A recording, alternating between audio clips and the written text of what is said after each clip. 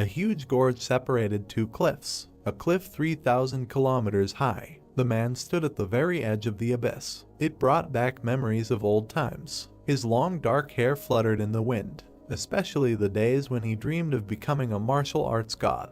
The man's pupils were dark red, not the easiest, but so desirable to achieve his dream. He was wearing the same dark red, shabby clothes, and as soon as people found out about his ambitions, they immediately branded him crazy. Despite this, he trained day and night to make his dream come true, as if he were mad. The man looked into the distance tiredly, until he thought about becoming a martial arts god.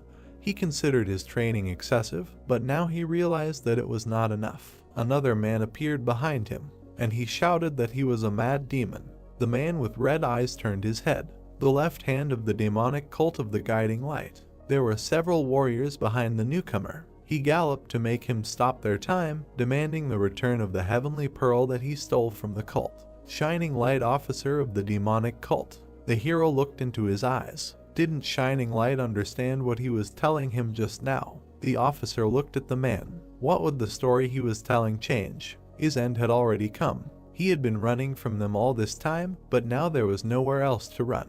The hero took a small red object out of his pocket and put his hand out over the abyss holding it.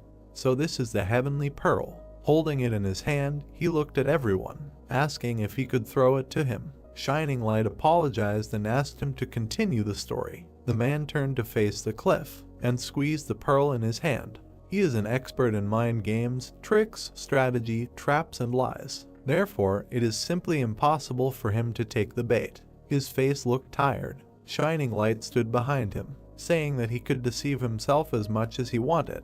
The officer had a blue ribbon in his hair. He added, saying that especially regarding the baits, the only reason he never fell for them was because all the beautiful women simply couldn't act like they liked him. The squad continued to wait at the edge of the forest while the hero stood at the edge, so they were forced to lure him with a simple girl if they could find one, and literally everyone knows about it. The men looked into each other's eyes. The one with the red eyes again extended his hand with the pearl over the abyss, asking, does he still want to be abandoned? Shining Light asked to continue. The abyss seemed bottomless, and in order to become a god of martial arts, he moved and learned all possible techniques. This is who he is. The warriors, led by the officer, stood and listened silently. The hero frowned. Mad demon, Shining Light, and the party continued to wait in silence. The man in red stood in the same place. He was asked if he was finished, but he replied that it was not all. A gust of wind lifted his hair. After he had gone through all this thorny path,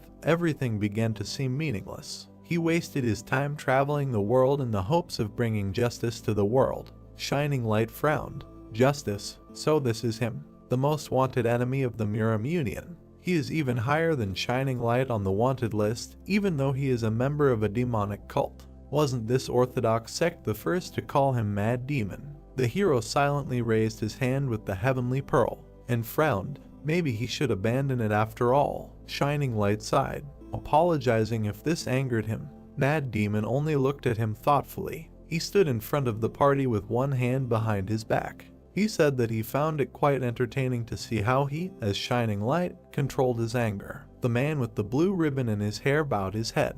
Mad Demon said that he had killed hundreds of elite soldiers of the demon cult while they were chasing him, but he still controlled himself. Shining Light frowned, replying that just because he had a mouth, it didn't mean he could use it as he pleased. Silence fell between the men. Mad Demon seemed to smile slightly. This bloodlust. Of course he wanted to kill him. The man respected his decision and would finish it with a fight. He extended his hand over the cliff again, making the officer nervous. But first, he should throw the pearl off the cliff so that it wouldn't interfere with their fight. Shining Light spread his hands. He apologized for showing unnecessary emotions, suggesting that they could somehow negotiate. The man in red bowed his head, asking how to negotiate. He raised his head, looking very angry. They chased him for days, not giving him a chance to rest, using the heavenly net for this. Because of them, he could not eat or sleep. The warriors of the demonic cult watched his actions. He continued, saying that he did not even have time to go to the toilet. Do they even understand how terrible this feeling is? The officer replied that this was their goal. This is the power of the heavenly net. Mad Demon clenched his fist with a red pearl. Shining Light watched what he was doing, asking what he was trying to do. He once again showed the heavenly pearl in his hand. He replied that he was about to make them eat all his waste, and the next moment, he brought his hand to his mouth and swallowed the red pearl. A loud swallowing sound was heard.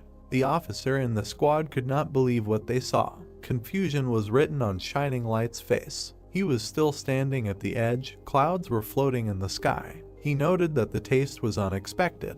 He took his hand away from his face, saying that it tasted like a peach. The officer cursed at him. Mad Demon looked at him silently, then he just smiled slightly. Looking at his reaction, it seemed that this decision was correct. Shining Light frowned, veins appeared on his face. He screamed in anger, ordering to kill him without giving him a chance. The man put out his hand, the rest of the warriors rushed to attack. He would personally grind him into dust and present him to their leader. The warriors drew their swords and ran at Mad Demon. He spread his legs wider and took a fighting stance. The first warrior raised his blade and attacked, but the man in red dodged and counterattacked with force, hitting him in the stomach. From the blow, he flew back, but the other one attacked. Mad Demon was behind him and hit with his elbow. At that moment, the rest of the warriors surrounded him. The hero was able to dodge several attacks and was about to deliver his own. One of the attackers noticed this and became nervous. He spread his fingers wide and quickly struck several enemies. The attack was so strong that it threw them back, raising a column of dust. They fell to the ground with a crash. Mad Demon stood in front of them with his hands down. Raising his head, he looked at the new enemies in front of him and turned to Shining Light. Their gazes crossed. How long does he plan to let his subordinates die? He spent whole days trying to discredit the hero. Doesn't he think it's time to come up with something new? The officer frowned, answering that he would personally kill him. He began to walk towards Shining Light, giving the order to his men to retreat. The hero looked at him tiredly, saying that he was so self-confident, why didn't he fight him earlier when he was full of strength? Shining Light rushed at him, charging an attack in his hand, demanding that he close his mouth. Mad Demon bent his knees, a bright yellow glow appeared on his hands. He held out his hand with his fingers spread wide, shouting for him to show himself. A barrier surrounded the officer. The blue glow in his hand became even brighter. Blood flowed from the hero's mouth. Gathering all the strength in his torso, he opened his old ones from earlier. A bright glow also appeared in his hand. He shouted that he would take it with him to the next world. The men almost came together in an attack. Having touched their hands, a bright light appeared, so bright that it blinded the warriors standing nearby. A cloud formed, the edge of the cliff crumbled. Mad Demon flew out of the cloud. As he flew, blood flowed from his mouth. Was the officer so strong that he was unable to deal with him in such a state? A lot of blood gathered under Shining Light's feet. He stood holding his mutilated hand, thinking that Mad Demon was much stronger than they thought. The cloud dispersed and he saw the enemy falling into the abyss. He screamed in horror. The man in red smiled, saying that it was not that bad. As he fell, he extended his hand and showed his fist, hoping that their leader would execute them all. Shining Light ran to the very edge and looked down. He shouted to his subordinates, ordered them to go down and find his body. Mad Demon fell in the darkness, thinking that he was forced to fight before he passed away. Killed many elite soldiers of the demon cult, and at the same time stole and ate a sacred item, so his life was quite exciting. If the Miram Council found out about this, would they pay the martial artists a reward for it?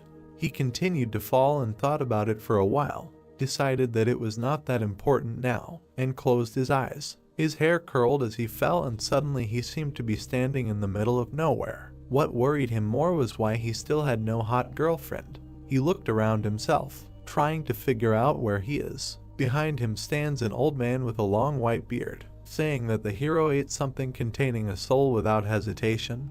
He must be completely abnormal. His feet did not touch the floor. Mad Demon looked at him in amazement, saying that the old man was incredibly strong. He smiled. It was not that important now. The heavenly pearl he had just eaten contained countless souls of the greatest martial artists. They were standing opposite each other. Now, the souls that could not ascend would merge with his own soul. The old man looked at the hero. If he fell asleep, the souls would immediately wake him up, and if he ate, the souls would share the essence of the food with him. The old man frowned his thick eyebrows. They would also cling to everything he did not touch. Mad Demon looked into the old man's eyes. He said that his Kai would always be rampant. He happily raised his hand, saying that he liked it. The old man looked at him strangely, thinking that this guy was completely stupid. He really thought that Kai overload was a good thing. The white-haired man kept his hands behind his back, just asking him to ask. He tilted his head and glared at him. Why did he swallow the heavenly pearl? The guy was shocked. He felt like he could kill him with just one look. He looked at the old man with a confused look, who was glowing. His power was beyond his senses, and if he didn't give him the answer he wanted, he would be crushed into dust. The old man frowned, demanding an answer without any tricks or lies. Mad Demon looked into his eyes, saying that he didn't want to eat him, but only wanted to make sure that the head of the demonic cult wouldn't eat him. He looked carefully and asked again. The hero still tried to hold on confidently. He hated their leader. He didn't perceive other people as such. If someone like him were to gain such power, Mad Demon didn't even want to think about it. The gray-haired man raised his hand to his face, asking, what? He didn't like that leader just because of his attitude towards other people, and he didn't want someone like him to become stronger. He ran his hand over his beard and smiled. So this is a method of creating good. An excellent reason. Mad Demon just exhaled. The old man raised his hand in a gesture. The life he would reward him with would be his last, and he wouldn't be able to help him until his punishment was carried out. The hero looked at his interlocutor tiredly. What did he mean by that? He replied that this was the best he could give. The gray-haired man folded his hands and a bright glow appeared in them. He still deserved some kind of gift. A red pearl appeared in his hands. The man looked in shock, and a bright light surrounded him. The sun began to rise in the mountains. He woke up on a bed and sat up abruptly. Looking around, he saw an ordinary room. Is this it? Next to the bed there was a cabinet with various things. The hero looked down and thought, the hotel where he lived as a child. The man put his feet on the floor and inhaled. The room looked completely ordinary. On top of the cabinets there were vases and scrolls. This was really his room and it didn't look like a dream. He put his hand to his face and thought, what happened? The hero raised his head. He was about 20 when he lived here. Suddenly he realized something.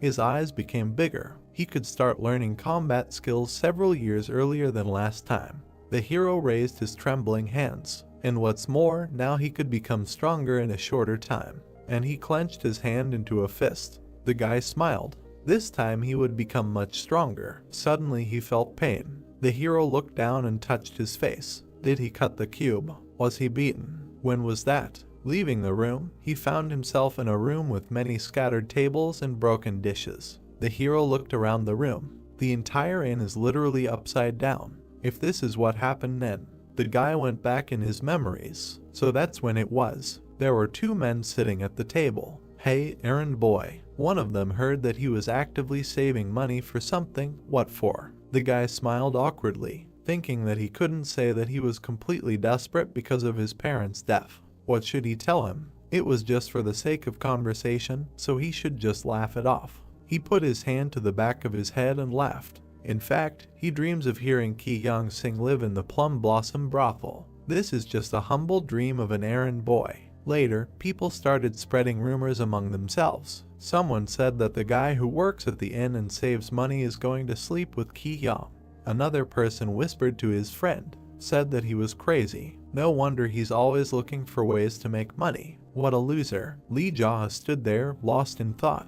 He'd just joked about Ki Young, which was popular in Ilian Prefecture at the time. And then rumors started spreading. Lee Jaha put his hand on the table next to him. Looking at the current state of the inn, he could definitely tell that he'd been transported to that time period. Everything was in pieces. The hero bowed his head. Just remembering this made him furious. They beat him up and looted the inn just because of this. The guy moved on, deciding that he'd first study his body thoroughly and then decide what to do next. Lee Jaha returned to the room and sat on the floor. He folded his hands at his stomach and closed his eyes. Well, he should study the art of the steel lands he used back when he was Mad Demon again. A yellow light lit up his face. A bright ball appeared in his hands. Kai, the guy frowned. Where did his body get the Kai from now? At that time, he had no Kai. Lee Jaha kept his eyes closed, and immediately a huge amount of Kai energy flowed from him. He did not know why, but he thought that he was very lucky with this. Still, he decided to hurry up and quickly learn the art of the steel lance. Sweat began to appear on his face. The sun was setting behind the mountain range until it was completely invisible. The guy opened his eyes and looked at his hands. He could not believe it. The hero placed his hands on his legs. Even though his mind was well acquainted with this art, he was able to comprehend the first stage of the art of the steel lance so quickly. Thoughts appeared in his head. This is the best he could give him, and he still deserved some kind of gift. The guy thought about these words. Is this what the old man was talking about? Lee Jaw put his hand to his face, and this is the energy that he feels in his body. He believes that all this is somehow related to the heavenly pearl that he swallowed. The guy looked at his hand. More than half of the energy in his body was still stagnant. It was a shame, but he still smiled. The satisfied hero leaned on the bed. He was in no hurry. He already had an impressive base. He could become much stronger in a shorter time than he expected. Some sensation caught his attention. He looked up again and smiled, thinking that it had been a long time since he had felt anything in his heart, and he decided that he should take a walk around the area. In front of him in the night there were several houses with lights on. There were other people on the streets besides him. The hero passed by a stall with hot food. Lee Jaha looked around. It seemed to him that he was starting to remember everything little by little. Someone was brushing his teeth after eating and noticed the hero passing by. Another person was sitting at the table next to him. He asked if this was the guy from the hotel. The second was surprised that he was still alive. Other people also paid attention to him. Someone heard that he had been beaten up a couple of days ago, but he is quite strong to walk around so freely. Another said that he is a loser. Lee Jaha passed by the old woman with his hands behind his back, thinking that he was like that before. Everyone neglected him just because he was an errand boy at the inn. Lee Jaha frowned. The more he thought about it, the more irritated he became. The hero stopped abruptly. In front of him stood a house with white walls. He raised his head and looked at it. This place, wasn't this the Plum Blossom brothel? Lee Jaha remembered lying on the floor while 4 men kicked him. They screamed how dare he think about sleeping with the best girl in the brothel. He only tried to cover his head with his hands, trying to say that he didn't say such a thing. He turned his head and looked at him in fear. Ki Hyung was looking at him. There was fear in his eyes. He wondered why she was looking at him like that. He didn't say such a thing. They continued to beat him. Later, he returned to the hotel and opened the door, and powerlessly fell to his knees. The people behind him were discussing that he had recently been beaten. Tears appeared in Lee Jaha's eyes. He did not understand why. What had he done wrong? Remembering this, the hero put his hand to his head. Even Mad Demon had such times, and he smiled, thinking that he had returned at the perfect time. He looked at the red lantern above his head, deciding to put everything in its place. He heard someone's voice behind him. They asked him what he was looking at. He turned to the guy who had approached him. He asked if he was really planning to set fire to the Plum Blossom brothel. The interlocutor frowned. Lee Jaha looked at him questioningly. He asked if such a cur was capable of even lighting a match. After all, the hero was not capable of anything except crying. The man came close to the guy. He said that he had recently been beaten, but he saw that he was completely fine. It's a wonder he hasn't died yet. Lee Jaha looked at him calmly. He continued, saying that the hero was beaten so badly that after that it would be better to sit in a hotel. Why was he wandering around? The interlocutor couldn't stop. He asked why he was silent and whether he had gone deaf after the beating. They stood opposite each other. The hero only asked his name. This angered the man and he swung at the guy. But Lee Jaha dodged the blow and delivered a counterblow to the face. The man flew half a meter away and rolled his eyes and fell to the ground. The hero turned and walked on, thinking about what made him angry because he had only asked his name again. Trying to remember his name, he approached the entrance to the brothel, in front of which stood a guard. The man looked at the hero and recognized him. This is the guy who was there the other day. So what is he doing here? Lee Jaha came closer, asking if this is how they communicate with a guest. The guard got angry and wanted to grab him, shouting that he was just an errand boy. But the hero dodged his hand and grabbed him by the face. With the force, he threw him to the ground. The man lost consciousness. Lee Jaha brushed the dust off his clothes He walked past the lying guard, saying that this is terrible guest service. Doesn't understand they're thinking about service. The hero grabbed the door handles. The guests were sitting at the table.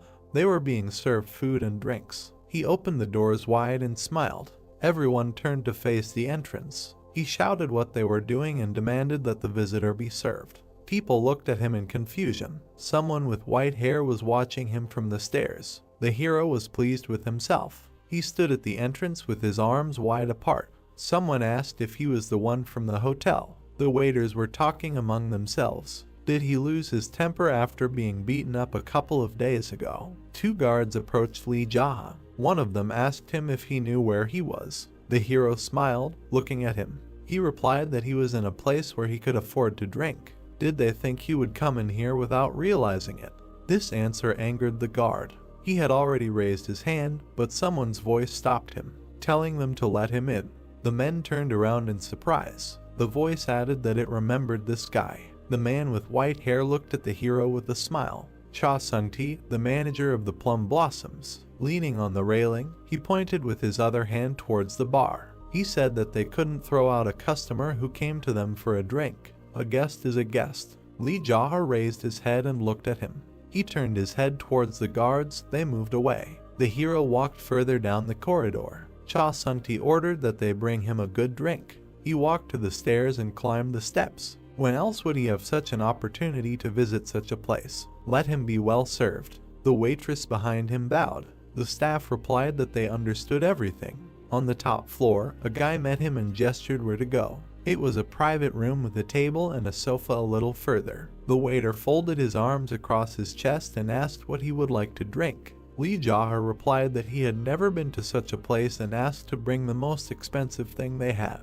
This angered him. He demanded that the hero watch his language. The same one sat comfortably at the table and asked why he should watch himself. He crossed his legs and dangled his arm. He didn't like serving an errand boy. He ironically apologized and demanded to bring him a drink. This angered the waiter even more. He looked at Lee Jaha. He thought that he knew no bounds, and if it weren't for Sung-ti's order. But he only took the door handle and asked him to wait. The hero smiled contentedly. Later, there was a lot of different food on the table in front of him.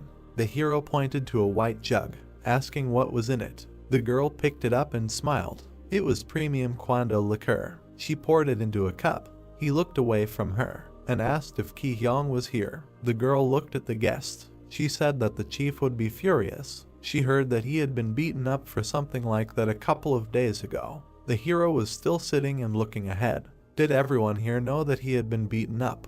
He told her not to worry and to just bring her. The girl silently looked at the hero and inhaled. She turned her head towards him. Smiling, she said that she would make a request. She left the room and closed the door behind her. He picked up the cup with the drink in his hands. Just look at this. This is how they treat an errand boy. He brought it to his face. Judging by the smell and color, this liqueur was not even third grade, and he took a sip from it. What kind of swindlers are these? Loud footsteps were heard outside the door. The guard swung the door open. He asked the man who he thought he was. The hero looked at the cup in his hand and looked up. He asked if there was something wrong with the errand boy coming to get them some drinks. Why did he keep addressing him so rudely? These words made the guard even more angry. Lee Jaha handed him the glass. He said that if he remembered correctly, the man's name was Dongguak. The guard was standing in front of the set table. The hero offered to pour him a drink and called him over. He only asked if he had eaten something wrong today. He sat down not far from Lee Jaha. He asked if there was something wrong with him. Had they overdone it that time? The guy poured the drink into the cup and placed it in front of Dongguak. He took it and brought it to his mouth. He told him to stop acting out and leave as soon as he finished drinking. Otherwise, everything would go according to a different scenario. The hero also picked up the cup and brought it to his mouth and called the guard's name. He slammed the cup down on the table. He stood up and leaned on the table to hit Lee Jaha, but a chopstick stuck into his hand. Dongguak screamed in pain. The hero smiled while looking at him. The man was shocked. He was shaking in pain, and the hero handed him the cup. He asked the man why he was acting like this. The guy planned to have a good drink and sit here with Ki Hyung before leaving. He brought the cup to his face, asking why everyone around was barking like dogs. Ki-hyung entered their room. She was unhappy. She was holding a red transparent round fan in her hands. She asked Dongguak to stand outside. He pulled the chopstick out of his hand and grabbed his wounded hand. The hero repeated the girl's words. The guard hurried out of the room. Blood was running down his hand. The girl sat opposite the hero. He smiled while looking at her. Ki-hyung looked at him with confusion, asking what the smirk was about. Lee Jae held a cup in his hand. He replied that someone like him really needed to control himself in a place like this. She frowned. Did he really think this was funny? Did he think that Sungti and the leader wouldn't interfere? The guy put the cup to his lips, asking him to stop adding to his bill. Ki-hyung looked at what he was drinking. Duquan liquor. It was incredibly expensive, right? The key to that was Dongguak's treatment. The girl looked into Lee Jae's eyes. She told him to pay the bill and leave the place before he caused more damage. He just looked at her silently. All he could think was that this was the first time he had seen Ki-hyung so close. The girl looked annoyed, saying that even if he brought all the gold and silver in the province, she would never agree to sleep with him. She looked at him seriously. Even though she works here, it doesn't mean she sleeps with everyone she meets. She said she's not a whore. Ki-hyung put his cup on the table. Then he'll tell it like it is too. The guy put his hands on his legs. He never said he was saving up to sleep with her. All he said was that he wanted to hear her sing. The girl was surprised by what he heard, because, as he said, she sells her art, not her body. She looked completely confused. She replied that she heard something else. The guy interrupted, adding that even that was just a joke that he accidentally said at the hotel. Lee Jae lowered his eyes. He said that he didn't want it and he definitely didn't have money for it. Ki-hyung remained silent. He looked at her. He said that the reason he wanted to meet her was just to tell the truth. She didn't believe what he heard. He pointed to the exit. He picked up another cup and repeated for her to leave. Her eyes widened at these words. 3 guards rushed into the room. One of them looked at the hero and said his name. The girl stood up from the table and looked at the men. One of them said that he came here for his death. The other frowned and suggested taking him outside, so that later they wouldn't have to wash his blood off the walls. The liquor poured into the cup in a thin stream. Lee Jae held the jug over the table, asking to finish the drink before they started. The men were surprised by such a reaction. The guy brought the cup to his mouth, asking what manners and saying that he was sure that they could kill him at any time. Isn't that so? All 3 froze in shock and laughed loudly, telling Ki-hyung to stay outside. They sat down at the table with the hero, noticing that this was his last cup. The guards laughed looking at the hero. One of them said that Lee Jae had a lot of courage. He came here with his head held high and even called Ki-hyung. If he had known earlier, he would have been rude to him last time, and he regrets it. The 2 men sitting on either side leaned towards each other, but now that they know this, they can give him a good beating. He doesn't think Lee Jae will feel unfair if they are much stronger this time. He leaned towards the hero, asked if he minded. Lee Jae picked up the jug with a smile, offered the interlocutors a drink. The man closed his eyes. The guards changed their mood, said that if he was done, then they would all go outside. The hero calmly poured himself another cup and drank from it. After taking a sip, he looked at it, said that he would not buy something of such quality. The men watched him drink. One of them frowned with displeasure, thinking why he was so calm. Had he really gone crazy after they beat him up last time? Lee Jae once again wanted to pour himself some, but the vessel was empty, and he put it on the table. He said that he wanted to ask something. Keeping his hand on the vessel, he looked at the interlocutors. Was he really that funny? They smiled. One of them answered that who was he if not a clown? The 2 men took their weapons in their hands. He had taken a beating a couple of days ago, but he had brought the situation to this point. The hero lowered his head and laughed. They chuckled too, noticing that he was actually laughing. Everyone in the room laughed. Their laughter grew louder, but the men suddenly pulled their weapons out of their sheaths. The hero hit the table, knocking it over. Food flew off the plates. He hit the table again, knocking them off their feet. They fell to the floor, unable to remove it. Lee Jae put his foot on the table, which was lying on the men. They looked at the hero. He stood there looking down at them, asking them, is he still a clown? The employee of the establishment heard something. She looked at the open doors. She looked closely, not understanding what was happening. The guy looked up and looked at her. Calling her an old hag, he demanded that she bring him more of that bad third-rate liquor. The girl frowned, repeating his words in her head, replying that it was premium Duquin liquor. The guy looked at her sullenly, replying that he was restraining himself from hitting a woman who knew nothing about martial arts. She was angered by his words. He added that she should think before opening her mouth. The girl turned away. The guy looked after her, and also turned his head. In front of him lay 3 men writhing in pain. He sat down next to them. Why weren't they laughing? Weren't they saying that he was a jester to them? There was a sly smile on his face. Then why weren't they laughing at the sight of a clown? Several armed men were walking towards his room. Sungti was at the head. He was angry at what was happening. He turned and looked at them. So they were already here. They silently looked at what had happened. The manager turned his gaze. He noticed broken dishes and food on the floor, and unconscious workers. The hero rose from his knees. Sungti asked him, has he completely lost his mind? His gaze burned right through him. At this rate, he won't leave here alive. Li Jia frowned. Will he die? The blonde looked him in the eyes and answered positively. They stood looking at each other. The guy smiled. What angered the manager? Is he laughing? And he rushed at the guy. He tried to hit him with his palm, but he dodged the attack. Li Jia was holding a jug from his drink in his hand. Sungti managed to notice it,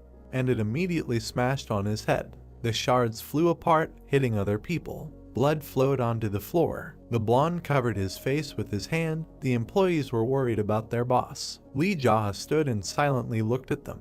He looked at everyone and asked if anyone else wanted some. A gleam appeared in his eyes. The other guards began to get nervous. Drops of blood fell on the floor. Sungti covered the wound on his face with his hand, saying that the hero really wants to die. He grabbed the sword and started to take it out of its sheath, but he stopped when he heard the guy's words. The guy told him to think before he acted. He looked into his eyes, adding that if he completely bares his sword, he will die. The blonde was visibly nervous. He held the sword, thinking that this guy was not joking. What happened to him in the past couple of days? Li Jia put his hand on his belt. He asked if the most socially adapted person in the prefecture could hush up everything that happened here. There were shards of broken dishes and furniture around him. Did he think that these 3 were lying here in food and drink because they were just unlucky? He looked at the blonde seriously. And did he seriously think that his eye was in such a state because he was lucky? Sungti closed his eyes and thought. The guy did not take his eyes off him. If he doesn't want to die, then he should think about his actions. His voice became lower. Or he can draw his sword and die here. Sungti opened his wounded eye and looked at it. He still held the sword without taking it out of its sheath. These are not empty threats, he thought. His movements were not even visible. Sungti sighed heavily. The staff stood behind him. He ordered them to go down and wait. The blonde put the blade back and put it in his belt, asking what Li Jia was up to. It didn't seem like he would leave after finishing his drink. Sungti adjusted his clothes. Does he want to get an apology from the owner for what happened a couple of days ago? The hero put his hand to his chin, saying that it sounds good. If he wants an apology, Joga, will the owner come himself? Sungti nodded and extended his hand. He will call him himself. The guy looked at the wound of the interlocutor, asking how his eye. He wiped the blood with his clothes. He replied that it looked like he could see with them. Really? But he thought he was going to die when they were beating him. Sungti looked at him silently. He went out into the hallway and ordered the employee to prepare a table in the next room. The blonde turned to the hero again, saying that if he was not going to kill these 3, then let them heal. The city people are ready to kill each other for the slightest movement, right? Li Jia looked at him silently. The manager stood there with blood smeared on his face, thinking that his expression changed when he did something like that. The hero turned away, saying that he did not mind. Other guards picked up the wounded and carried them away. Later, they were sitting in another room at the same table. Sungti put a cloth to his face, wondering what kind of mess just came out of nowhere. Li Jia looked down. The interlocutor asked if he had been lucky anywhere else. There was a vessel on the table that was different from the one he drank from. The hero looked at him. Sungti took it and smiled, said he would fill his glass. It was top quality Daquin liquor, so it should taste very good.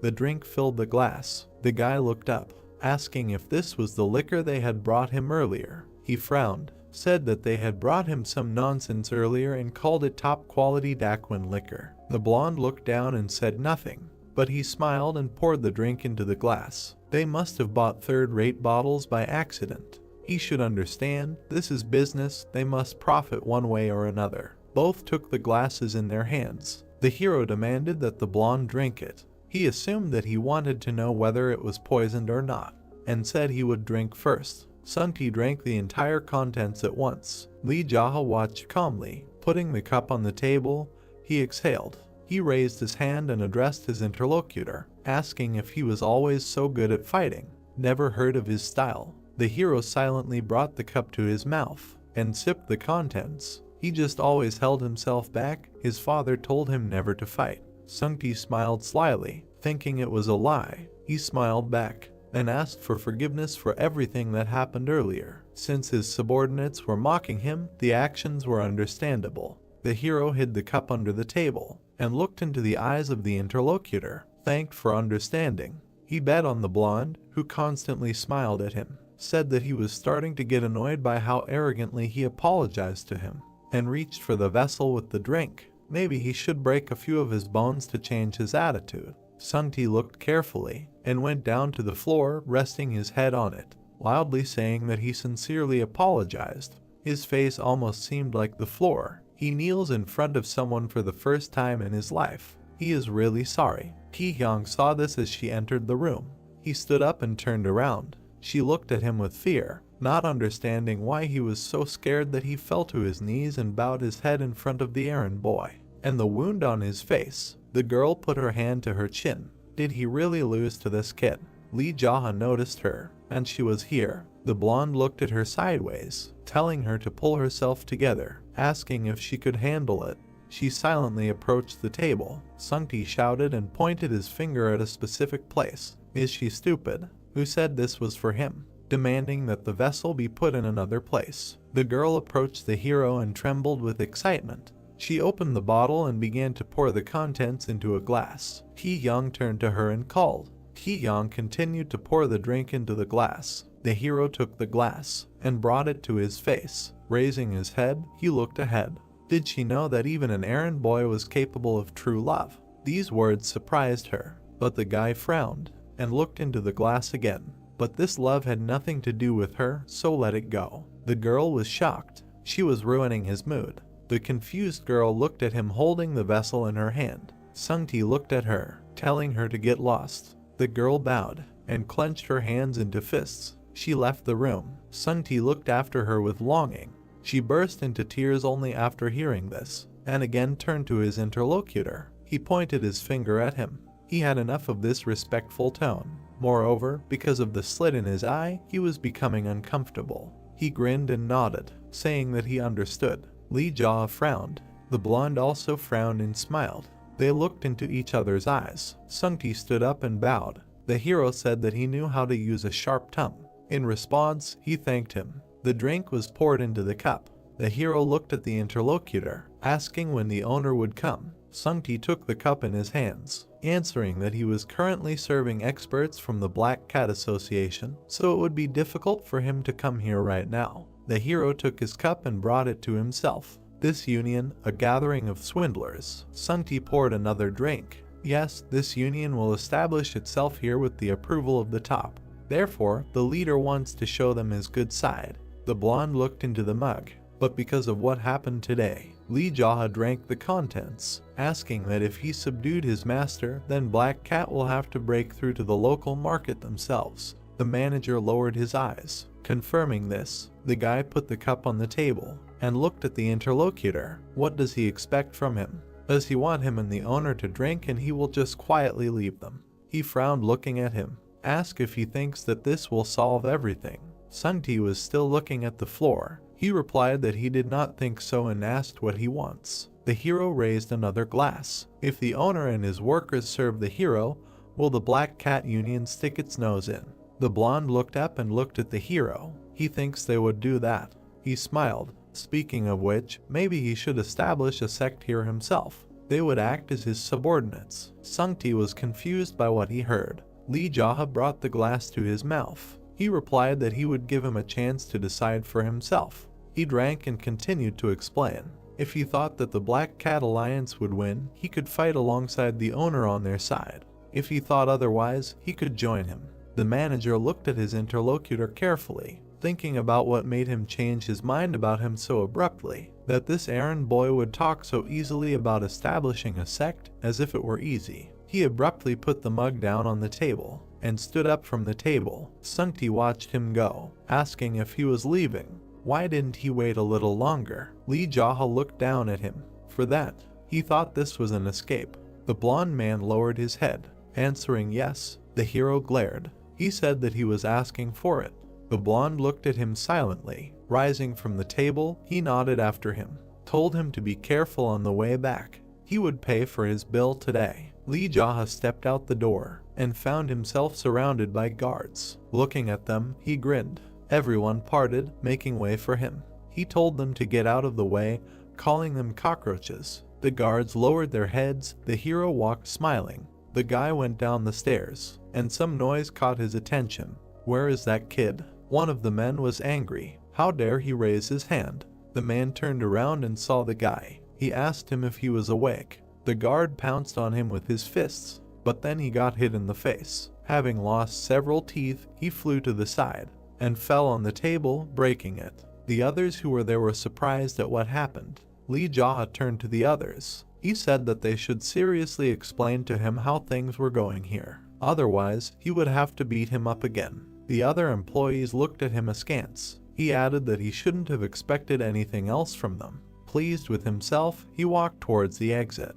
As he left the building, the hero waved at them. He said that the errand boy had a lot of fun today. The employees walked out and looked at him angrily. With a smile on his face, he left the brothel. The night sky illuminated the streets of the city. Something caught his attention. He looked at the sign with the silver dragon. Ki Yang was standing in front of the entrance. He should get a weapon if he wanted to fight Black Cat.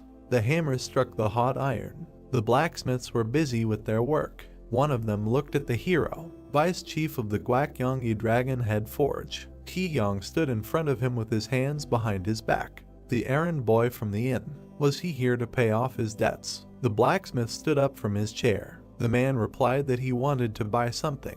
Youngie asked again, a sickle or a kitchen knife? The man frowned and folded his arms. He said that he was looking at weapons for war. The blacksmith pointed at him. He heard that the man had been beaten up a couple of days ago. He should not let a hothead take possession of him and push him to his death. Ki Yang stood his ground. He told him to show his selection. The hero wanted something like a one-handed sword or a whip or a razor-sharp dagger. Youngie lowered his head. He asked if he was going to use them together. The man frowned and replied that these were just his preferences in weapons. Why shouldn't he respect them? The blacksmith called his colleagues. He demanded that they bring the black dragon sword, the white dragon whip, and the cloud dragon dagger. He turned to the boy again. He said he liked the chicken noodles his grandparents made. He asked why he was such a bad cook. His taste was terrible. Behind them, the blacksmiths were working on metal. Now is not the time to talk about chicken noodles, Li Jaha replied. Youngie asked what he was talking about. Perhaps uniting the Murim, an ordinary errand boy. The hero looked at his interlocutor intently. The blacksmith looked into his eyes. Footsteps were heard. They had brought everything. The blacksmiths were holding boxes in their hands containing weapons. He could take as much time as he needed to evaluate them. The hero looked at the weapons and said that he was in a hurry to buy them all. Youngie looked at the hero. He replied that he owed 90 nyong. The hero asked again the price. The blacksmith said that since he was a local, he was giving him a huge discount. Li Jia crossed his arms over his chest, offering to give him 50, and he would let him borrow them for a while. He would return them as soon as he was done with everything. This angered the blacksmiths. He replied that this was literally stealing. Footsteps were heard behind him. A voice asked what the noise was. Oppa looked in the direction of the voice. In front of them stood a huge, strong man, the chief master of the dragon head Chuliang. All the blacksmiths bowed to him. Youngie introduced him to Li Jia. This guy was planning to go to war with the three brothers and wanted to rent a weapon for 50 nyack. The man thought, putting his hand to his chin.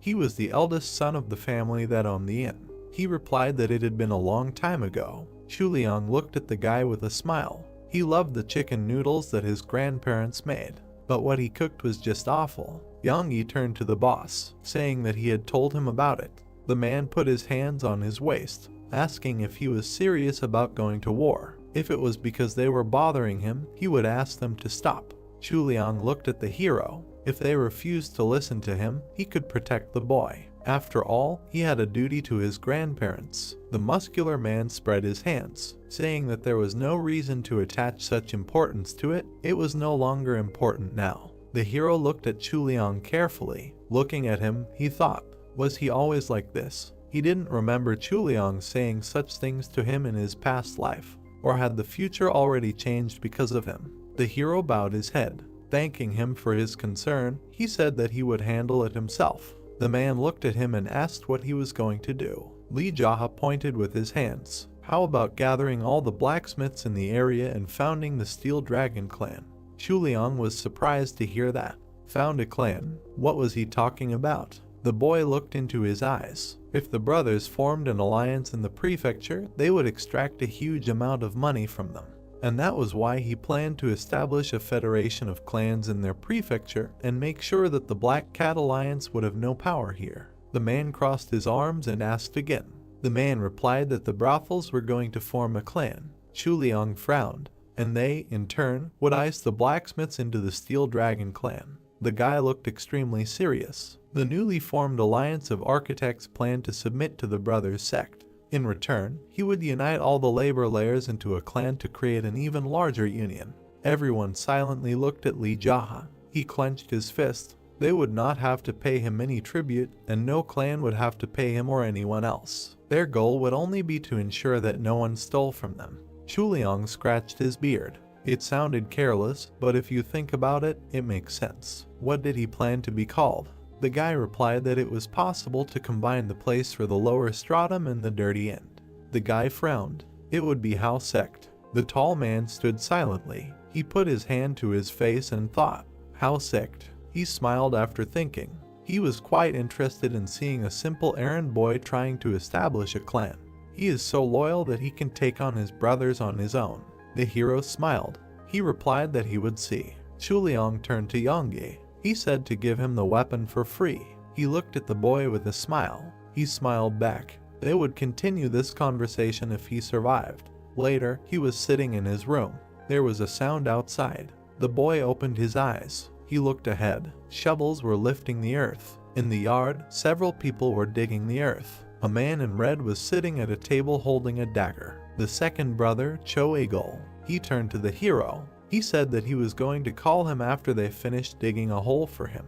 He stuck the dagger into the tabletop. He frowned and looked at Li Jaha. He ordered him to sit next to him. The boy frowned. The men were digging the earth behind the heroes sitting at the table. Eagle said that today was a good day for the Cho brothers. They had received approval from the Black Cat Union to settle here in Ouyang Prefecture. Jaha was silent, looking down. The man touched his forehead with his palm and continued that, however, a bad person who couldn't even cook chicken noodles properly had done something incomprehensible in their brothel, and what did he suggest he do about it? Eagle frowned and told the guy to give 3 reasons why he should stay alive before they finished digging the hole. Jaha closed his eyes, grinning. The brunette angrily asked, was he laughing? Looking at him, the hero calmly answered, why should he cry here? Eagle swung his sword, shouting curses. And then his expression became surprised. Jaha clutched the dagger with a slight smile. The man frowned, asked, what? The hero abruptly thrust the dagger into the man's palm. Squeezing the hilt of the blade, he asked to be allowed to ask something, to give at least one reason why he should leave him alive. Eagle sullenly pressed his lips together and thought that he was wondering what kind of guy had made a mess in the brothel. One of the men told the owner that they were almost done digging the hole. The man winced and ordered them to dig even deeper. In response, he heard agreement. He looked at the guy, smiling a little. He said that apparently he had some kind of epiphany. He stretched his hand out to the guy, shouting congratulations. The movement of the white beam caused blood to appear on the man's hand. He looked at it, splashing in surprise. Eagle looked ahead, amazed. Jaha pressed the blade deeper into his palm. Closing his eyes, the brunette screamed in pain. Trembling, he fell on the table, and the guy asked why he said he needed the hole. The opponent angrily exhaled and said that it was only to intimidate him. Looking at him, the hero said that he was lying. Eagle gritted his teeth as he pulled the blade out of his hand. Holding the bloody dagger, the long-haired man told him to tell him why he should be left alive. The man touched the bloody hand. Pointing the blade, the hero said that he could not think of a single reason. He knew it. He asked him, did he think there was a real reason why someone like him should be left alive? Looking sternly, Jaha continued that not only did he participate in the sale of people, but he also mercilessly killed when things did not go according to his plan. Among those he killed were acquaintances of the hero. Frowning, Eagle shouted that if he killed him, the brothers and the Black Cat Union would never forgive him. He coughed sharply in defeat. He looked down in defeat. A dagger was sticking out of the man's chest. The long-haired man who had thrown the dagger reminded him that he had asked for a reason to let him live, not to threaten him. Eagle fell face down on the table. Jaha looked at him. Then he turned away. The workers continued digging the hole. The hero said that they were still doing so. The man with the bandage on his face turned when the hero told them to stop digging. They looked at him in shock. Jaha pointed at the dead man and asked what they were so surprised about. He had been walking around here with a knife himself, and then he just went and died for no reason. The men looked at each other in shock. The one in front asked who he was. Jaha frowned at him and asked what he was talking about. He was the errand boy from the Zaha Hotel, of course. The man in front of him said what he thought. He knew that was not what he was talking about. The hero stood up, telling him to stop arguing, let them take off their masks. He wanted to see if he knew any of them. The men pulled their masks off their faces. With his hands behind his back, Jaha said that this was his first time meeting them in the prefecture. Were they from the Black Cat Union?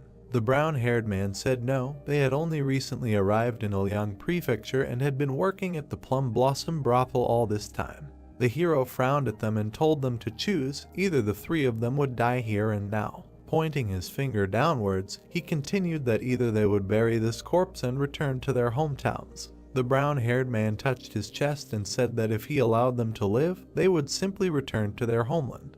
The bald man stepped forward and said that he could not return to his homeland due to personal circumstances, but he would never go near that brothel again.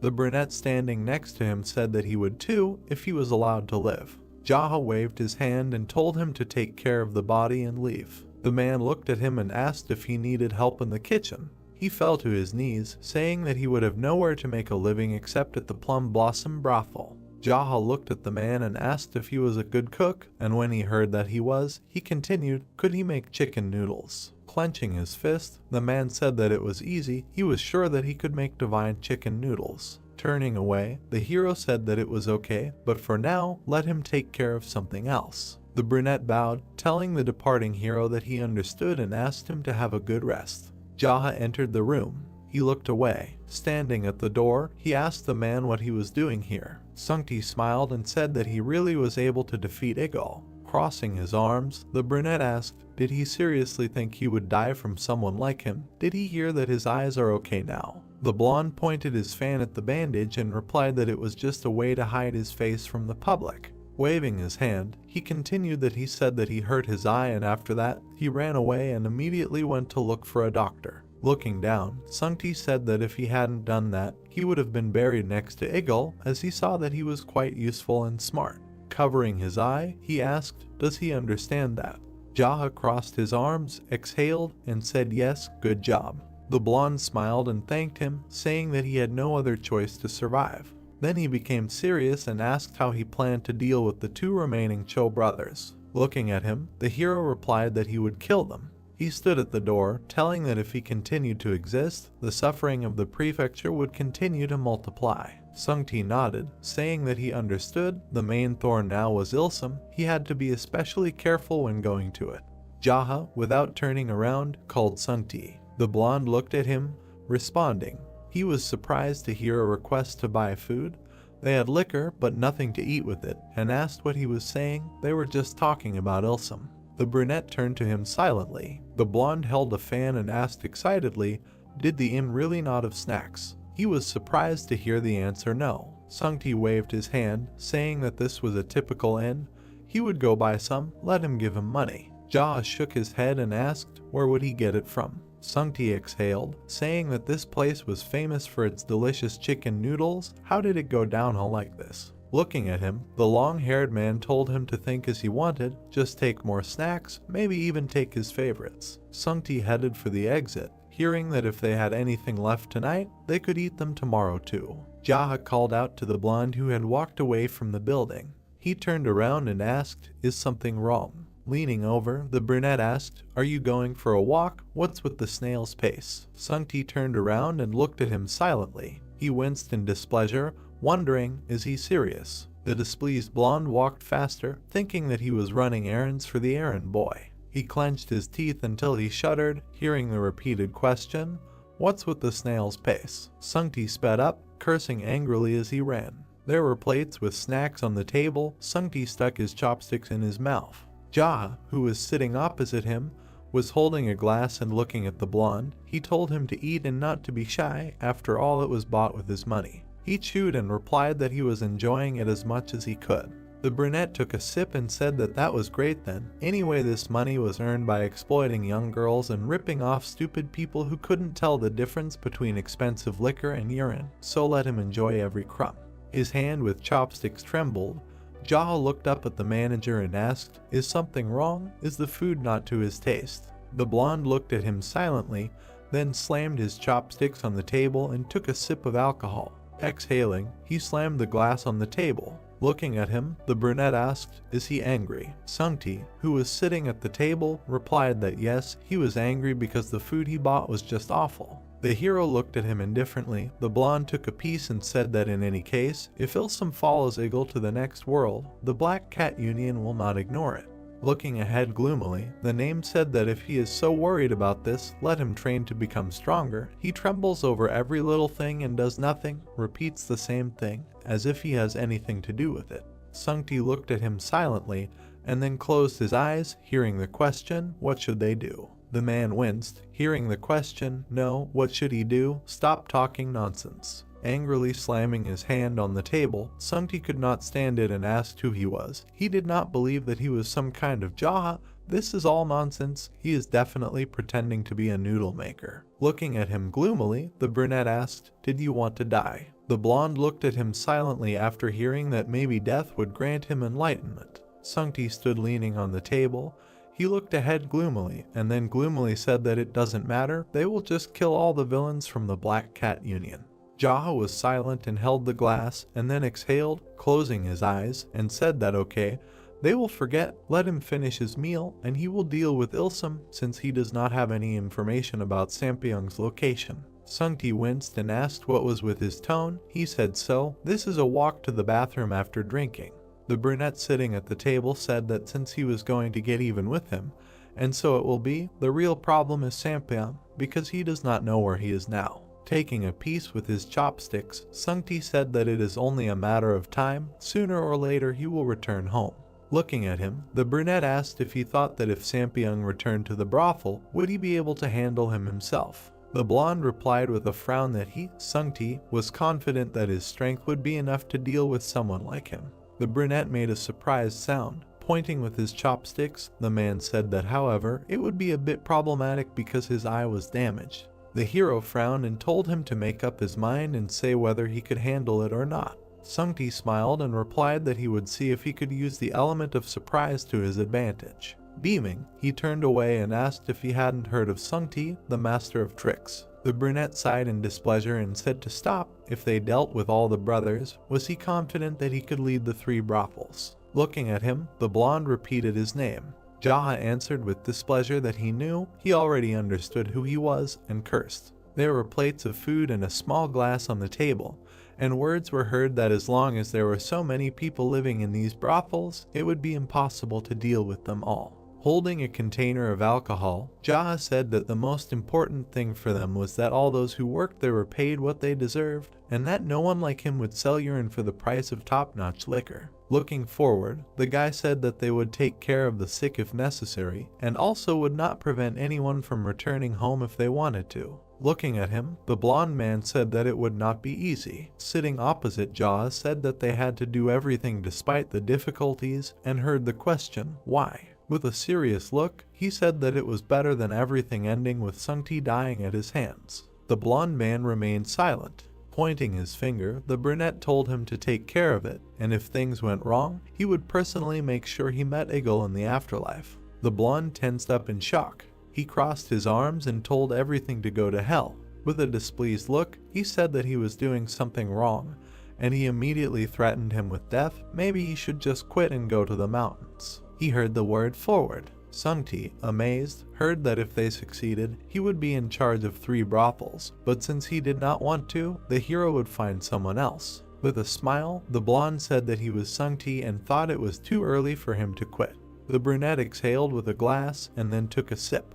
Jaha stood up, surprising his interlocutor. He threw the clothes off his shoulders. Sungti asked him in surprise why he was confused in the middle of the meal and heard the answer that he wanted to change into his clothes. The guy looked at him in amazement, asking again. The brunette stood up and told him to stop talking, hurry up and take off his clothes. The manager stood up and began to take off his clothes in displeasure, saying that he was a damn thief. Turning around, he looked at the half-naked brunette. Frozen in the same pose, he said that he was about Ilsum. The brunette looked at Sungti, who clenched his teeth, who said that the damn thief should take his clothes and finish him off. Remaining in white clothes, he said that it seemed that Jaha was smarter than he thought. He turned away, raising his hand, and said that he did not expect that he would understand that he would not be allowed into the brothel in his rags, which attracted so much attention.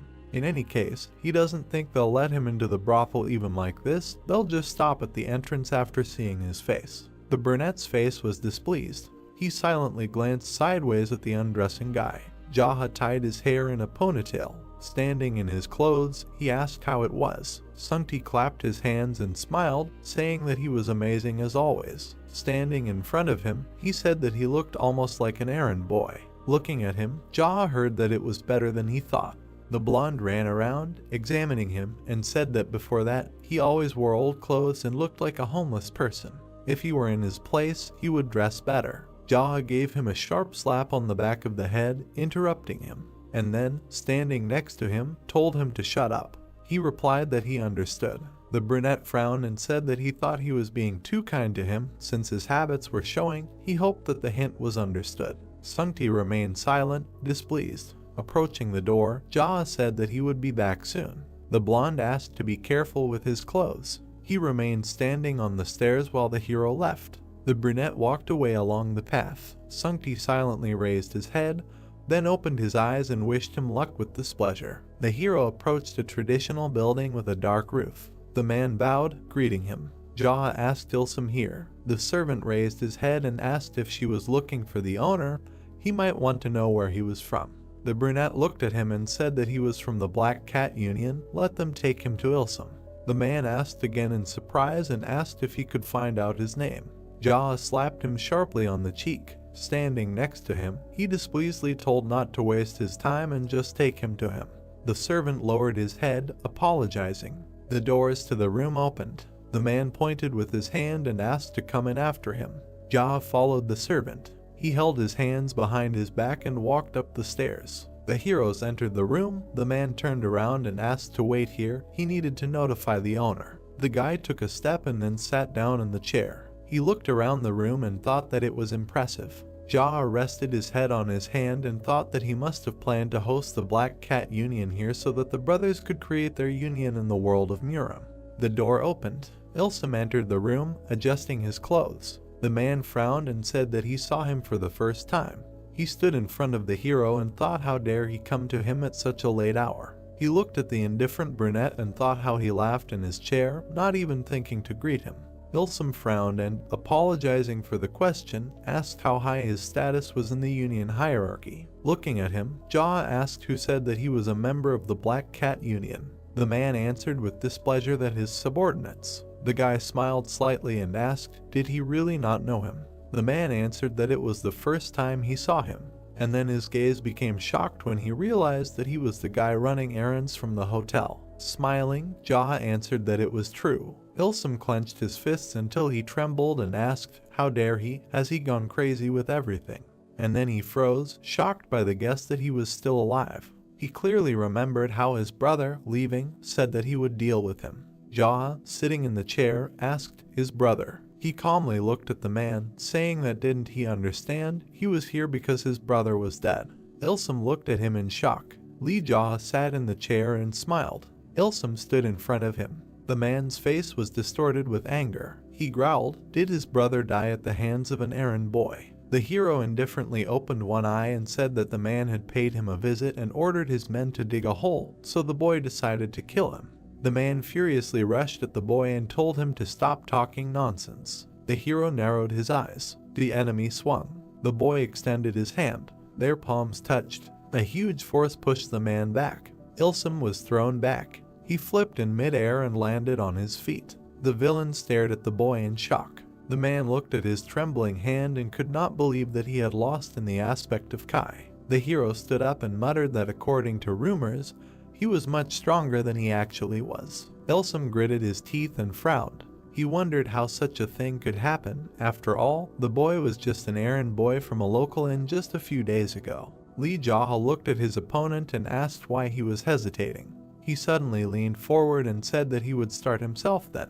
The man shuddered and put both hands forward. The hero approached him, his hand outstretched. A glow appeared. The guy threw his enemy across the room with his blow. The man crashed into the wall, breaking through the doors. Blood gushed from his mouth. The guy stood with his hand outstretched. He was calm. There was still energy around his hand. The young man looked thoughtfully at his fingers. Blood dripped onto the floor. The hero approached the enemy, who was coughing, dropping to his elbows. The man tried to get up in rage. His body was shaking. He asked how the opponent used techniques like this. The guy looked down at him with disdain. Lee Jaha grabbed the enemy by the throat and lifted him up. The brunette glared menacingly and said that it was really okay for bastards like them to learn techniques, and it was bad for an errand boy like him to do it. The neck turned blue from the hero's powerful grip. The man grabbed his hand and choked. The boy called him a scumbag and added that even after years of ruling this village, the way he chose to use other people's livelihoods to enrich himself made him scum. The boy looked at his opponent darkly. The man's eyes widened. He tried to stop the hero. Lee Jaha pressed his enemy hard into the floor. The building shook. The people looked up at the ceiling in surprise. The servants went upstairs and found the battlefield. Their master was lying on the floor, and the boy was above him. The boy looked at them with displeasure and asked what they could do if they came when their master had already fallen asleep. He looked ahead carefully. Then his face took on an ominous expression. The hero said that the leader of the Black Rabbit Alliance had changed his mind and it was decided to postpone the establishment of a sect in Ouyang Prefecture. The brunette stood up and said that he used Cho as an example if anyone was thinking of questioning the decision to establish a sect. The servants looked at him in shock and remained silent. The young man moved down the corridor. Everyone stepped aside. He demanded that they step out of the way if they valued their lives. The boy walked past confidently. Discussions and guesses were heard that he was the errand boy from the inn. The hero frowned. The men whispered. The young man stood with his back to them, holding a sword. He turned around abruptly. Lee Jaha looked at them and said that he was the errand boy. The servants' faces distorted with hatred. The brunette looked at them darkly and asked if they were really angry that he was someone's lackey. The men sweated and looked at him nervously. The boy stood in front of them and said that if there were any here who wanted to join Ilsum in hell, he would send them. Everyone clenched their teeth and remained silent. The young man exhaled. They asked him why he killed the master. The hero turned and asked if he had a good reason to kill the people around him. He turned towards the exit.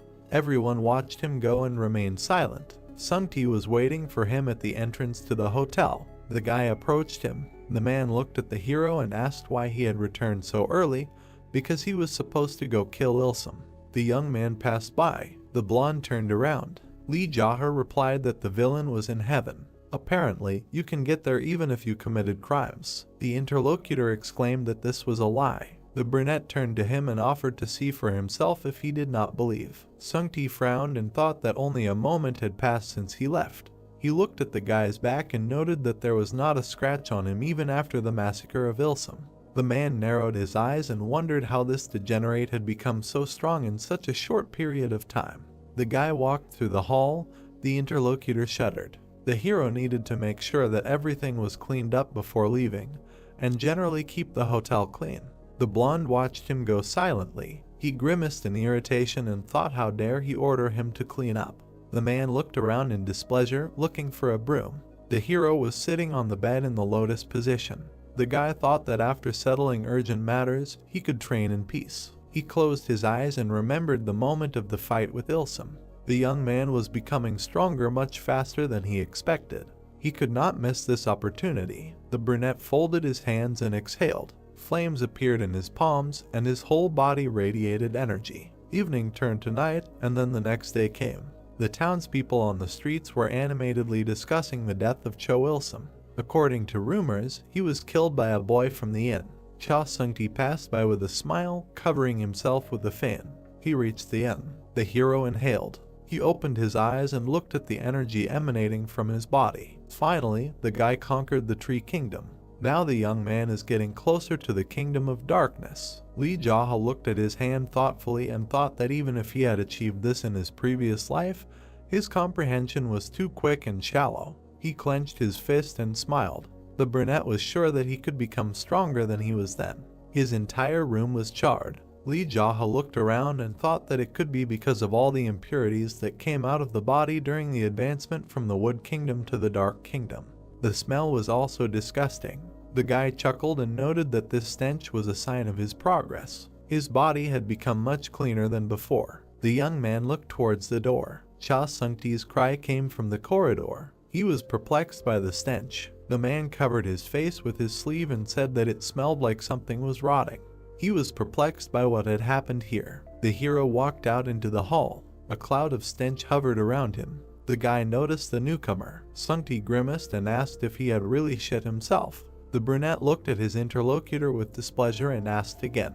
The blonde abruptly rushed out into the street. He turned around in disgust and said that the young man should have left here to go to the toilet and not do it in his room. The hero frowned. The man threw up in the yard. The brunette looked at him irritably. Lee Jaha was lying in the bathroom. He exhaled with satisfaction and smiled.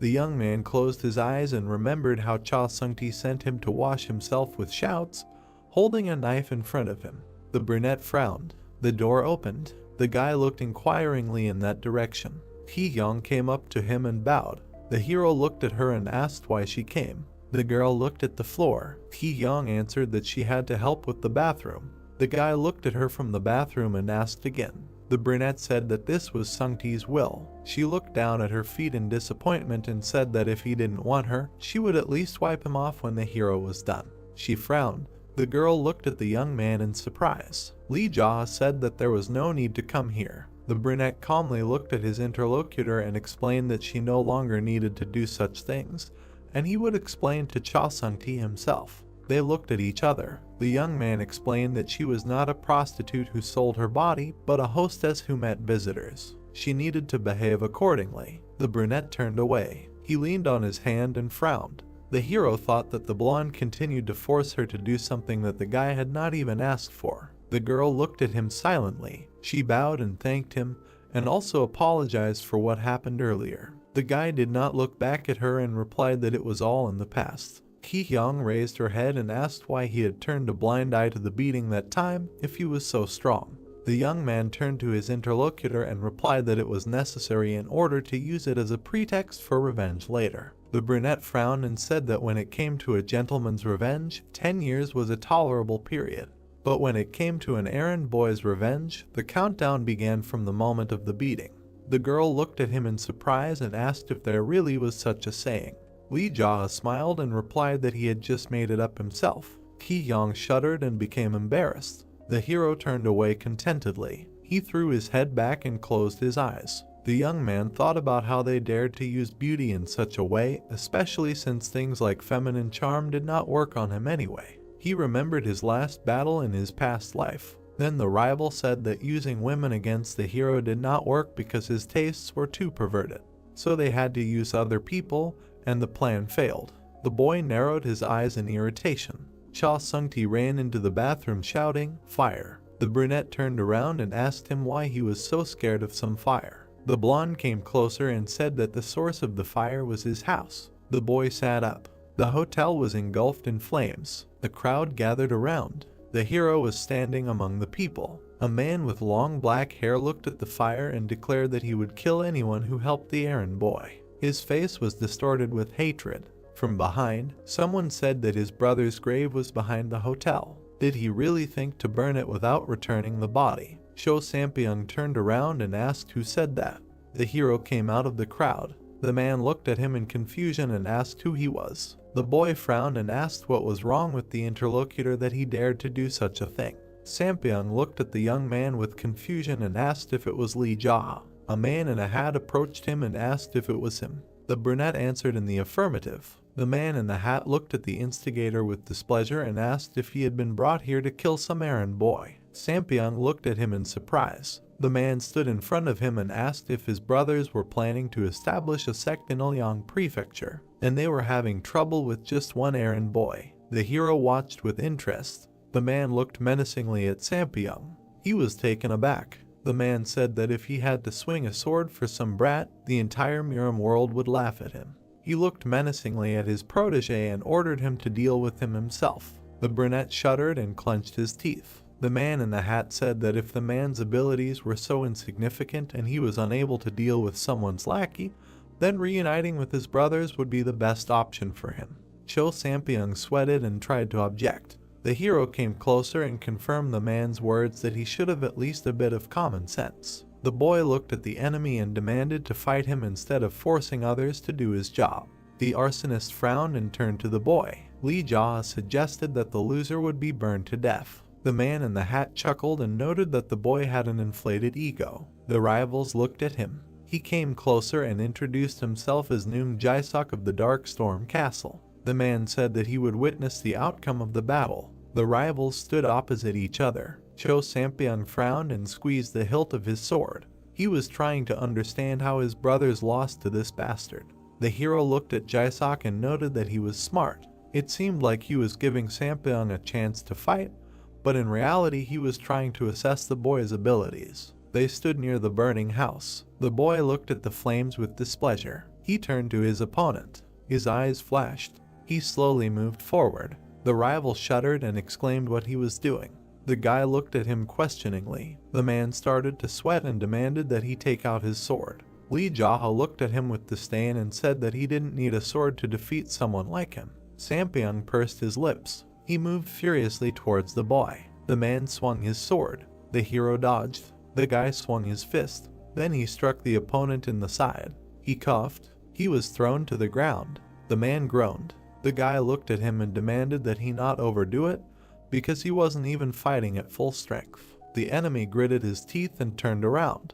He made a sharp lunge with his sword. The blade stopped next to the hero's face. His eyes flashed. The guy said that the opponent was careless. The brunette grabbed the enemy's hand. He couldn't move. Lee Jaha looked at his opponent with disgust and said that his brothers were the same, but they were stronger. The man started to sweat. The boy's eyes flashed. He said that it would be best if neither brother returned to the village. The hero snatched his opponent's sword and quickly slashed. Blood spurted. The man turned pale and sank to the ground. There was a deep gash on his chest. The boy stood and watched as his defeated enemy fell to the side. His gaze was cold-blooded. The crowd chatted loudly as they watched the duel. The boy looked at the fire and muttered what the bastards didn't like about the inn. The voice said that it was a good show. The boy turned around. Noong Jae-sok crossed his arms and smiled. The man noted that the boy certainly had talent. He turned around and said that if anything happened, they would meet then. The hero frowned and rudely asked where he was going. The man in the hat froze. He looked menacingly at the boy and asked how he dared stop him. The boy stood behind him and demanded that he stop playing with him. The brunette pulled out his sword and looked at his interlocutor with determination.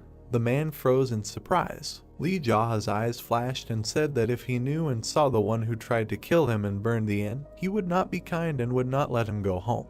Jae-sok abruptly started to run. The guy looked at him in bewilderment. He pushed off with his foot. Several jumps. The young man landed in front of the fugitive. The man clenched his teeth and folded his arms to attack. Jae-sok lunged and exhaled, directing energy at the hero. The guy stood with his back, then turned around. His eyes reflected the approaching attack. He cut the air with his sword. A thin cut appeared on the opponent's face. The young man looked gloomily ahead. The man turned white and lowered his hand. A cut stretched across his entire body. Blood spurted from it. Noong Jae-sok fell to the ground. The hero stood above him and watched. Night. Flames rose to the sky. The inn was burning out. There were 2 corpses in front of the young man. The crowd was watching. People were terrified. Cha Sung-ti stood among them. He narrowed his eyes and pursed his lips. The blonde thought that Cho Sampyeong had now departed for the other world. The man looked at the body of Noong Jae-sok. Sung-ti frowned and tried to understand who it was. Cho's servants cowered in fear. The hero looked at them and asked who gave the order to burn down someone else's house. They stared at the young man. The boy was approaching. The servants began to apologize and beg for mercy. The brunette frowned and demanded to know on what grounds they had burned the house. The blonde man raised his hand and stepped forward. He assumed that their action was dictated by the desire to get rid of the hellish stench emanating from the house. Cha Sung-ti frowned and said that, having smelled this smell for the first time, he also wanted to burn it down. The hero's face darkened. People discussed why the inn stank of shit. Maybe someone took a shit there. The boy gritted his teeth in irritation and considered finishing off the idiot. He turned around and addressed the blonde. The boy frowned and ordered him to gather all the bastards and rebuild the Zaha Hotel with their help. Sung-ti looked at the gentleman and asked why he would do that. The boy grinned ominously and suggested that he had been too kind lately, and apparently the other man thought he would sit idly by. The blonde man froze silently. He narrowed his eyes determinedly and said that since they were going to do this, they should put in even more effort. The man looked at the ruins of the hotel and suggested building an impressive 2-story building, since there was much more space now. The boy approached him and ordered him to build a wall along the edge, so there would definitely be enough space. He also demanded that a training hall be built and a place for training. The blonde looked at the young man with a puzzled expression and asked if he really wanted him to build a dojo instead of a hotel. Lee Jaha narrowed his eyes and ordered to build both in the same place. The man thoughtfully touched his chin and replied that he would keep that in mind. He frowned and said that they would call it the Zaha Hotel Dojo. They looked at the ashes. The hero asked to look for talented people during the construction. The interlocutor asked if he intended to found the sect he had spoken of earlier. The guy answered in the affirmative. The man turned to the young man and warned that the Black Cat Union would not stand aside. Lee Jaha grinned and replied that if they tried, he would take care of them. The hero added that the sect was just a formality. As usual, they would continue to do their business. The blonde looked at the new master and asked what he would call their sect. The boy crossed his arms behind his back and looked ahead confidently. He would call it the Full Moon Sect. The brunette looked away and thought that this was the first sect he had founded in the past, and so it would be created here. Sung-ti touched his chin and repeated the name. The man looked at the boy and asked if he should now call him the owner of the moon. The hero looked at him and replied that he could call him whatever he wanted. The blonde stared at his interlocutor silently. They looked at each other. The brothel manager said that he had been watching the boy for the past couple of days and realized that he was no longer the Jaha he knew. He wanted to ask one question. The hero looked at him. The blonde narrowed his eyes. The man asked why he had left him alive. The guy smiled and replied that he had kept him alive to mock him. The interlocutor shuddered and turned pale. He turned away and said that perhaps it was better than death. The hero confirmed. The brothel building. The guy was sitting on the bed and meditating. Kai energy was swirling around him.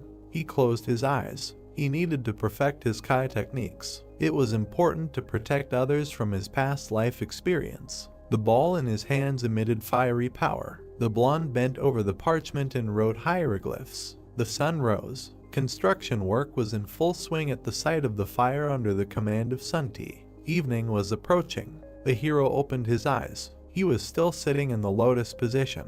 The brunette looked ahead and asked who had come. The blonde approached him and said that people from the Black Rabbit Union had come. The Cho brothers always greeted them as honored guests. The young man asked how many there were. He was told that there were 2. Sung-ti frowned and asked how he should treat them now, since they had been greeted warmly before. The guy stood up and said that he would greet the guests. The manager narrowed his eyes and asked if he was going to fight. The hero passed him and said that they would most likely turn a blind eye to the murder of the Cho brothers and demand that he pay them a fee. In addition, they would offer to join the alliance and tell about themselves. The blonde ran up to the guy and asked what he would do if it turned out that they had not come for a greeting, since it would be extremely difficult to compete with the union now. Jaha walked confidently forward, while his subordinate ran after him. The young man said that it was difficult, perhaps for the blonde, but not for him. Sungti frowned and asked if they really had to accept death. They approached the door. The hero turned around and said that they would try to kill him first, but he would not die. The interlocutor looked at him in shock. The heroes entered the reception area. 2 men were sitting there. Cha Sungti bowed and wished them a pleasant time. The doors closed. Jaha sat down opposite the guests. The man with the beard introduced himself as Jianpeng from the Golden Peak branch. The second guest called himself Hang Go Wook. The guy looked at them indifferently. They were mentally outraged by his behavior. Jianpeng frowned and asked if it was true that the young man had killed the Cho brothers. The brunette looked at them calmly and answered in the affirmative. The men turned pale. The hero frowned and asked why they needed this information and if they were somehow connected to them, although their last names were different. The guests exchanged glances. The young man read their thoughts on their faces. They were unhappy with who he imagined himself to be just because he had defeated the brothers. The men looked at him and narrowed their eyes, trying to understand if he was so confident in his skills. Jaha confidently sprawled in his chair and asked why they had fallen silent. The interlocutors tensed up. The guy exhaled and thought that they were perhaps so calm because they had come to collect money. Jianpeng thoughtfully touched his beard. The hero was sitting on the other side of the table. The man said that Cho had promised them to found a sect in this province, but the young man had killed him. The guy did not show any excitement. The guest looked at him darkly and continued that if they reported this to the Black Rabbit Union, everything would be complicated since he had disrupted their work. The brunette smiled. He made a gesture with his hand and asked if they wanted him to pay them bribes like the Cho brothers did. The men smiled and replied that the interlocutor was not so bad. The guy smiled and suggested a drink first. He called Mrs. Sun. The woman entered and bowed. Everyone turned to look at her. The hero asked why they had not yet received this lousy Duquan swill and some snacks. The worker frowned, trying to understand what he meant. She bowed again and replied that she would do everything. The guests again looked at the new owner. Go Wook narrowed his eyes and said that alcohol was good, but he hoped that they could agree on the terms before leaving. The young man smiled and suggested focusing on alcohol. The men jumped up. The fat man slammed his fist on the table and exclaimed that they had had enough. The brunette looked at him darkly. He frowned and asked if the other man wanted to try his hand in a fight with him. The guests turned pale and assumed that the boy had some kind of plan since he was so confident. The hero leaned back and said that he wanted to ask something. Jaha asked if they thought that the Black Rabbit Alliance could come here and rescue the 2 of them as if nothing had happened. He narrowed his eyes and advised them to think about it. After all, the young man would not have dealt with the Cho brothers if he was afraid of the Alliance. The guests were sweating. They stood before the host. He noted that their skills were much higher than the brothers. The 3 were incompetent. Hang Go Wook and Jianpeng looked at him silently. The young man sat in a chair. He said that if they hadn't made a decision by the time Ms. Sun came, he would fight to the death with the 2 of them. Footsteps were heard. The brunette noticed that the woman seemed to have returned. He looked at them coolly. The footsteps were approaching. Ms. Sun looked at him questioningly. When she entered, the guests were smiling tensely. They said that they would definitely put in a good word for him with the Black Rabbit Alliance, so the hero had nothing to worry about. The guy grinned and said that he would take their word for it. Everyone laughed. The men said that they were happy that the Cho brothers were dead. Quick steps. The men flew out of the brothel. Sungti leaned against the doorway and asked if everything was okay that the hero let them go like that. The guy looked nearby and watched them go. He said that if he killed those 2 now, he would have to deal with the entire Black Rabbit Alliance. In the end, no matter who was in charge here, they would simply continue to obey whoever was in charge. The hero narrowed his eyes. He thought that the person to keep an eye on in this area was the 12th Master, the Great Slatterer. There was no need to attract his attention now. The young man turned to his subordinate and said that he would be busy training for a while, so management and all other responsibilities would remain entirely his. He could temporarily take the position of General of the Full Moon. The blonde looked at his master, puzzled, and asked again. The brunette turned and headed for the exit. He warned that if he quickly squandered all the money, he would immediately be fired from this position. Sungti narrowed his eyes and clarified whether he would simply be fired. The man looked after the hero. He replied that fired meant dead. The manager sweated and was indignant that they had not agreed on that. The brunette looked up and declared that this was his place and therefore his laws. He stopped abruptly. Jaha turned around and congratulated his subordinate on receiving the position of general because he was the first one to be honored with such an honor. The man grimaced in irritation. The hero walked on contentedly. The blonde sighed and muttered how hard his life was. The guy entered the diner. Kam Chuliang was sitting at the table. The blacksmith raised his head and asked if the young man had coped. He sat down opposite and nodded. The owner smiled and asked if the guest would like a signature dish. The brunette turned and ordered one. The interlocutors looked at each other. Chuliang admired that the hero was able to defeat two Cho brothers from the Black Rabbit Alliance, and then Noong Jae-sok with Sampion. The guy looked at him calmly. The man wondered if the Black Rabbit should not be chasing him after that. If that's really the case, then wherever the hero goes, many people could die. The young man frowned and wondered if he had always been like this. Even in his previous life, he had had problems with the Cho brothers. He regretted not having returned the favor back then. The men sat opposite each other. Jaha said that although they were probably not in any danger now, one way or another, the conflict would surface in the near future. Moreover, he was going to attack them himself, so everything was fine, others should not be harmed. The blacksmith frowned and asked if the boy was really going to defeat the Black Rabbit alone. He answered in the affirmative, although he knew that it was hard to believe. The red-haired man tugged at his beard and said that he still couldn't get it, that the hero had defeated 3 brothers alone. He laughed and told the boy to remember the taste of today's kuxi so that he could definitely treat him to it later. The brunette looked at his interlocutor with displeasure and was indignant that he was forcing the poor man to treat him. The man crossed his arms and noted that the young man was the owner of the Zaha Inn. The cook put a plate of noodles on the table and asked if they were employees of that place. The hero nodded and added that he thought Duxu's brother was too. The man looked at the young man in surprise and said that he did not remember being among their employees. The brunette crossed his arms and said that everyone he knew had long been there. He took his chopsticks and said that if the cook were there, he could afford to treat the hero to noodles. Duxu banged the plate and looked at the guest with disdain. He asked who he thought he was. A voice was heard demanding that Jaha leave. All 3 turned around. A man was standing on the street. He narrowed his eyes. The diner worker smiled and said that they had come to see the main character. Then he frowned and advised him to be careful. The blacksmith coughed and told the boy not to catch a cold because it smelled like rain. The boy exhaled and headed for the exit.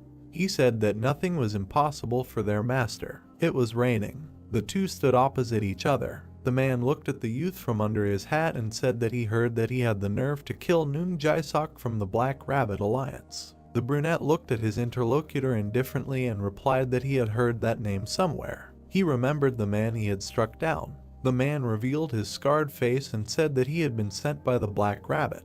The boy frowned. It was the 2-eared phantom Wai Xianwu who had attacked and killed him in his past life. The hero stood opposite the man and thought that he was so young, but already had a serious nickname. They looked at each other. The man asked why the boy had killed Noong Jae-sok. The brunette replied that the reason was that he had burned down his house. The interlocutor smiled and said that he understood his motive, but he had buried himself with it. The guy was holding a sword in his hands. He asked if the guest thought that by killing the young man, everything would be in his hands. His eyes flashed. Jaha said that the opponent had been deprived not only of hair, but also of brains. The man's face was distorted with hatred. He said that before grinding the guy into dust, he needed to teach him a proper lesson. Lightning flashed. The bald man drew 2 swords and rushed to attack. He cut the air with his blade. The hero dodged. He swiped his foot across the ground and sent a splash of water towards the enemy. The man covered himself from the mud and frowned. The boy was attentive. He thought that the 2-eared phantom was actually 2 people, not 1. Surely, if he was in danger, someone would immediately come running to save him. The brunette parried the attack with 2 swords with their sheaths. The bald man made another lunge. The boy jumped back. The hero took a few precise steps. He stopped and narrowed his eyes. Du Yongsu, who had been hiding all this time to deliver a crushing attack, was somewhere nearby. The boy would not let him hide any longer. Cha Sung-ti ran up to the boy. The hero asked him not to interfere and advised him to listen carefully. The blonde took off the bandage from his eye and threw it on the ground. Swing. Jaha dodged another attack. He frowned and warned his subordinate that there was another one hiding somewhere. The man shuddered and began to actively look around. There was a movement on the roof. A man with 2 swords and a scar on his face jumped down from there. He landed next to the bald man.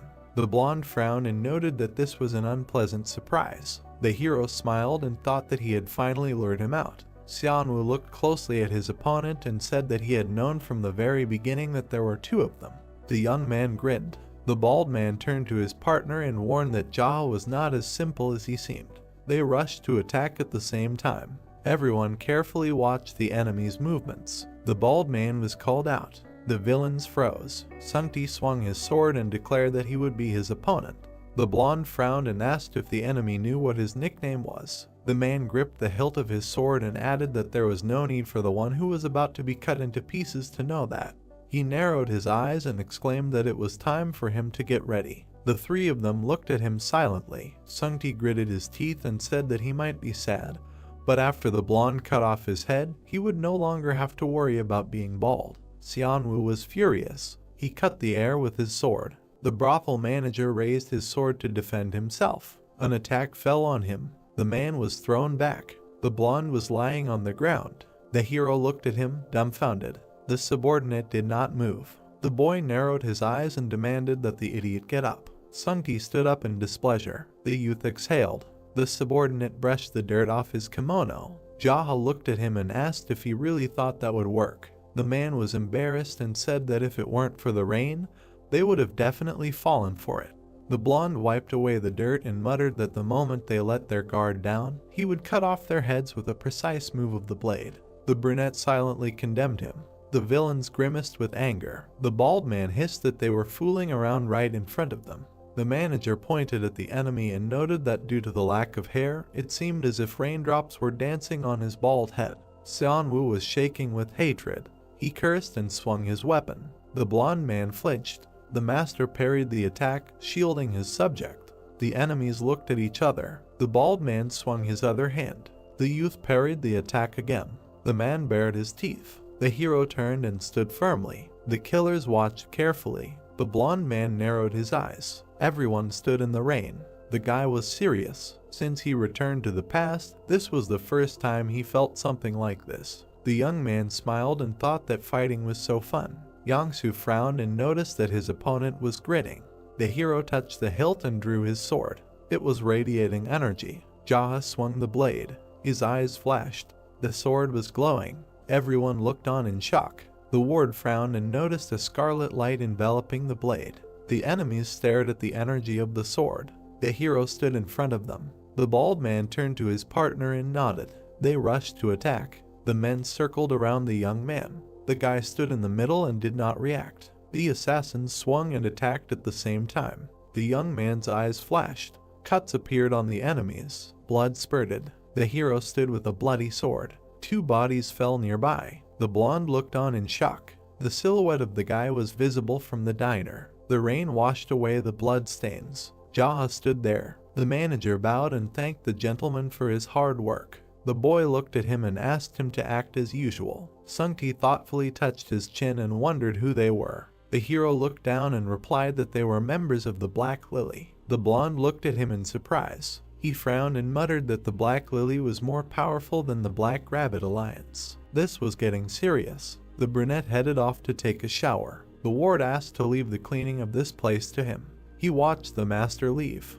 The blacksmith crossed his arms and looked in that direction. The man realized that the boy killing the brothers was not a fantasy. The rain did not stop. The boy was lying in the bathtub.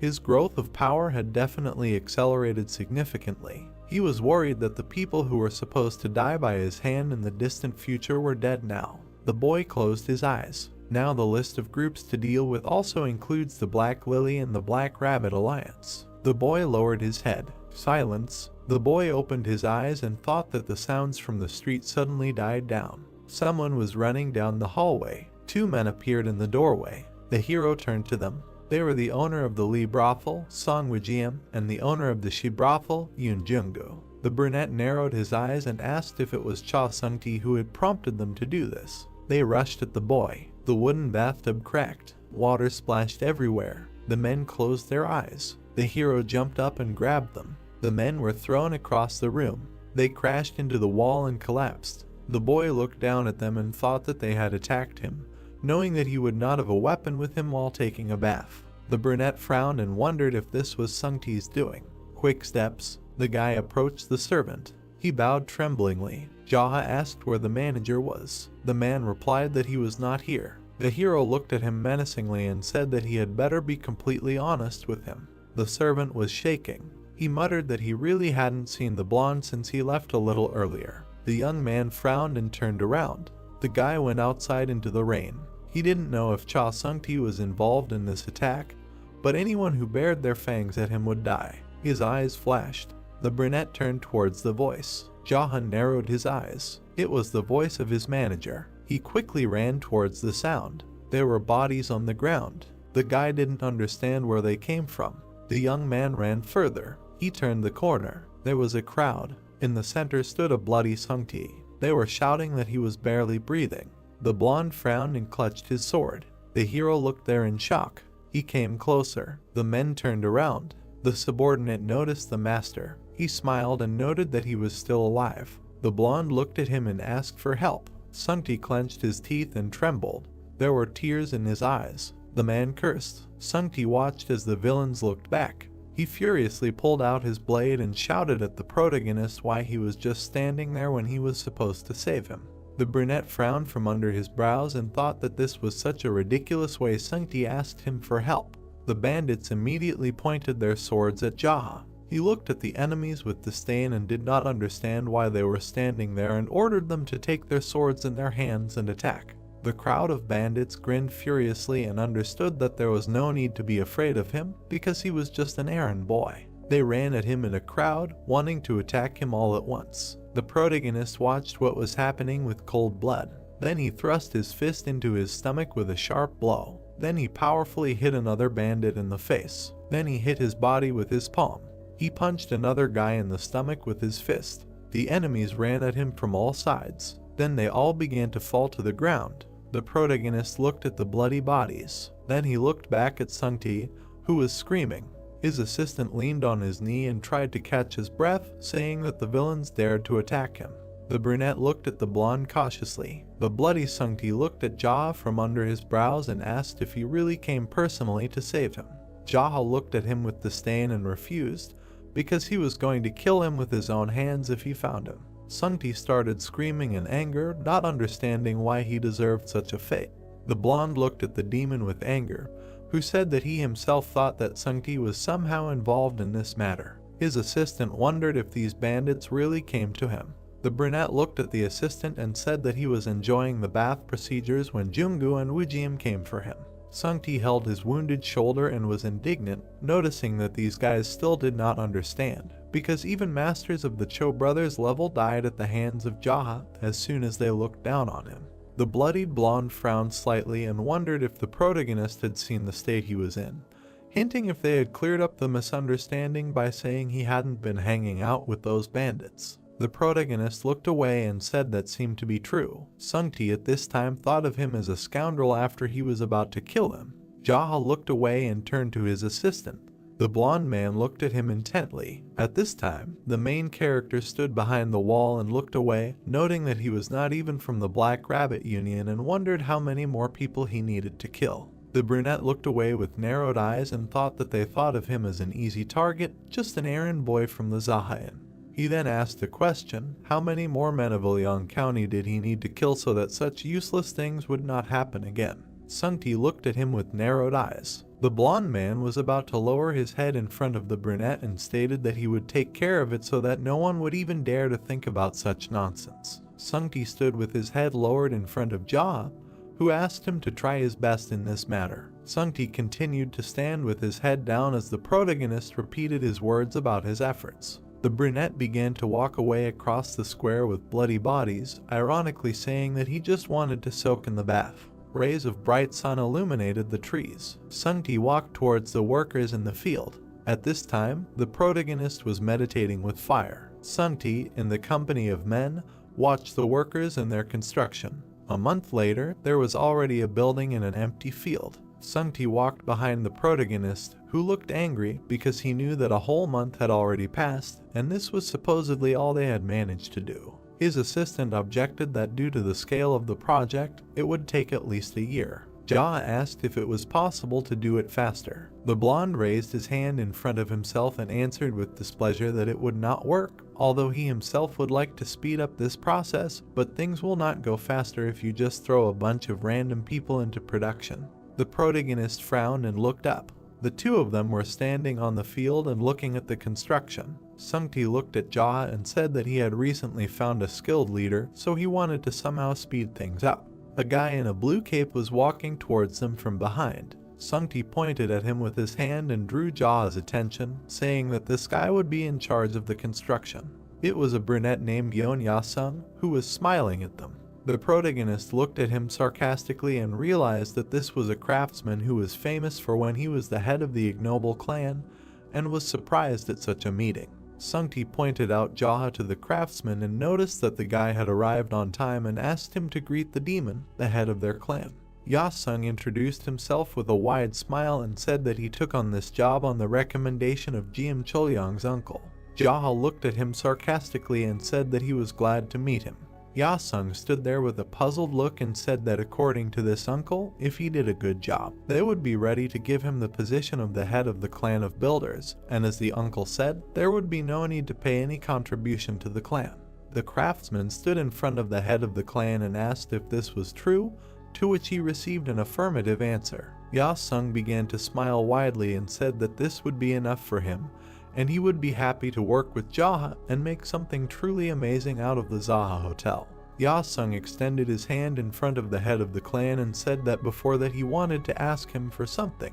Ya-sung pointed to the side and said that they were planning to build temporary barracks there for living and eating. The protagonist looked at the smiling Ya-sung with a cold face, who assured them that it would be great if the leader treated them to delicious food sometimes. The protagonist closed his eyes and turned to Sungti. The blonde man looked at him intently. The protagonist looked to the side with a smile and told Sungti to send people from me, Lee and she here every night to cook delicious food and treat the local workers to it.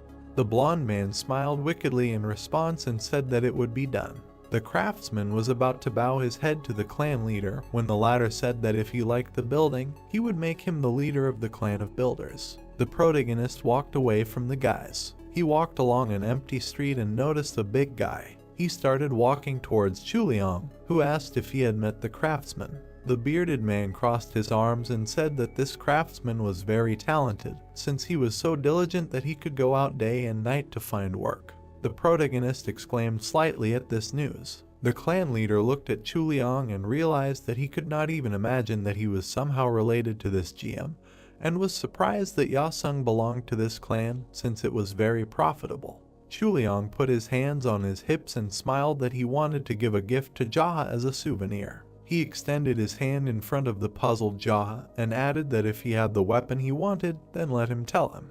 The protagonist looked tiredly through his bangs and asked if Cholyong had ever made anything that could be called a famous sword or a precious sword. Cholyong crossed his arms and answered with a dissatisfied refusal. He looked at the protagonist and said that he would not be able to get money from them, and if rumors spread, then such treasures would definitely come to steal and it would be good if they did not kill him. The bearded man looked away and said that even if he was lucky enough to sell it, others would start threatening him to make them the same. The protagonist looked closely at the smiling blacksmith and assured him that he knew how to persuade, to which the bearded man replied that it was true. The protagonist touched his chin and was slightly puzzled. He stretched out his hand and imagined various blades, that in this case, let the weapon not be sharp and the weight was also not important, but it would be enough that it would not break or bend, so he wanted an indestructible weapon. The blacksmith touched his beard and began to talk about how if he focused only on strength, be it a cane, a club, or a spear, then there would be a variety of shapes. The blacksmith frowned intently and asked if it mattered what shape the weapon would be. The brunette looked through his bangs and answered in the affirmative. Chuliang put his hands on his hips and smiled, wanting to take into account that he would one day give this weapon to him and Jaha was going to wait for him. Then the clan leader began to walk further. He walked along the street where people were walking. Suddenly, along the way, he met two people. Two warriors were staring at him. The main character stared intently at what was happening and tried to understand what was happening. The brown-haired man tilted his head and asked Jaha if he was the owner of the Izaha Inns. The brunette looked at the guy with narrowed eyes. The protagonist broke through the guys and said that he was just an errand boy. The brown-haired man looked back and started shouting for the clan leader to stop. The protagonist looked back at him. The brown-haired man sighed heavily. He pressed his hand to his chest and lowered his head and said that he was an envoy from the Black Rabbit Union Hayek Rion Hong, and he came here to convey words from his superior. The protagonist peered through his bangs and asked again about the Black Rabbit Union. The brown-haired man looked ahead and said that the master of the Golden Phoenix Pavilion wanted to see him. Rion Hong grinned maliciously and said that he sent an invitation, not assassins, and therefore he had better not refuse. Jaha stood proudly in front of Rion Hong, who replied that if he returned empty-handed, he would not do without assassins. The brunette peered through his bangs and understood about Mr. Izaha. Rion Hong stood opposite the clan head. Jaha slightly bowed his head and wondered if he was obliged to come if this master of the Golden Phoenix Pavilion called him. Rion Hong grinned maliciously and said that if he did not accept the invitation, he could just run away. The brown-haired man stretched out his hand and said that then he would save his life and there would be no killing of innocent people in the Ilian district and it would be good for everyone. Jaha touched his chin and thought, if Rion Hong was saying that if he wanted to continue being the head of the district, then he should bow his head to the Black Rabbit Union. The brunette looked forward and asked if even if he did not do this, he would have to leave Ilian. The brown-haired man looked at him maliciously and answered in agreement. The main character looked forward with a smile and said that running away would not be manly, so he would meet him. Rion Hong stood opposite and asked whether he should give him time until the evening or follow them right now. The protagonist stretched out his hands, sarcastically stating that he was going to meet a wealthy man from the Black Rabbit Union after all and could not come empty-handed, especially in such simple clothes. Jaha stood in front of Rion Hong and said that if he told him where to go, he would get there himself. The brown-haired man smiled mockingly and said that it was a mountain hut in the hunting grounds of Mount Dinghu. The brunette touched his chin and realized that it was quite close. Jaha began to walk away from them. Rion Hong with a malicious grin said that if Jaha wanted to run away, he had better run as fast as he could as far as he could. The protagonist walked without looking back and repeated his words that he would definitely not run away. Clouds floated over the Chinese province. Sungti looked anxiously at Jaha, who was adjusting his sleeve, realizing that he would have a meeting with the master of the Golden Phoenix Pavilion.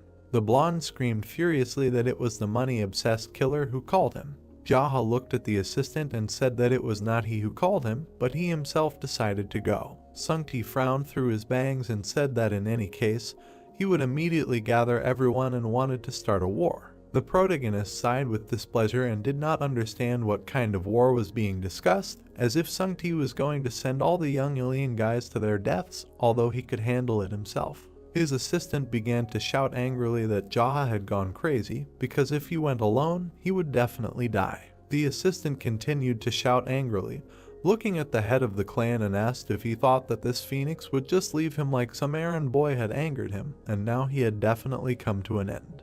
The blonde looked ahead angrily and asked to at least take him with him. Jaha looked at him with bewilderment and did not understand if he was serious about this. The blonde looked at him intently. He immediately lowered his head and sincerely answered that this was not exactly what he wanted.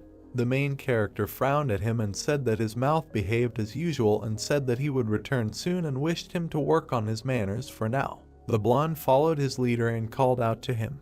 Jaha looked back. The guy was holding out a red cape. He held it in his hands and asked Jaha to put it on. Sungti held the cloak and looked at Jaha, who did not understand what had happened to his assistant because it was the clothing he treasured so much. The assistant replied that it was. The clan leader looked closely at the assistant and said that it could have been torn because he was not going to have fun. Sungti grinned maliciously and said that he could have torn it to shreds. The brunette mockingly closed his eyes. The red cloak fluttered in the wind. Jaha put it on and went ahead, saying that he would return soon. Sungti bowed before Jaha and said that he would definitely improve. The assistant bowed before the leader, who was leaving. It was a mountainous area. 2 guards stood in front of the door. Ryeonhong crossed his arms and realized that he was only waiting here because of his master's order, but he thought that this errand boy must have run away. Suddenly, he became wary when he heard a sound. He saw Jaha walking along the path. He was slightly stunned and realized that the guy had not run away and thought that he had decided to bow his head and be subordinate to the Black Rabbit Union after all. The brown-haired man made a dissatisfied face and thought that the errand boy was too greedy. The protagonist stepped onto the ground. Then he looked at the 2 guys and said that he had come. Ryeonhong frowned deeply and realized that this guy had become overconfident because he had killed those 3 brothers and wanted to test how long his confidence would last. Ryeonhong pointed his hand forward and greeted the guest, saying that the master had been waiting for him. The door opened. The protagonist followed the brown-haired man. A healthy man was sitting in front of a fire. The protagonist was looking at him intently. It was the healthy master of the Golden Phoenix Pavilion, Ban Sa-woong. The brown-haired man bowed his head to the master and said that he would come to the owner of the inns. Sa-woong frowned maliciously and said that he should not be made fun of by this statement. Then the big man looked intently to the side. He saw the protagonist. Then he became slightly embittered and said that he was interested in what the guy looked like who grabbed 3 brothels for himself, but even more so he looked even younger and more ignorant than he expected. Jaha approached Sa-woong, who was sitting by the fire. The pavilion master said that since the guy did not run away and came to him, then he came to say that Jaha would like Sa-woong to take care of him. The big man frowned sullenly and assured that the guy did not know his place and was too greedy. The protagonist stood with an indifferent look. Then Jaha walked forward. Sa-woong noticed Jaha sitting down. The big guy immediately started yelling furiously about who allowed the insolent guy to sit down. The protagonist crossed his legs and asked if he needed permission to sit down. Sa-woong frowned angrily, wanting to hear such a statement again. Ryeonhong looked at Jaha sitting opposite the master. He frowned in sweat and thought that this errand boy had completely lost his mind, and even if he bowed his head and crawled, it would not be enough, because he did not dare to behave like that in front of the master. The Phoenix Master grinned maliciously and realized that the guy had completely lost his mind. The protagonist answered smilingly that it was true. Then Sa-woong began to laugh loudly. He extended his index finger and noted that Jaha was funny and asked him how old he was. The brunette became slightly embittered and did not understand why this information was needed, because he understood that he had called him not only to find out his age. The Phoenix Master frowned sullenly. The head of the clan assured that if this was all the master wanted to say, then now it was his turn. The protagonist sat opposite the big guy and told him to choose. Jaha looked at him frowningly and asked him to choose whether he would die alone or first send his subordinates to be slaughtered. Sa-woong began to grin furiously, not understanding how this impudent little guy could tell him such a thing. Sa-woong immediately reached for his blade and said that he wanted to spare the guy, but now it would be difficult not to kill him. He was about to pull out his blade. Jaha watched this closely. He immediately reached out with his foot to hit the master. The big guy managed to cover himself with his sword. However, he received a crushing blow to himself. Jaha saw the Phoenix Master flying to the ground. His gaze was full of rage. The protagonist stared at him. The big guy managed to land on his feet. He tried to catch his breath, holding the blade in his hands. Then he bared his teeth angrily, not understanding how this happened. Ryeonhong watched what was happening in bewilderment. The people saw the protagonist heading towards their master. The brunette in the cape looked ahead coldly and asked a question about the master wanting to spare him and did not understand what to do. Jaha stared ahead and assured that he was not the one who needed his mercy. Sa-woong frowned in horror. Ryeonhong looked at all this with a downcast look. Jaha stood in front of the Phoenix Master. The big guy bared his teeth angrily and pulled out his blade, not understanding how this was possible. The Phoenix leader looked at his enemy and realized that he had definitely heard that he was an errand boy at the inn. Jaha smirked slightly and noticed that Sa-woong was ranting as if he could kill him at any moment and did not understand why he was standing there now. The big guy was clenching his blade furiously. Then, he bared his teeth bloodthirstily and wanted to attack first. He pulled out his blade and ran forward. He swung his blade, but Jaha managed to turn back. The Phoenix leader bared his teeth furiously. He slashed his blade repeatedly, but Jaha managed to dodge. The protagonist coolly dodged the blows, thinking that he should try to fight him since he was a master from the Black Rabbit Union, but as expected, he was only a third-rate opponent. Then, the protagonist swung his hand. He dealt a crushing blow to the big guy's body. The Phoenix master wheezed, spitting out blood. He flew back slightly from such a blow. The protagonist's foot left the ground. The main character flew with his blade towards the head of the Phoenix. Sawung frowned furiously, realizing that a sword was coming at him. The red color of the blade cut through the air. The main character struck with the blade, cutting off the enemy's head. The main character looked through his bangs with cold blood. He saw how blood splashed through the air. All the warriors drooped and were stunned by the death of their leader. Ryeonhong was stunned and drooped. Jaha lowered his bloody blade to the ground. The brunette looked back at the warriors and asked them if they saw what would happen if they touched the errand boy from Ilion.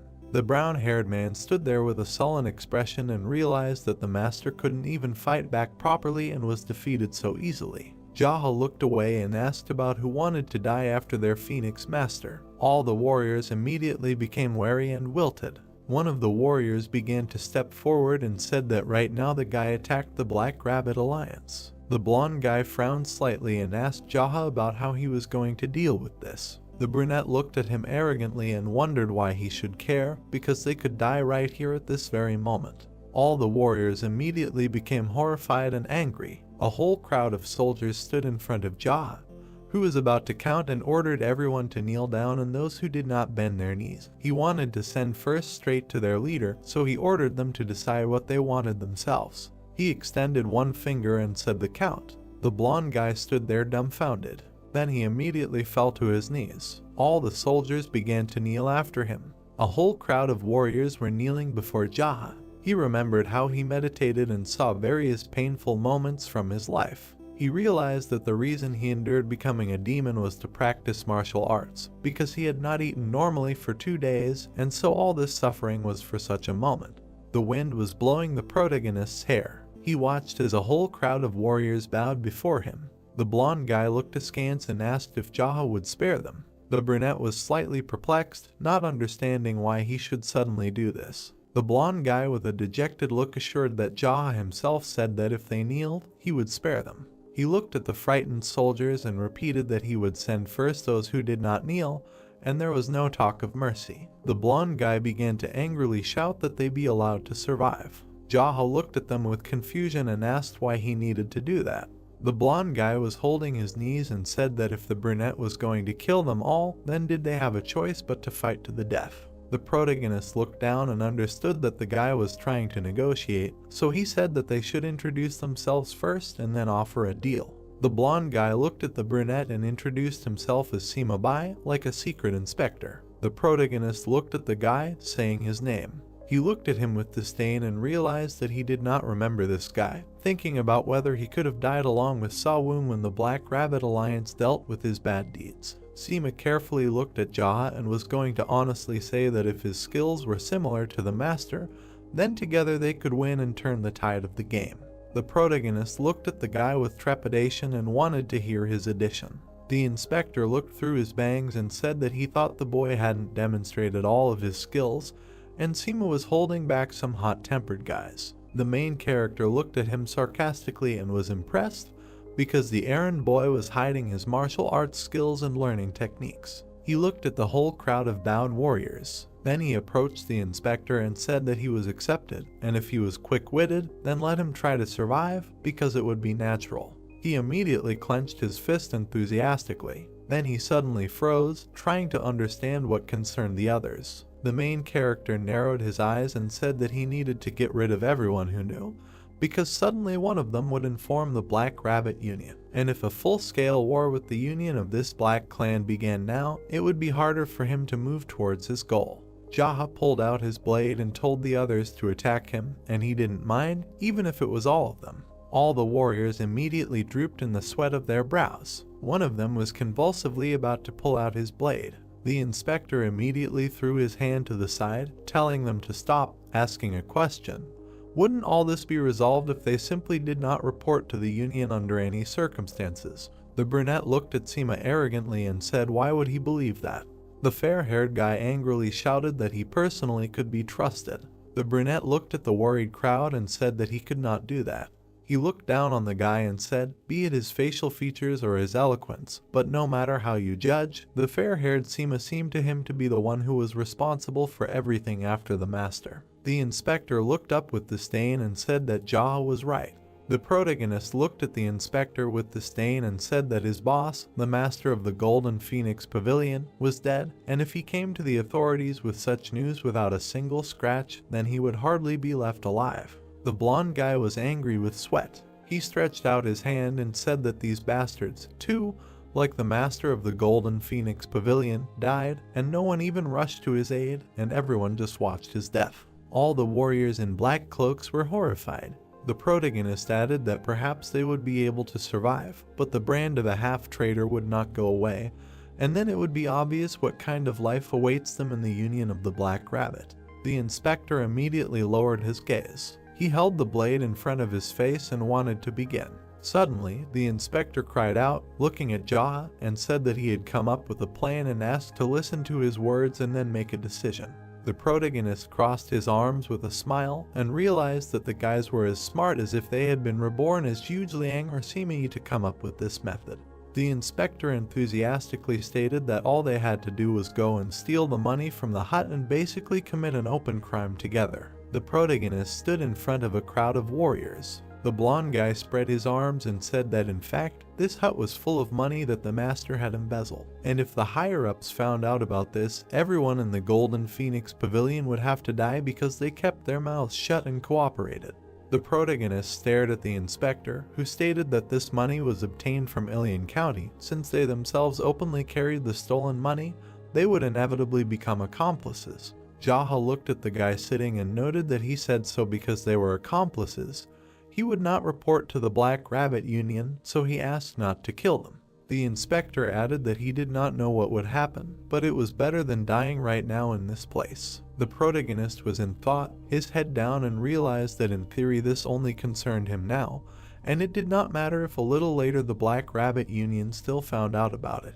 All the warriors bowed their heads before him when he accepted such an offer. Jaha looked at the guy with a smile and said that he was assigning all this work to him. Seema looked with bewilderment, hearing about the soldier. The protagonist held a sword behind his back, looking at the blonde guy, mentioning that he himself said about his last name Seema. The guy agreed with this statement and Jaha noted that he was a soldier. The brunette extended his index finger and stated that since ancient times, people with the surname Seema and Juge were the best when it came to recruiting soldiers into a strong organization. The warriors continued to look at the brunette as the inspector wondered why, although Jaha himself did not know. It was a surrounded camp in the mountainous area. The carriage was parked near a provincial house. The protagonist looked away and noticed that the theft had been successful. Seema stood next to Jaha at the window and said that now that they had moved the stolen money together, there was no reason to return. The brunette looked away and said that there was no point in causing trouble while they were in Ilion, and he did not intend to spare anyone who bothered him like that. The inspector was slightly surprised and said that he would settle things and keep an eye on everything. The main character looked at his new assistant and told him to gather all the useless bastards who usually do nothing and to come up with activities for them. The inspector frowned and asked if Jaha's organization had a name. The hero looked through his bangs and said that it was the incomparable Ignoble Clan. The blonde guy was slightly taken aback by such a name. The two of them were standing by the open window when the inspector said that he had never heard of such a thing. Jaha looked at him intently and asked again if he had never heard of it. The guy, looking dumbfounded, quickly leaned over and apologized for not understanding such things. The brunette looked away and said that everything was fine because he had created it in a hurry some time ago. Jaha looked at the new assistant, who noted that it was in a hurry, and the head of the clan said that the point was to create something, and it did not matter what exactly it turned out to be. His assistant looked ahead and said that it bothered him that Jaha was so careless to call themselves a peerless clan when they didn't even know what people could talk about. Jaha looked at the sweaty boy and said that it was okay because being peerless meant having a miserable life. Sungti's cry was heard, trying to find out what was being dragged outside. Sungti burst into the room and asked where they got all this, as if they were learning to steal. The brunette looked at him and said that it was the money stolen by the master of the Golden Phoenix Pavilion, as well as the funds for building their guest house. Sungti was slightly angry at this news. Sungti looked at Jaha with an angry look and asked him if he had brought money from the Black Rabbit Union here and for what. The protagonist looked away and said that he wanted it that way because it was the will of the errand boy and the will of the clan leader along with the will of the thief. Sungti continued to frown from under his bangs. He immediately said angrily that he, of course, understood the wish of the errand boy, as well as the clan leader, but wondered what they should do if this became the reason for the Black Rabbit Alliance to attack their district. Sungti started waving his arms wildly, noting that Jaha himself knew that the Black Rabbit Alliance were people who stole money, not people who could be stolen from, and they were the very same scoundrels who would capture and beat up thieves and then take everything away. The main character looked at the angry assistant coldly and said that he had been doing well with everyone, so everything should be fine. Sungti grabbed his head and sighed heavily, thinking that he would go crazy like that.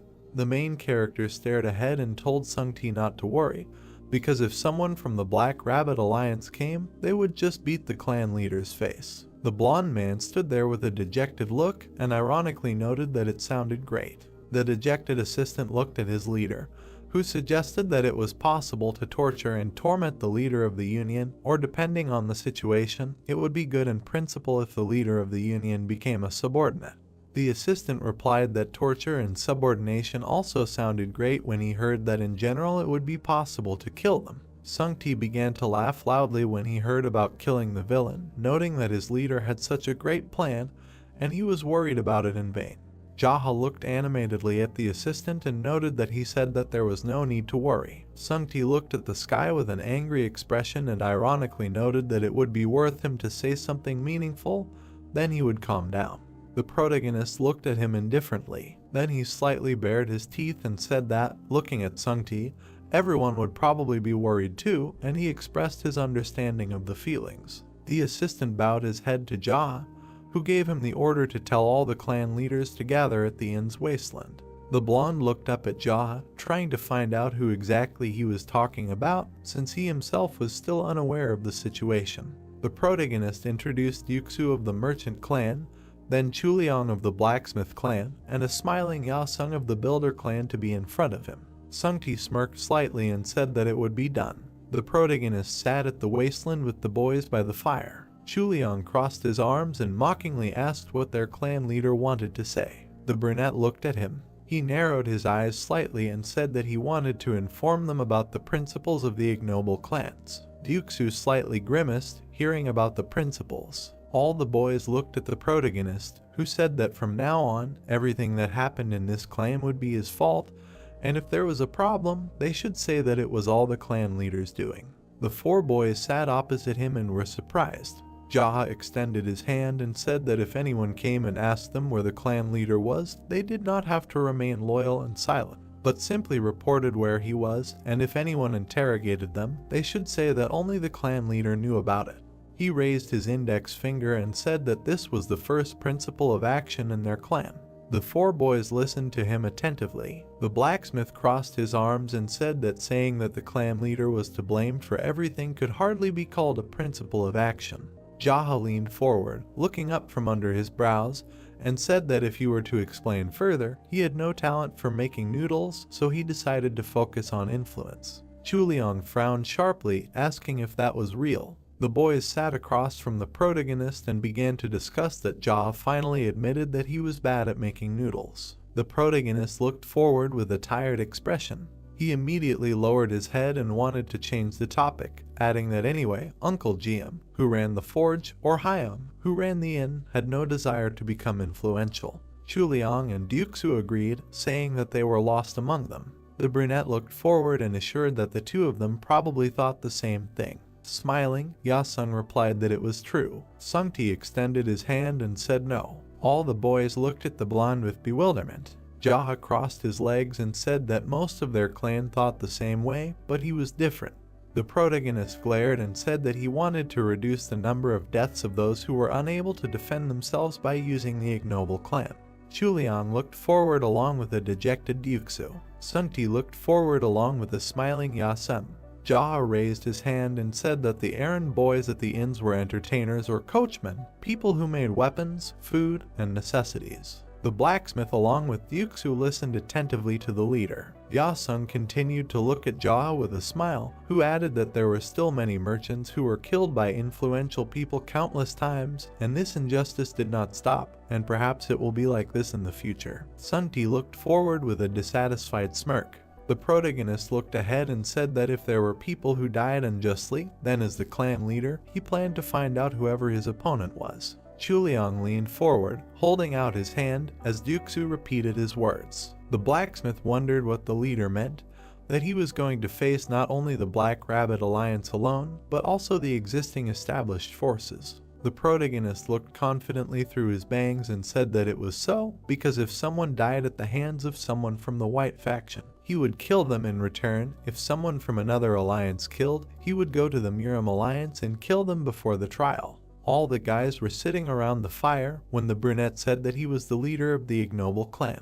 All the guys listened to Ja's statement in surprise. The protagonist recalled the various factions of the buildings when he was a mad demon and represented the various factions such as the demon cult, the Muram Alliance, the black faction, and the white faction. Every time they clashed with each other, countless people would die as if a war had broken out. A pile of bloody corpses lay on the field. He recalled standing in the empty space and casting a shadow, as he had no sympathy for those crazy primates who mastered martial arts only to die fighting each other. However, he could not accept the fact that the errand boy who carried alcohol and snacks without thinking about anything was beaten to death for no reason. He recalled his bloody sword, and as a result, he killed those crazy monkeys and easily earned the nickname Mad Demon. The corpses were piled on top of each other, and he said that he was being frivolously pointed at and criticized. His hair was blowing in the wind. Back then, no matter what he did, he was called crazy, and there were even cases where he took on crimes that he did not commit. He thought about how, in truth, there were many cases where he did not explain anything, simply because he was bored. He remembered how he looked arrogantly through his hair, and he realized that on top of all this, given his temperament, he became a martial artist in no time.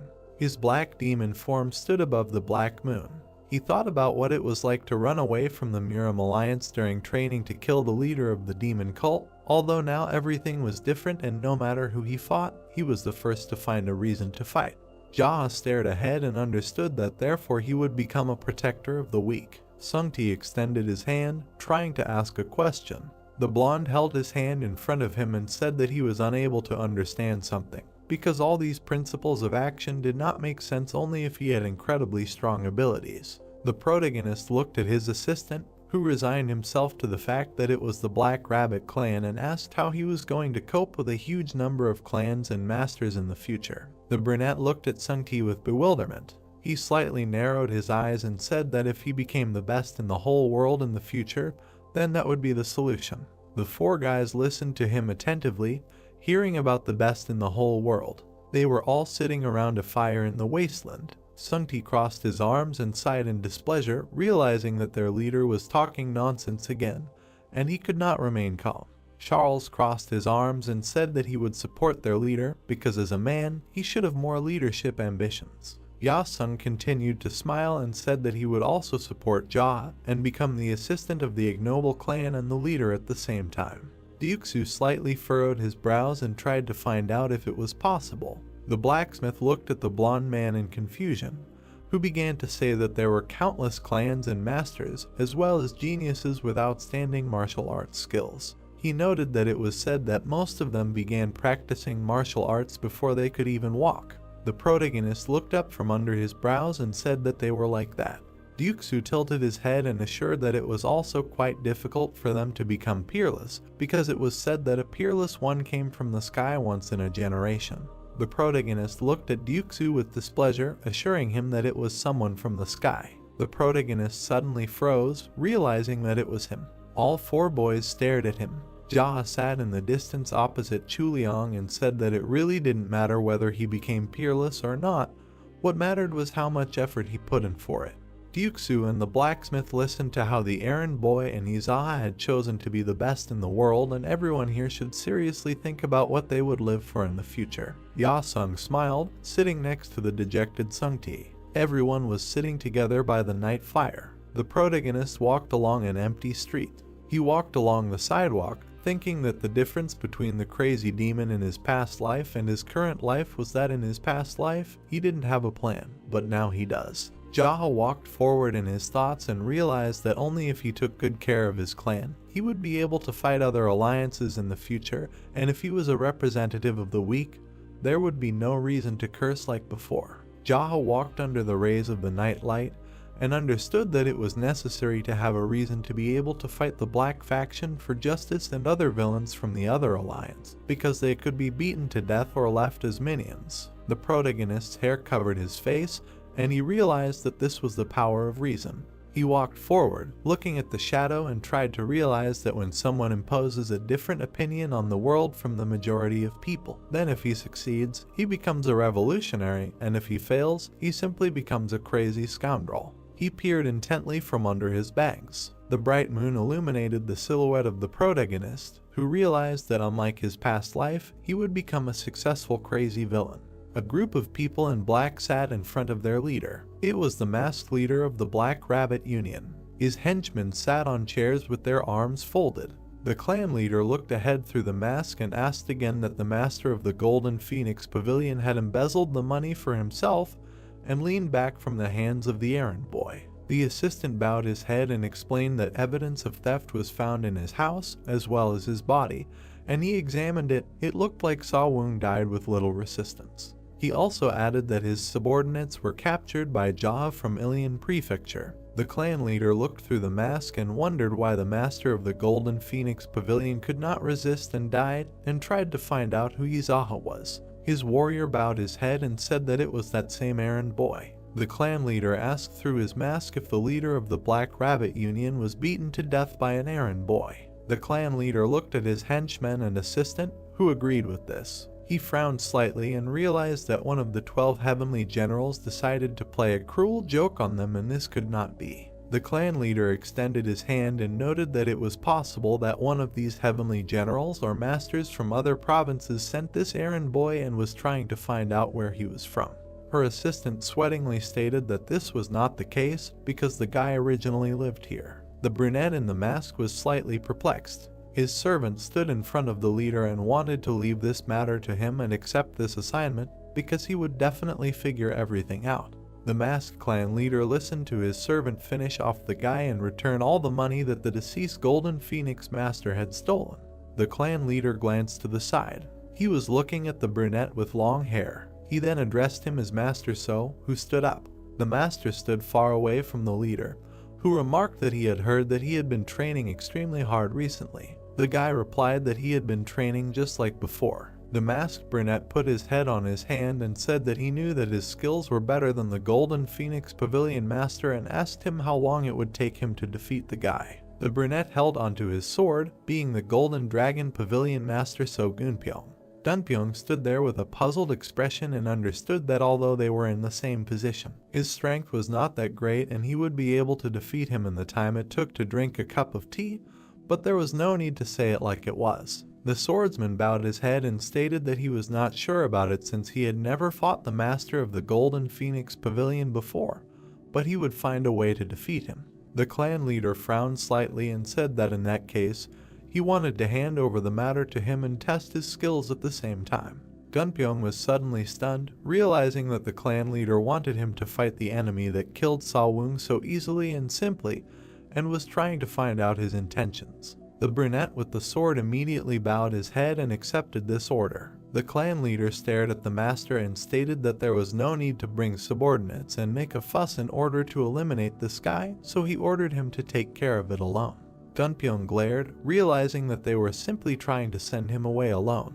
The masked leader looked arrogantly into the swordsman's eyes and told him that if he failed, he should kill himself right away. The boy realized that they were simply trying to send him to his death. The swordsman stood, bowing before the leader, and said that he would die anyway if he failed, so he would do everything.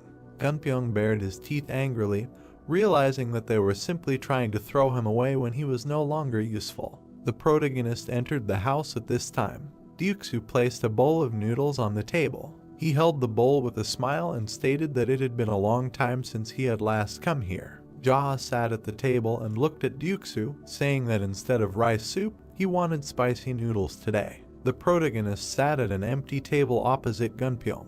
He started eating the noodles with great appetite. The protagonist looked at the swordsman with confusion and did not understand who it was, because it was the first time he saw him in this area and he seemed strong to him. Then he saw his Japanese sword. The protagonist touched his chin and thought that the one who owned this sword was a 300-year-old man from the Black faction, and he received this nickname for his constantly continuing life, because in the future he will be a big figure in this Black faction, and did not understand why he suddenly ate noodles in a restaurant. Gunpyeong looked back at the smiling Ryuksu, who thought that he wanted to order something else. The swordsman looked from under his brows and said that he heard that a guy named Izaha lived in this area and he asked where he could have met him.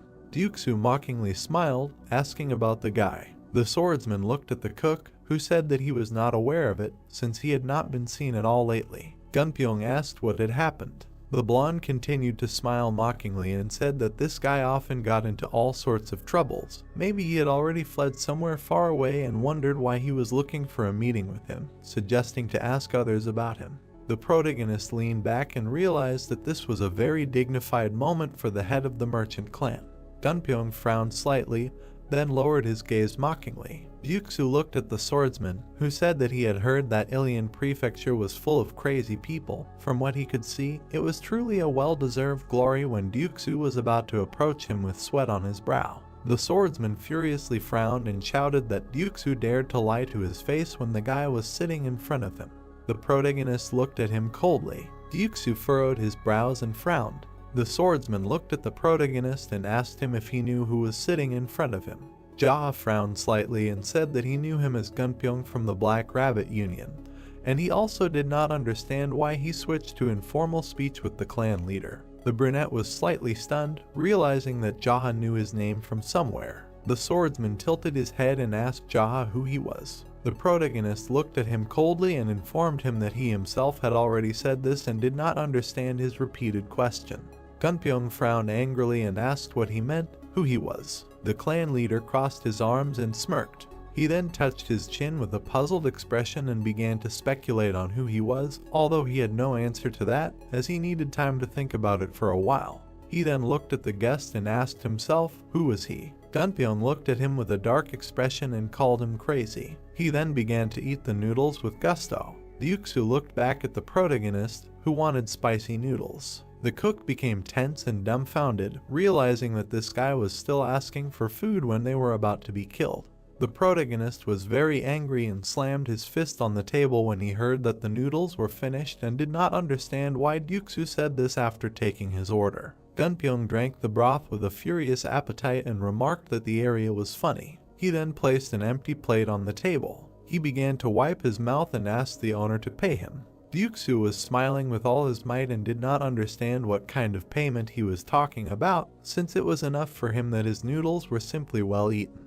The swordsman showed the coins sarcastically and said that if he ate, he had to pay for it and asked Ryuksu to come to him and take the coins. The cook was grinning with all his might and realized that this would be a bad decision. Gunpyeong frowned angrily. He then placed the coins on the table. The swordsman was about to get up from the table and turned to Jaha, saying that this room was cramped and suggested that he go outside.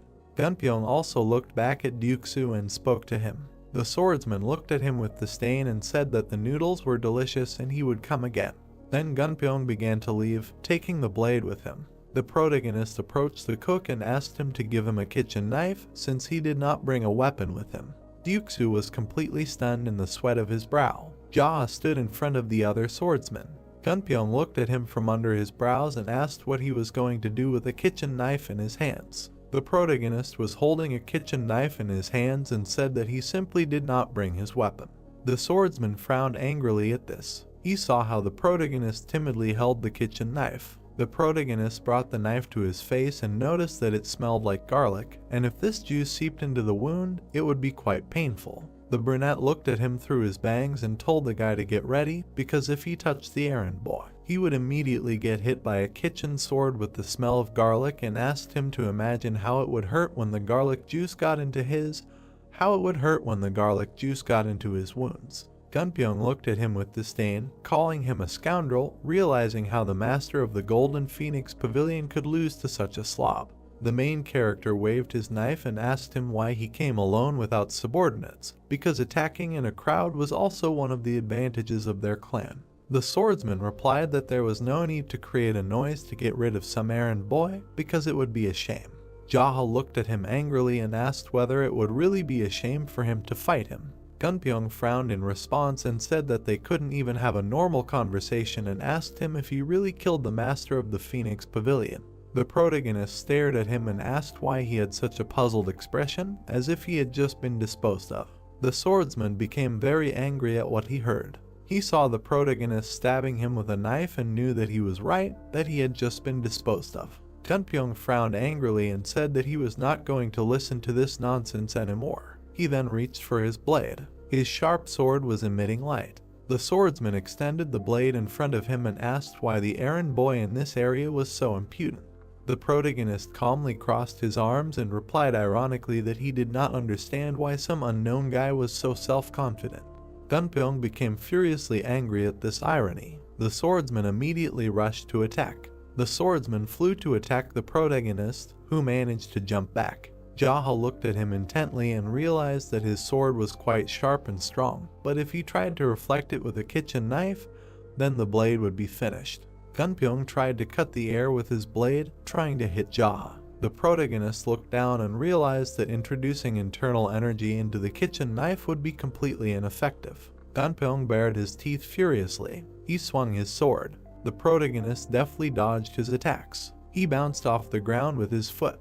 The protagonist managed to run away from the enemy's back. The swordsman grinned angrily, looking back. He continued to try to cut the main character with his blade, who dodged. Their legs stepped over each other. Jaha dodged the enemy's attacks. Then he jumped back, dodging another attack. Gunpyeong flew at him with a sharp blade. The swordsman almost managed to plunge the sword into Jaha's body. However, he suddenly tensed up with his gaze. He slammed his sword down as Jaha dodged. The protagonist looked at him and understood that his skills were quite good, but he still had a lot to learn. He pulled his fingers towards the enemy's blade. The swordsman tensed up and was angry. The protagonist threw the enemy away with his hand. Gunpyeong flew back, raising a cloud of dust. The brunette looked at him with trepidation and understood that the guy had finally realized that he was the only one here who had lost his mind and his stupid attacks would not work on him. Gunpyeong frowned furiously and did not understand who was in front of them and how he managed to predict his every move. They stood opposite each other and Jaha stated that he came to him knowing that he was underestimated, and therefore continued to talk nonsense about him. The swordsman began to shout furiously for his enemy to shut up, because he knew perfectly well that he was asking about something else entirely, or whether he had some kind of status, like the head of the union, or whether he was one of the 12 heavenly generals. The brunette peered through his bangs and noted with irony that the guy first asked a question, and then told him to shut up.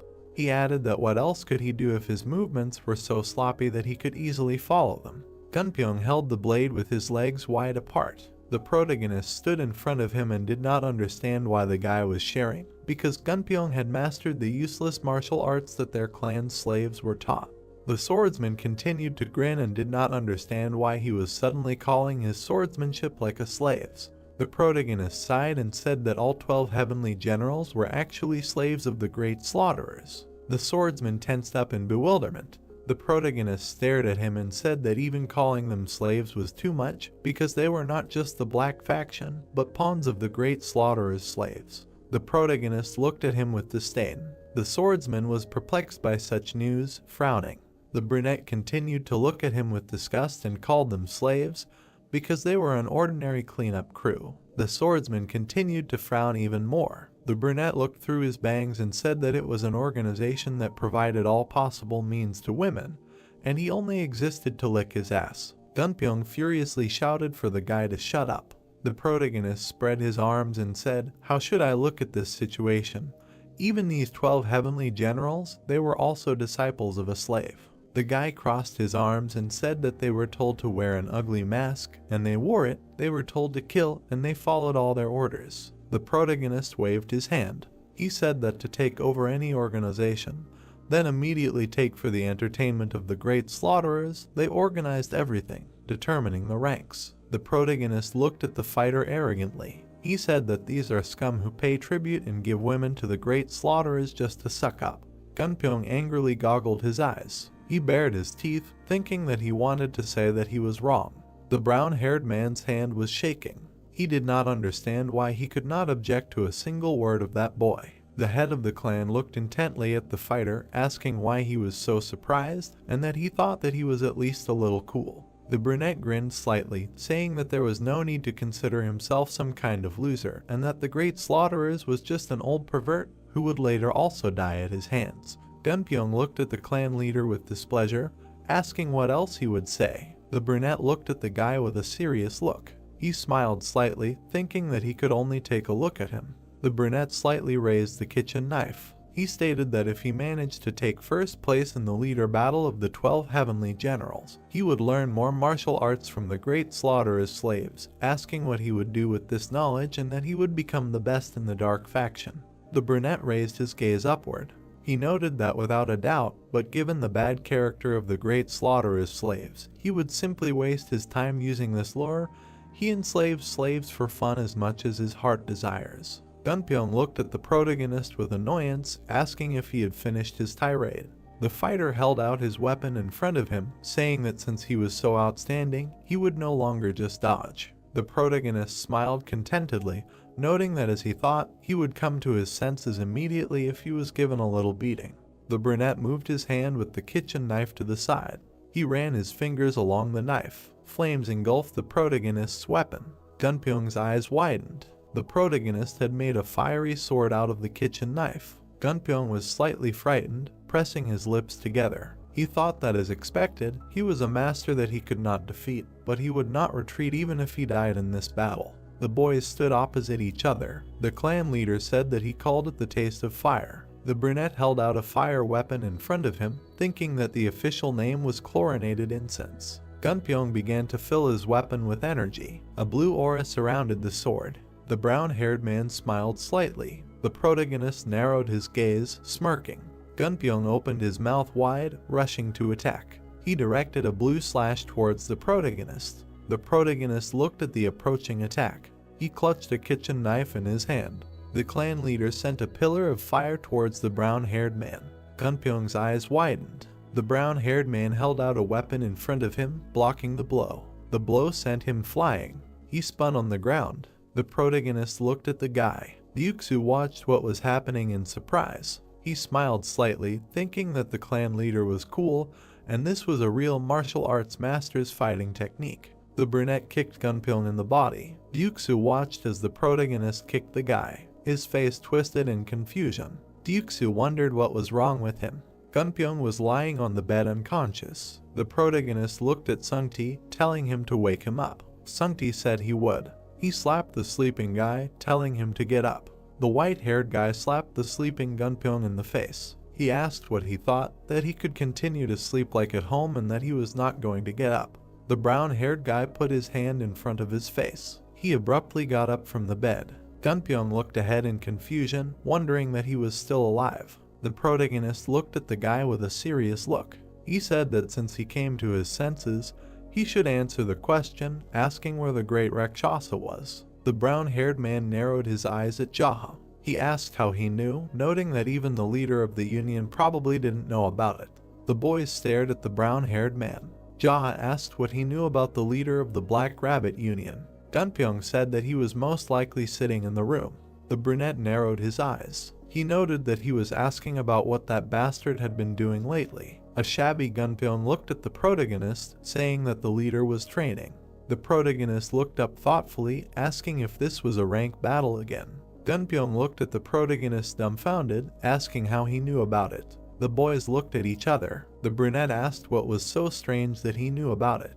Gunpyeong said that it was exactly like that and only the masters of the Black Rabbit Union had this information. The brunette looked at the guy with a serious look. He said that their clan knows everything except what he doesn't know. Jaha thought that he only really knows it because he went back in time. Gunpyeong looked at the protagonist with a puzzled expression. Sungti looked at Gunpyeong with a displeased face, saying that there is nothing that their ignoble clan doesn't know. The white-haired boy looked at the clan leader. The leader said that this is not true and what they don't know, they don't know. Sungti asked what it is. The leader said that the most important thing is that they are able to quickly find out what they don't know. Sungti looked at the leader with understanding. Then he looked at Gunpyeong with annoyance. He said that there is nothing that the ignoble clan doesn't know and the strongest intelligence organization is their ignoble clan. Gunpyeong looked at the protagonist with an angry expression. He said that as he thought, he was an unusual person and it turns out that he was a combat puppet of an ignoble clan. The leader looked at the brown-haired guy in bewilderment, asking why he was a puppet. Gunpyeong noted that he was an errand boy. Sungti punched the guy. He showered the brown-haired guy with blows, asking why he had completely lost his mind and how dare he call the clan leader an errand boy. The protagonist watched the situation in surprise, thinking that this was strange. Sungti asked if he had completely lost his mind. The protagonist frowned. He thought that Gunpyeong's skills were not so bad that he could be beaten by Sungti. The white-haired guy continued to beat the brown-haired guy. The brunette thought that this idiot was picking on him just because he was there. The white-haired guy told him to just die, asking how he dared to call the leader an errand boy. The white-haired guy sighed in irritation. He looked at the leader with a satisfied smile, saying that he taught him a lesson. The protagonist looked at Sungti with a serious expression, telling him to go out for a while. Sungti bowed his head to the leader, saying that he obeyed him. Sungti with a shining smile walked towards the exit. The leader turned his attention to the brown-haired man. Gunpyeong was sitting on the bed with his head down. Jaha asked if he wanted to join him. Gunpyeong said no. Jaha, with a serious expression, looked at the brown-haired man, asking that then he should kill him.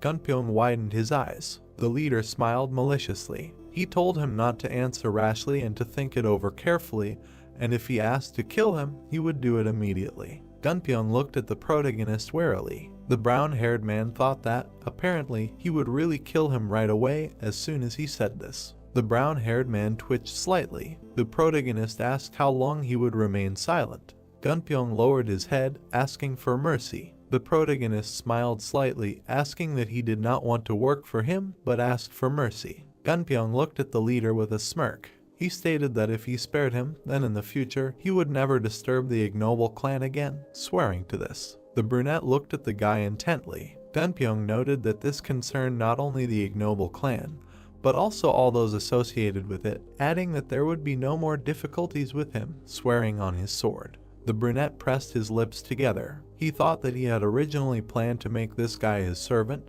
but it seemed he would just have to send him back. The leader grinned wickedly. He thought that, however, no matter how stubborn he was, if you wanted to get someone, you had to catch him and beat him half to death 7 times. The brown-haired man was shaking slightly from the leader's malicious gaze. The brunette noted that this was what the great crouching dragon he admired said.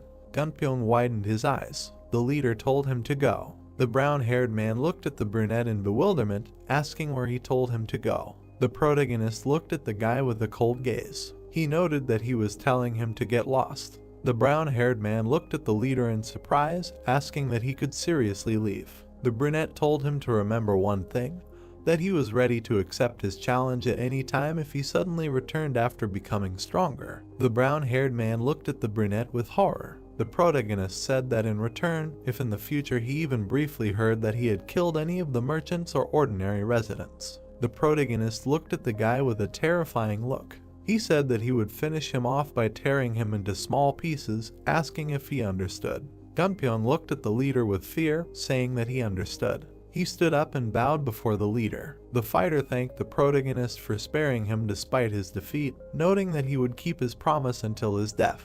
The fighter walked down the street. Sungti looked at the leader with displeasure, asking why he spared him, because he should have just killed him. The protagonist sighed in displeasure. He asked Sungti what he was telling the leader of the Life Clan, to kill the man at the first opportunity. The leader turned away from the white-haired guy. Sungti asked that the name had such a meaning.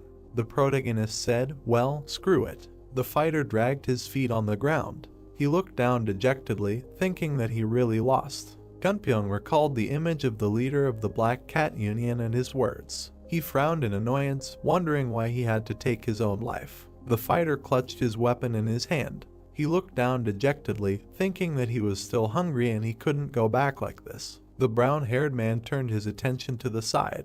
Ryuksu looked at the fighter, noting that he still survived. He quickly covered his mouth with his hand. Gunpyeong asked if he could have a cup of noodles. Ryuksu grinned nervously, apologizing to him, saying that unfortunately the noodles were over. Gunpyeong raised his eyebrow. He threw the coins towards the cook. Ryuksu looked at the coins in surprise. There was a rope with money on his hand. Gunpyeong said that he would pay for the food in advance. Ryuksu bowed his head, saying that he could pass. The fighter was sitting at the table, eating noodles. The cook approached the fighter, asking if he wanted anything else, noting that he had paid too much. The fighter asked if that was okay. Ryuksu said of course. The brown-haired man said that anything would do. Ryuksu smiled slightly, heading to the kitchen. He said that he would go and cook something else for him. Gunpyeong looked at his plate. He thought that his future seemed bleak and the Union leader would kill him if he returned. He frowned, thinking that he couldn't leave without saying goodbye to his subordinates either. The fighter slightly opened his mouth, saying that life was so complicated. The cook prepared the food. He told the fighter that everyone else had it no easier, asking who didn't have it hard. Gunpyeong asked that he didn't either. Ryuksu poured soup with a ladle. He said that it was, however, since the ignoble clan appeared, there were no more people demanding huge payments, and life became easier. The cook carried bowls of soup to the fighter. Gunpyeong asked that they did not pay tribute.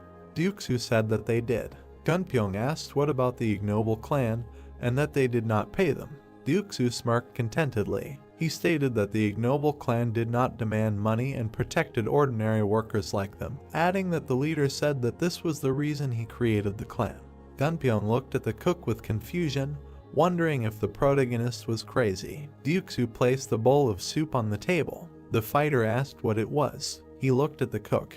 Ryuksu said that it did not have a special name, so it was just pork bone soup, noting that it was very delicious. There were bones visible on the plate. Gunpyeong asked if they were pork bones. Ryuksu replied that they were. The fighter stared at the soup, thinking that it looked delicious. The cook slightly opened his eyes, smiling maliciously. He said that it seemed simple, but it was really tasty and it would be more convenient to eat with your hands. The fighter took the pork bone, opening his mouth. The door to the establishment slightly opened. The protagonist entered. He looked ahead with irritation. The fighter looked at the protagonist in shock. The protagonist glared at the guys, asking how they dared to eat pork bones without him. Gunpyeong held a pork bone in his hands. The guys looked at the evil leader with fear. The guys sat at the table, eating pork bones. The protagonist pointed the bone at the fighter. He said that he generously granted him salvation, asking what he meant by sitting and eating bones. Gunpyeong widened his eyes. The brunette narrowed his gaze, asking if he had nowhere to go, noting that he had been kicked out of the Black Rabbit Alliance. Gunpyeong looked at his plate, saying that he needed to think about something, so he decided to take a look for a while. The protagonist asked what was the matter with the subordinates who remained in the Black Rabbit Alliance. The fighter looked at the leader sadly, saying that they were like brothers to him. The leader stared at the fighter, wondering what it meant that he was very loyal to them. The fighter furrowed his brows. He stated that most of the people arriving in the Black Rabbit Alliance were subordinates of the former leader, who died at the hands of the Great Rakshasa, after which they surrendered, including him, adding that the Great Rakshasa killed the previous leaders and replaced them with others. The protagonist looked at the fighter curiously, asking how he survived. Gunpyeong said that he did not hold any leadership position at the time. The protagonist pursed his lips. He thought that if Gunpyeong did not return, then other idiots would show up, and maybe even the leader of the Union himself would show up, and this would only cause him unnecessary trouble. The protagonist looked at the fighter, calling out to him. Gunpyeong asked what he wanted. The brunette narrowed his eyes, telling him to take him to the Black Rabbit Union a little later. The fighter looked at the leader in bewilderment, asking what had come over him so suddenly and whether he was going to attack the Union alone. The protagonist looked at the guy with a confident look, saying that this is exactly what he wanted to do. Gunpyeong frowned, wondering if he was really crazy and was going to attack the Union alone. The brunette held a pork bone in his hand. He stated that after he led him there, he must make sure that his subordinates did not die, adding that if he went there alone, he would definitely get rid of the leader, but it may happen that he would kill not only him, but also the ordinary soldiers of the Black Rabbit Union. Gunpyeong looked at the protagonist in confusion, asking how soon this little while would be. The chair suddenly moved to the side. The brunette stood up, saying that at this moment, Yuxu looked at the leader in confusion. He asked if he was in too much of a hurry going there without any preparation. The leader looked at the guys menacingly, saying that a surprise attack is always done in a hurry. The guys looked at the leader in bewilderment. The brunette smirked slightly. He thought that he should attack first, and then Ilyang County would be safe, adding that even more so if Gunpyeong's subordinates were killed, he would definitely not obey him. The night sky was visible above the estate. Gunpyeong looked at the protagonist with a serious expression. The brunette told him to wait for a while, and when there was a chance, take care of his wards. The brown-haired man said that he understood. The protagonist stood near the gate. He put his hands behind his back. The brunette kicked the door with his foot.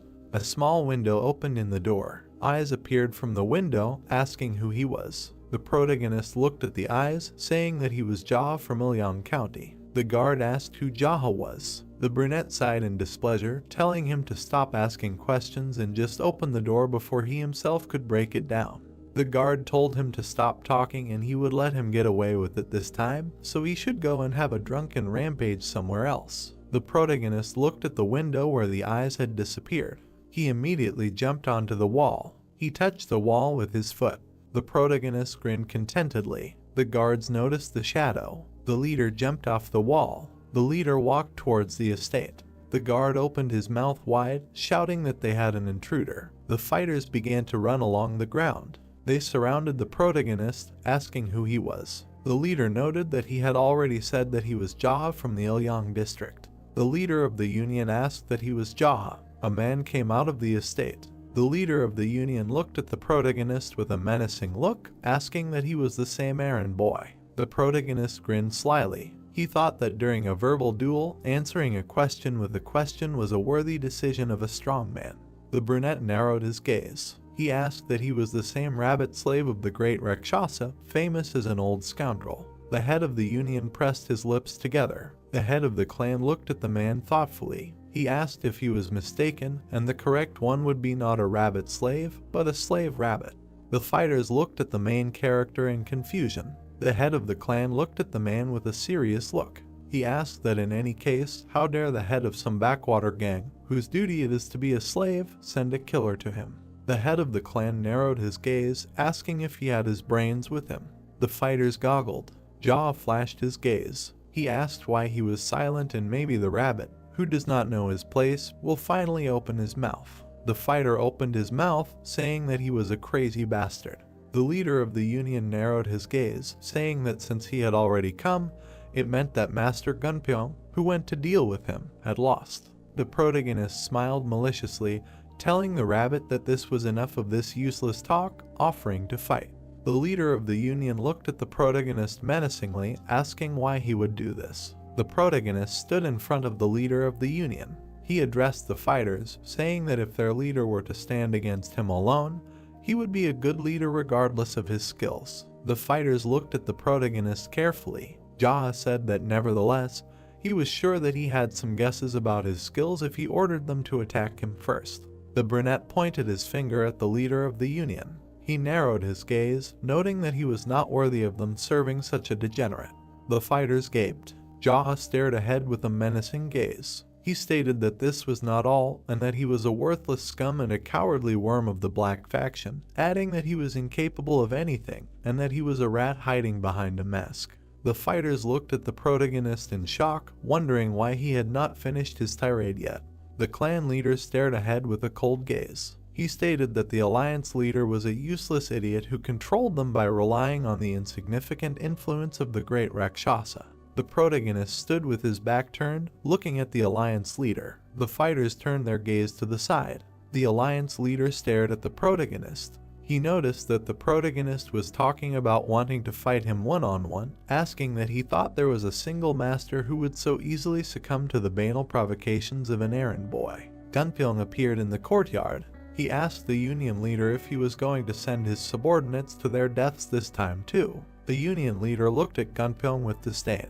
He noted that he had made it clear to him that he would kill himself if he failed, asking why he was still alive and that he had begged for mercy, which was unbecoming of a master. Gunpyeong chuckled in displeasure. He asked who cared, since his life was his own, so he would decide what to do with it. Or did he really think that they were so close that he could decide whether to live or die? The man looked at the brown-haired man with displeasure, asking what he said. The protagonist looked at the man with a cold gaze, noting that Gunpyeong was right. The man looked at the brunette, asking why he spared his life. Jaha bared his teeth, noting that he was not a fool like him. Gunpyeong furrowed his brows, turning to the Golden Dragon Pavilion, telling them to come over to his side, and that he would bet his life on the victory of the ignoble clan chief from Ilyang. The fighters stared at Gunpyeong. The fighters moved from their place. They stood next to the brown-haired man. The Union chief glared at the fighters, asking how dare they. The brown-haired man looked at the Union chief with displeasure. He stated that if he was so confident in his strength, then he should not get involved in this fight of subordinates, asking how about fighting that man one-on-one. The man's eyes widened. The fighters looked at the Union chief in fear. A terrifying aura emanated from the man. He thought that after he dealt with this, he would not leave so easily. The man bared his teeth, saying that he accepted Jaha's challenge. The protagonist looked at the leader of the Union with an arrogant look. He told him to stop shaking the air, trying to seem like he was not the one who was forced to do something he did not want. The leader of the Union bared his teeth angrily. Jaha turned towards the fighters. He told everyone that this was a one-on-one fight between him and that rabbit, and if they interfered. The fighter threw his axe towards Jaha, telling him to shut his mouth. The protagonist looked at the axe. He grabbed the weapon. The clan leader threw the axe towards the fighter. The weapon flew through the air. The fighter's eyes widened. The axe sank into the guy's head. He lay near the wall, splattering the wall with blood. Jaha's red eyes flashed. He noted that he was going to say that they would die if they interfered, asking why he interfered. The leader of the alliance looked at the scene with confusion. The leader of the alliance exuded a terrifying aura. He narrowed his gaze, telling the protagonist that he was too noisy. The protagonist grinned maliciously. He turned his head to the side. Gunpyeong held out his sword. He handed it to the leader of the clan. Gunpyeong told him to use his sword, noting that the leader's sword was certainly sharp, but his was no slouch either. The protagonist looked at the fighter with a serious expression. He thought that for a warrior, handing over his sword to someone was the same as entrusting his life, and besides, it was said that this sword was a weapon that Gunpyeong treasured very much. Gunpyeong held his sword in his hands. The protagonist closed his eyes and smiled. Jaha took the fighter's weapon, saying that he would use it and return it. Jaha drew his blade. He held the sword out in front of him, emitting a blue aura. Jaha told the rabbit that it was time to begin. The leader of the Union flashed his eyes. He headed towards the brunette. The leader of the Union began to draw his sword, after which he pulled it aside. The protagonist swung his weapon with a grin. He pulled the sword back, holding his fingers out in front of him. The leader of the Union looked closely at the brunette. He swung his sword. The protagonist smirked contentedly. He dodged the blow, appearing in front of the rabbit.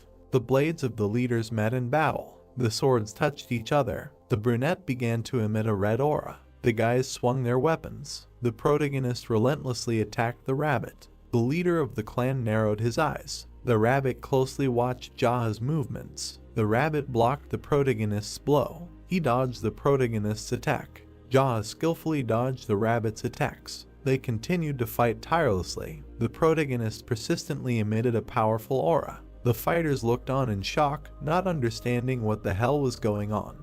The fighter asked that the errand boy was fighting the clan leader on equal terms. Gunpyeong watched the fight in horror, wondering what kind of fight they were fighting on equal terms. Gunpyeong pursed his lips, thinking that the clan leader was not even putting in much effort.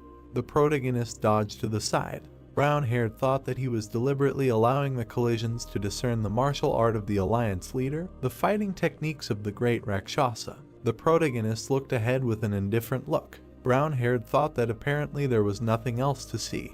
The clan leader moved his hand to the side. He attacked the rabbit. The rabbit's foot hit the ground, causing it to crack. The leader's hand was shaking. He glared at Jaha, wondering if the bastard was hiding his abilities. The protagonist smiled bloodthirstily, asking what had finally dawned on him. The protagonist furiously attacked the rabbit. The leader of the union clenched his teeth angrily. The brunette grinned wickedly, noting that it was too late. He attacked the rabbit with a fiery aura. The leader of the union was thrown aside. The guys stood opposite each other. The rabbit held his sword in front of him, telling the fighters to kill him. Gunpyeong glared at the leader of the union. He noted that he himself told him to commit suicide if he lost, asking why he was acting so meanly. The rabbit nervously looked at the brown-haired man, telling him to shut up. The fighters pressed their lips together. Gunpyeong extended his hand forward, telling everyone to stand still, noting that if they ignored the leader's order and just stood there, he would settle everything. The fighters stood motionless. The leader of the union glared at the fighters, asking what the hell they were standing there for. The protagonist attacked the rabbit. The rabbit asked the leader to stop. The brunette smiled maliciously, asking why he called him the clan leader and not an errand boy. The leader of the union bared his teeth in anger. He immediately attacked the protagonist. The protagonist delivered a fiery blow to the leader of the union. Blood gushed out from the rabbit's fingers. The leader of the union glared at the protagonist, calling him a scumbag. The rabbit jumped to the side. He took a fighting stance, filling his sword with aura. The leader of the union sent a slash towards the brunette. The brunette looked at the approaching attack. He narrowed his eyes. The clan leader filled the sword with a fiery aura, thinking that if he dodged, Gunpyeong and his group of subordinates would suffer. Fire energy emanated from the protagonist and the sword. He directed a fiery attack towards the alliance leader. A slashing fire strike caught the rabbit. The attack sent him flying. Clouds of dust and smoke rose up. The alliance leader's hand was burned. He was slammed into the wall. The alliance leader spat out blood from his mouth. The blood flowed to the ground. The rabbit lowered his head, giving up his spirit. The fighters looked at what happened in shock. Gunpyeong gritted his teeth, thinking that he knew that the clan leader was hiding his true abilities, but he never thought that he was so superior to the alliance leader. The brunette stood with his back. The protagonist looked ahead with a menacing gaze. Jaha looked behind him, turning to Gunpyeong. The brown-haired man shuddered slightly. The night sky stretched out above the boys. The clan leader said that with his words, he saved many lives. The moonlight illuminated the courtyard. Gunpyeong bowed to the protagonist. He noted that thanks to his warning, he was able to save his comrades, thanking the leader. The clan leader turned his head to the side. He looked at the fighters. Jaha said that he was a man who respected the men's thirst for togetherness, and those who were deeply saddened by the loss of the union leader should step forward. He grinned maliciously, saying that with a pious heart, he would open the way to heaven for them to go there with the leader. The fighters widened their eyes. The protagonist looked at the fighters. He asked what no one wanted, noting that this was an ideal day to die, and it seemed that there would still be someone who wanted to go to heaven after the leader, and it was not every day that a chance arose to challenge an errand boy. The fighters looked at the protagonist with bewilderment. The brunette looked sadly ahead, noting how sorry he was, and this was the last chance to challenge the errand boy. The fighters looked at the brunette with confusion. The protagonist began to move on his own feet. The fighters looked at the brunette with curiosity. The protagonist reached out his hand to the mask. He put the mask on his face, telling the fighters to remember. The leader radiated a terrifying aura, noting that from that moment on he was the leader of the Black Rabbit. Blood from the mask flowed down the brunette's face. Jaha stated, whether they wanted it or not, he decided so. Jaha turned his attention to Gunpyeong. The protagonist put the sword back in its sheath. The brunette threw the weapon back to its owner, thanking him. The protagonist reached for the sword on the ground. He asked what the name of this sword was, noting that its memory was just like a fish. Gunpyeong presented an image of the sword, saying that it was called the Black Dragon's Fang. The brunette said that he understood that, noting how stupid the name was. He widened his eyes, saying that although no, he was taking it back now. The fighters looked at the protagonist in bewilderment. The brunette turned away, saying that first they had to get rid of the corpse of the former leader, who did not know his place, trying to resist him, and also wash the floors and walls. The clan leader looked menacingly at the fighters, adding that they should remember that if they wanted to succeed in the dark faction, they had to clean up well first. The fighters looked at the protagonist in confusion. Jaha narrowed his eyes, asking that they would remain silent. The clan leader looked at the fighters, who said they understood him. The boys looked at the protagonist. The brunette said that it was time to start the meeting of the leaders to celebrate the new beginning. Gunpyeong extended his hand in front of him. He said that he would go in as soon as he completely figured it out, and the other leaders should go in first. The protagonist watched as the leaders ran into the estate. The brunette moved his leg to the side. He extended his sword in front of him, noting that from that day on, he was the leader of the Black Rabbit Union. The brunette looked ahead with his red eyes. He thought that this was until the great Rakshasa revealed him. The protagonist swung his sword, emitting a golden aura, turning it into a fiery one. The fighters looked at what was happening, dumbfounded. Gunpyeong's eyes widened. He wondered if this was the sword technique that the former leader of the Union used, and that he had mastered it in such a short time. The boys watched the protagonist. The protagonist sat at the head of the leaders. He stated that they should report on the current situation.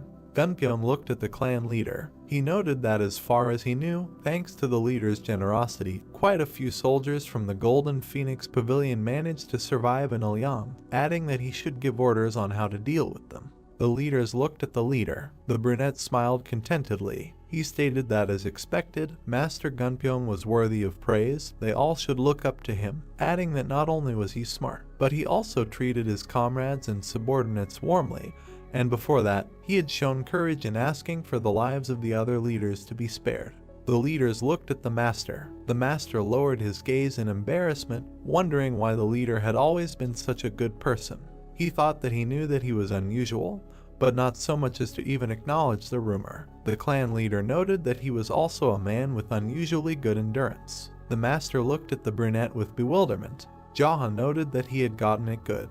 Jaha looked ahead with a serious look. He told Gunpyeong that he would take care of those guys. Gunpyeong lowered his head, saying that he would do so. The leaders looked at the brunette. The brunette said that as a talented person and a sage of the Black Rabbit Union, as well as a representative of the leaders in the future, he should train, adding that he would give him a bonus that day. The protagonist pressed his lips together, thinking that it was not his money anyway. The master looked at the clan leader with a wide smile, saying that he would try even harder. The leaders shuddered in fear. The brunette asked why they were sitting and where the applause was, and that they were afraid of breaking their wrists. The leaders began to clap their hands, after which they put their hands on their knees when the protagonist stopped them. The protagonist looked at the boys with a menacing look. He said that by training and motivating each other, as well as fighting, they all become stronger together, noting that this is the meaning of the dark faction. One of the leaders lowered his head, while the others looked at the clan leader. The brunette said that if in the process of all this they develop a deep attachment through bad or good, they will certainly have brothers in spirit, which they did not have before. The protagonist looked at the leaders with a menacing look, noting that this is the strength of the dark faction, adding that it was like that in his time. The protagonist turned his attention to the side. The leader slightly shuddered in fear, looking at the leader. Jaha asked that he found his words boring. The leader began to shake his head, saying that it was not so. Jaha said that if he was bored then he should get lost, and why should he be the leader, adding that he should then go and sit outside with the others, piling dirt on the ruined wall or disposing of the corpse. The leader bowed his head, asking for his forgiveness. The protagonist clicked his tongue in displeasure, saying that it was unheard of to act so impolitely while the leader was speaking. The leaders pressed their lips together in fear. Gunpyeong looked at the head. Jaha asked where he was. Gunpyeong said that this was the strength of the dark faction, noting that in this place. Jaha said that was correct, asking who the leader was. The old man bowed his head, saying that he could call him Commander Byok. Commander Byok. The protagonist looked at the commander. He told Byok to give their Dragon Pavilion master his bonus, adding that he had already understood how things were now, so he should put everything in order and report the current state of affairs, and if any theft or deception was discovered in the future, he would be the first to be sentenced to death. The old man closed his eyes. The protagonist looked up thoughtfully, saying that he had completely forgotten about the rank battle, asking when it was. The leaders looked at the clan leader in shock. They wondered how he knew about this, adding that he had been speaking so naturally from the beginning, as if he had long been the leader of the Black Rabbit Alliance. Gunpyeong looked at the protagonist, noting that there was still no set date, but it was expected that one of the heavenly generals occupying a low position would issue a challenge in the near future. Gunpyong imagined an image of a person. He noted that it would be the red monkey. The master raised his hand, saying that if he wanted to advance in rank, he would have to fight the white rooster this time. The clan leader looked at the master, asking what place he was in now. The master noted that he was in 5th place among the 12 heavenly generals. Jaha looked ahead dejectedly, saying that this bastard's rank was high, asking where their respected mentor was. The oak looked at the brunette. He said that the heavenly general, the red snake, should find a blue-eyed beauty somewhere and present her to the mentor, the great Rakshasa, noting that he was probably with her. The brunette smirked slightly. He said that this old man still lacked stamina, noting that he had gotten his hands on the blue-eyed beauty. He pursed his lips in displeasure. Jaha looked up angrily, saying that something in him suddenly began to swell with anger. Cold sweat from horror was running down the leader's face. Gunpyong narrowed his eyes, thinking that his thoughts were completely unpredictable, adding that he first called him a mentor and then called him an old man and got angry. Jaha emitted a terrifying aura. He said that the old man was still pestering poor women through his students, asking that the Murim did not know anything about this and why such a bastard was not caught. Gunpyong shuddered slightly. The protagonist asked what he said was wrong. The master said that he did not at all. The brunette noted that this would not do. He abruptly stood up from his seat, saying that although the great Rakshasa was his teacher, this old man was obsessed with alcohol and women, so he intended to rebel against him. The leader's eyes widened. The oak looked back at the other leaders. He wondered if the leader wanted to commit treason just because he was old and led a dissolute life, adding that he most likely wanted to rebel just because he was in a bad mood. Jaha looked at the boys angrily. He stated that meanwhile, if there was anyone who was holding on to the great Rakshasa or was going to stand in his way of leaving them alive, he did not intend to. The boys looked at the leader in horror. The protagonist stood next to his place, asking how things were going in the Black Intelligence. Gunpyong said that he knew that they were always busy with both gambling and auctions, noting that at this rate, it seemed that there was no force nearby that could fight their financial might. Jaha asked if they were still holding slave auctions. Gunpyong said that they were. The protagonist looked ahead with displeasure. He asked how they dared to hold such an auction in their time, adding that as the leader of the dark faction, he could not turn a blind eye to such an atrocity. The executives looked at Jaha in surprise. The brunette clenched his hand into a fist. He declared that their Black Rabbit Alliance would defeat the Black Intelligence Service to put the dark faction on the right path, and in the future, they would become the frontline leaders to free the slaves from the onslaught of the strong. The executives looked at the leader in bewilderment, wondering how he could make such a decision so easily. The protagonist was beaming with determination.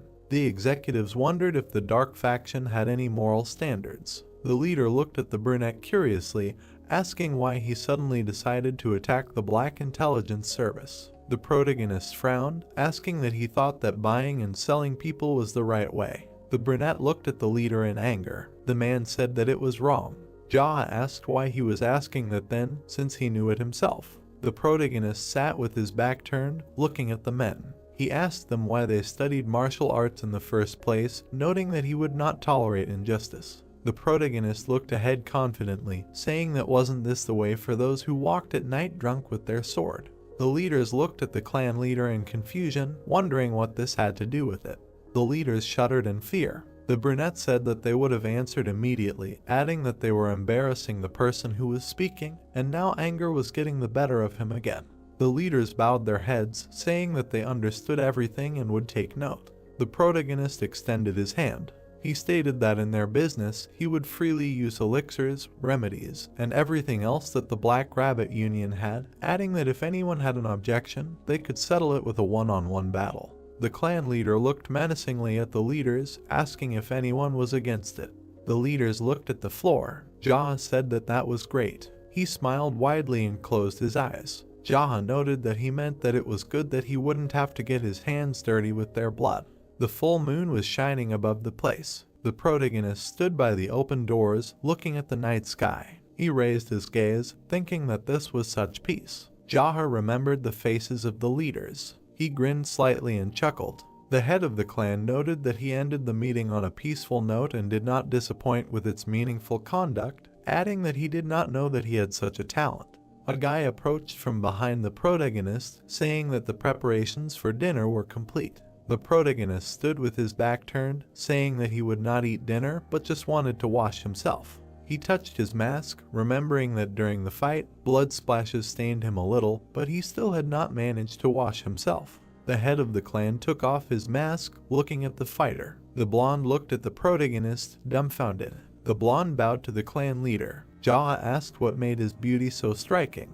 The blonde apologized to the protagonist. He was shaking in fear while cold sweat was running down his face. The brunette lowered his gaze. He noted that he would not harm him, and from now on, he was the new leader of the Black Rabbit Union, adding that he did not need to be so nervous. The fighter closed his eyes, saying that he was glad to meet him. He raised his gaze, looking at the brunette. Jaha said that as he could already understand, this was his first day as their leader, so he should accompany him and show him where they had a room for private training and some kind of storage for miracle drugs, and then he would wash himself. The fighter bowed to the protagonist, saying that he would do everything. The brunette went to the room with a closet. He looked around the room, thinking that this was quite a large selection. The protagonist approached the closet with drawers. He was curious about what kind of miracle medicines were there. The protagonist imagined mountains and hands reaching out to small spheres. He noted that among all the miracle medicines, there was a rare kind that all the strongest masters had, but its use could not be seen even under the threat that it would simply rot. The brunette lowered his head. He noted that only a few took it and most of the strongest masters took ordinary low-level medicines. The protagonist opened the box with pills. He lowered his gaze, noting that as he thought, there were only low-grade drugs, but this was also not bad. The protagonist opened the next box. Jaha moved to another box. The brunette opened the boxes again and again. He stopped at the cabinet, staring at the pills. The brunette grinned slightly, noting that this was a spirit-dispersing pill and that this medicine was a high-quality product of low origin. The brunette placed the pills on his palm. He opened his mouth slightly, bringing his hand to it. The protagonist noted that this was exactly what suited his condition, adding that the effect of this drug could be described as an additional accumulation of Kai energy in his body. The brunette put his hand to his mouth, swallowing the pills. The clan leader was standing near the lockers. He turned around and walked to the side. The brunette sat on the floor, crossing his legs. He closed his eyes and exhaled lightly. A red aura began to emanate from the clan leader. He thought that he would gradually suppress the heat from the spirit-dispersing pill first. A golden aura began to emanate from the protagonist. He used the invulnerable golden turtle technique. Threads of aura emanated from the protagonist. Flames engulfed the pills inside the protagonist, gathering together. Jaha did not understand what was happening.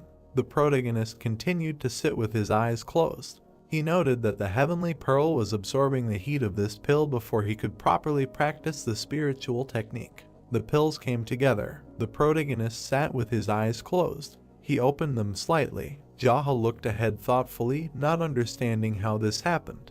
He thought that even before the circular flow began, the energy of the miracle medicine was instantly absorbed by the pearl. Jaha put his palms in front of him. An aura began to gather between his palms. A green sphere appeared inside the palm. The brunette used the Wood Kingdom technique, after which the sphere turned into flame. Jaha used the Flame Kingdom technique. A strong aura began to emanate from the flame. It filled the space around the protagonist. Jaha moved his palms away from each other. He put them on his knees, thinking that something was wrong that day. The brunette imagined the image of a snake against the background of people. The clan leader noted that usually heavenly pearls absorb things like spirit, life force, and martial determination, accumulating them, but it absorbed even the energy of the drug he took some time ago. The brunette narrowed his eyes. He wondered if the heavenly pearl had the amazing ability to absorb energy or the enemy's internal strength. The brunette smiled widely. He thought that it couldn't be, and he only wanted to live like a madman. He closed his eyes, smiling slightly. He noted that it was not really possible to be him and become some kind of monster like the founder of the demonic cult. The clan leader closed his eyes and exhaled, thinking that first, in order to understand the state of his body, he needed to observe it. He slightly opened his mouth. The brunette noted that he would still come up with a name for this technique just in case, because he never knew what could happen. The main character imagined many hieroglyphs. He went through the names such as all-consuming technique, energy absorption technique, spirit absorption technique, all-consuming technique of the heavenly pearl, divine technique of absorption of the heavenly pearl, demonic absorption technique of the heavenly pearl, divine technique of absorption of the heavenly pearl of the mad demon, heavenly pearl absorption. The protagonist sat with his eyes closed, thinking that this was enough. He slightly lowered his head, thinking that he should throw this nonsense out of his head. Jaha abruptly opened his eyes. He noted that once he returned to the past, he was awarded an ironic fate, asking that there was nothing impossible for him. Jaha stretched out his hand to the side. He clenched his fingers. The brunette sat motionless in this position. The clan leader sat with his hand outstretched. He pouted his lips, scratching the back of his head. Jaha thought that perhaps his martial arts and internal strength were not yet at the level that he could control something in the air. The clan leader pursed his lips in displeasure. He wondered when he had ever adjusted to the others. The brunette looked at his hand. He thought that, no matter what, creating martial arts that did not yet exist in the world was the duty of a madman, and he should not adjust to someone else's opinion, and only in this case would something appear that did not exist until now. Jaha straightened his palm. He thought that he needed to discard the theory of ignorance that he had created, and on a clean sheet of paper, he painted an indefinite pearl with the brush of his mind. The clan leader closed his eyes, emitting a fiery aura from his hand. Dark energy began to appear in the space. The protagonist opened his eyes, ordering him to come. A dark aura in the form of a hand stretched towards the cabinets. A box flew out of the closet. The protagonist's eyes widened. The box flew into the protagonist's hand. He sat motionless with the box in his hands. Jaha grinned slightly. The clan chief noted that he had made up his mind, calling it a great technique of outstanding absorption of heavenly pearls. He looked at the box with a satisfied grin. The clan chief thought that having heavenly pearls was a secret, so he would omit these two words. The protagonist smiled widely. He noted that this would make a great technique of outstanding absorption. The sun was shining brightly in the sky. A man was sweeping up the fallen leaves. A girl passed by on the road, fluttering her hair. Gunpyeong stood in front of the protagonist. The protagonist tilted his head to the side, asking what he was saying, that someone was looking for him. Gunpyeong tilted his head, saying that a woman said that she came to tell him about the latest news in Ilyang County. Gunpyeong looked at the clan chief. He stated that if it weren't for that, he would have sent her away immediately, but he thought he would be interested in hearing about the affairs concerning the district. The brunette leaned on his hand. He wondered what news there could be, adding that as long as the Black Rabbit Alliance was under his leadership, the district shouldn't have any problems. The brunette shuddered slightly. The master asked that he let her in.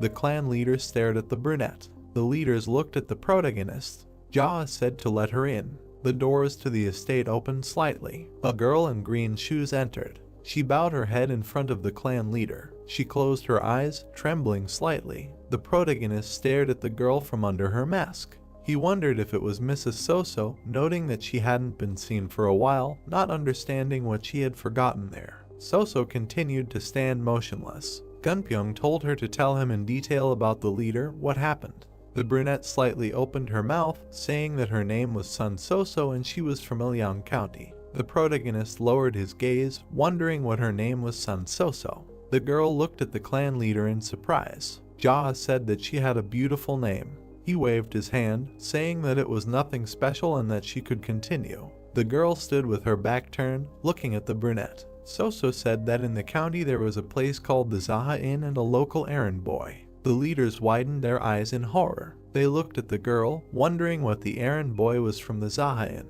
The brunette crossed his legs, looking at Soso. The leader noted that she was talking about the leader. Soso looked nervously at the brunette, saying that the servant dared to interfere in the management of the Black Rabbit Union. The girl stood motionless. She stretched out her hand in front of her, continuing her story. The protagonist stared at the girl, listening to her. Gunpyeong frowned, thinking that this woman was reporting to the leader about himself. The leaders lowered their heads, covered in cold sweat. They pressed their lips, thinking that they could go crazy. Soso stood with her back, looking at the clan leader, noting that this was the situation. The leaders looked away in horror. The protagonist lowered his head, saying that everything was clear to him.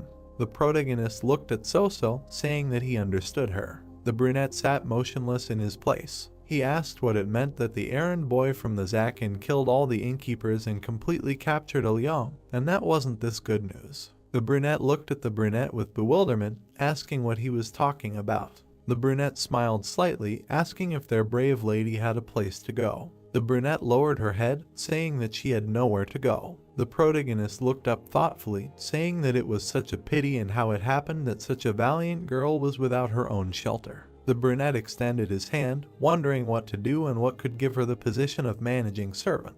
The brunette looked at the head of the clan with admiration, asking him if it was true. The brunette tilted his head to the side, saying that of course, because the girl was brave in spirit, very valuable, and if she did not mind, she could start working in the Union of the Black Rabbit. The brunette beamed with happiness. The protagonist said that she was of the right age, and besides, she worked at the Plum Blossom Inn, so she had enough experience, noting that it was perfect. Soso bowed to the protagonist, saying that if he left it to her, she would not let him down.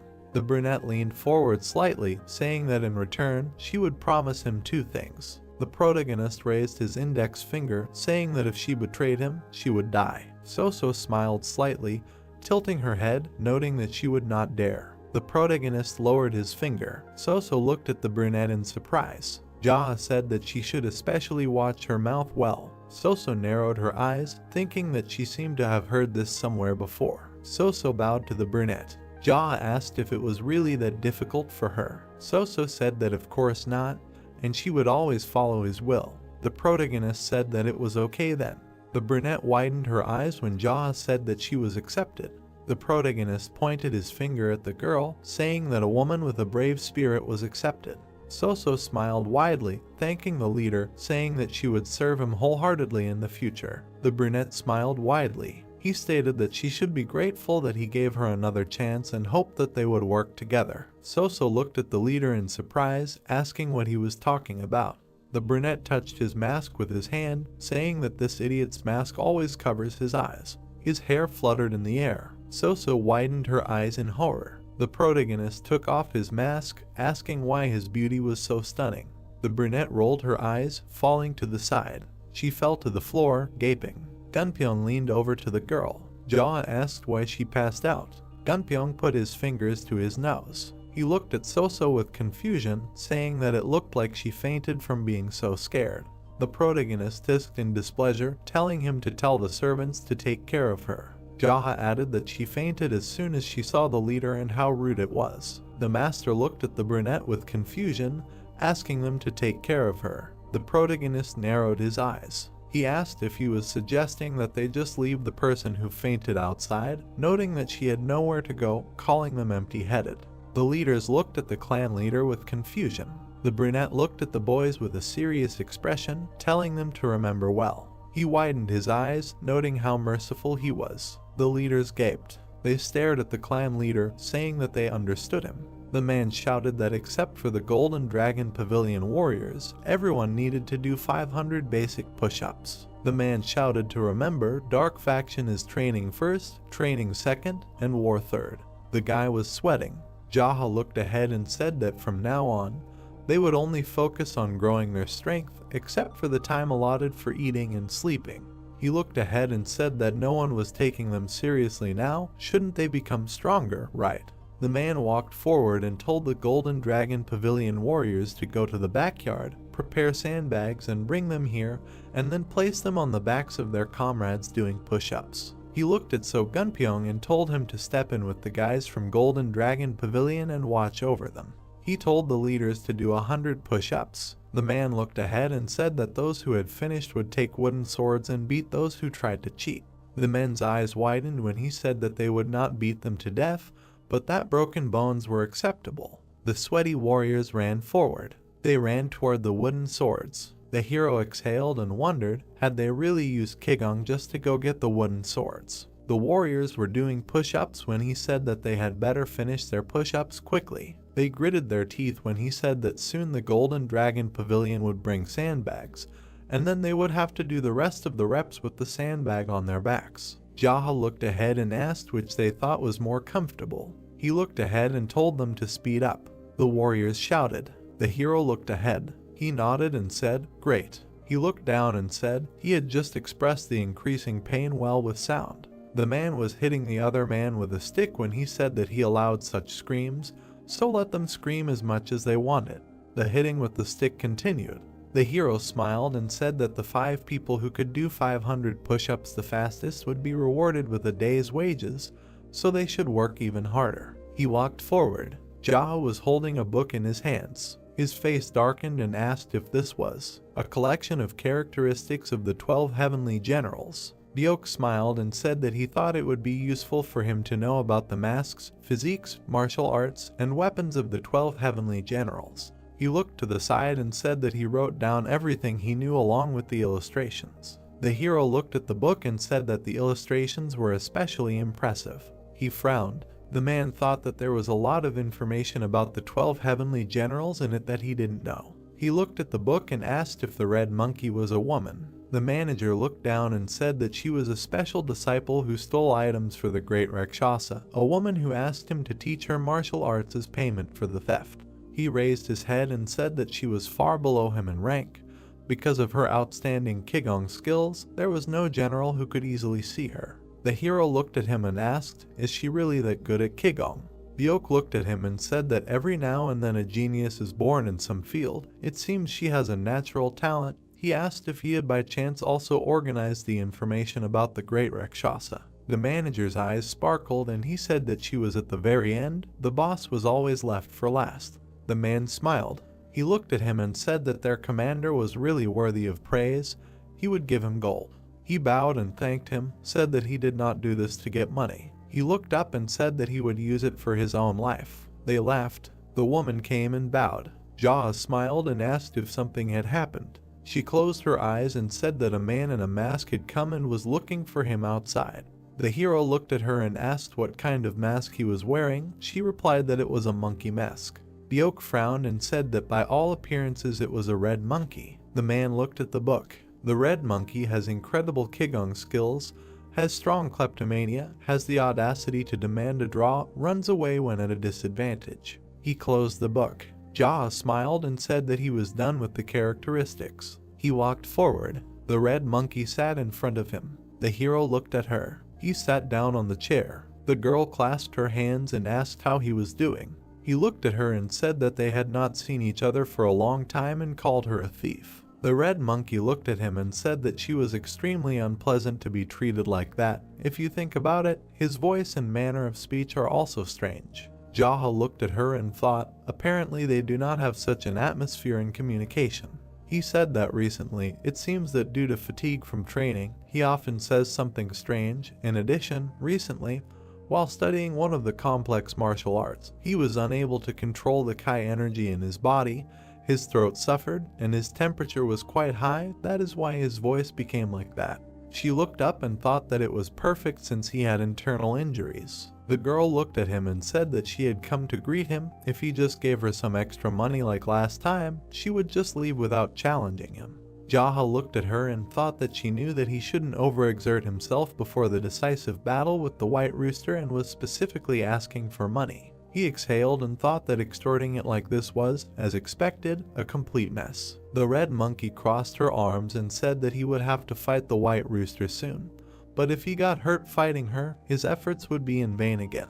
Jaha frowned and asked if she also went around extorting money from others like this. Was she really a beggar? The girl frowned and said that his words were harsher than ever today. She clenched her fists and said that it looked like she would have to give him a proper fight today. The hero asked if she had done any research before coming here. The red monkey smiled and said that she would just take 30 silver bars and not go near that place for a while, otherwise he would fight her. The girl smiled and thought that he said that he had suffered internal injuries while training in martial arts. He would probably try to avoid her challenge, maybe raise the price. The man smiled and asked if she would allow him to make an offer. He looked at her and said that if she gave him all the money he had embezzled, he would let her go safe and sound. The red monkey looked at him in shock. The girl clenched her fist and said that he was just joking. She frowned. Jaha raised his hand and said that he would not accept her challenges anymore until she brought him money. He frowned and said that if she managed to defeat him even once, he would return all the money he had taken earlier. The girl widened her eyes and asked what he said. Jaha smiled and suggested that they duel for money. He looked at her and thought that the desire for easy money is essentially the root of theft. She simply cannot refuse his offer. The red monkey crossed her arms and asked what the conditions of this duel were. He replied that it was up to her to decide. The girl smiled and thought, why is he so confident? Is he also mentally ill? She raised her finger and said that if he can remove her mask within 450 seconds, then she loses. The girl spread her hands and said that he can resort to any methods and anything that comes to his mind. And as for the place, again, they can meet on the territory of the Black Rabbit Alliance. He replied that this is fair. The girl smiled and thought, is he serious about defeating her in Qigong mastery? He is definitely not all right in the head today. The heavenly generals stood opposite each other. The red monkey waved his hand and told the rabbit to come over. Jaha looked at her. Black energy emanated from him. The girl said that he was very collected, but he clearly did not have enough time. The man looked at her and told her to shut her mouth. How dare she lecture him? He looked away and said that he would teach her a lesson today, so get ready. He said that he had told her without a doubt that after the battle she would leave here safe and sound, but it seemed that someone forgot their place. The girl spread her hands and said that these were her words. The hero rushed forward. He grabbed her mask and pulled it off. The red monkey looked at him and asked what they were doing here. The man turned around. He lunged, and the girl jumped back. She was looking at him. The guy frowned and said that the red monkey's Qigong skills were good. The commander replied that even the leader of the alliance with his skills would have a hard time catching her. The hero pushed off and ran forward. The girl closed her eyes and thought about what she could buy with her winnings. Jaha approached her. She jumped back. The red monkey frowned and thought about what was going on. Suddenly he became even faster. Jaha appeared behind her. She jumped back. Smoke was coming out of the man's hand. It filled the entire space. The girl landed on the ground. The hero appeared out of nowhere. He extended his hand.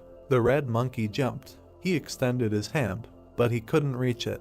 The girl turned around. The hero was looking at her. She looked down as he called out the great technique of outstanding absorption. He caught her leg. The girl clenched her fist. The man squeezed her leg. She fell. There was an explosion. The smoke cleared. The red monkey stood on the ground. They looked at each other. The girl jumped back. She swung. She approached the hero. He extended his hand and used the absorption technique. The girl looked at him in shock. Jaha grabbed her mask. He pulled off her mask, and he hit her. The red monkey flew far away and fell. Smoke was coming out of it. Everyone was watching their fight. Jaha smiled and said that he won so easily and without any effort. Everyone was looking at him and congratulating him. He asked them to stop. The man held a mask in his hands and asked what they thought. Was the monkey still unconscious? Diok leaned over. The girl was unconscious. Everyone was looking at her and asked wouldn't it be strange if she was conscious. Jaha frowned and said that she might come to in the middle of the night after they carried her away from here. The guys looked at him and asked again.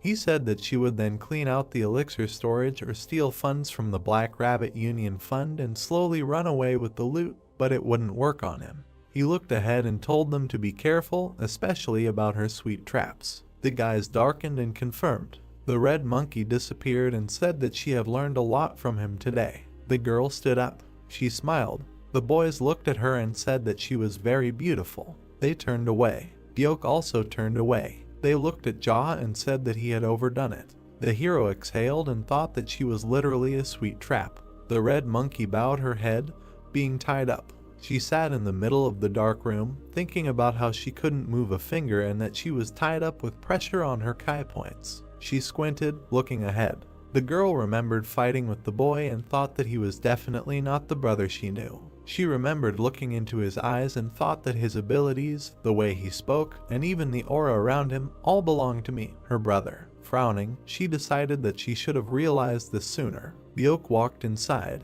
He stood in front of her, saying that he had come on the orders of the head of the union, and then asked her to forgive the rudeness shown.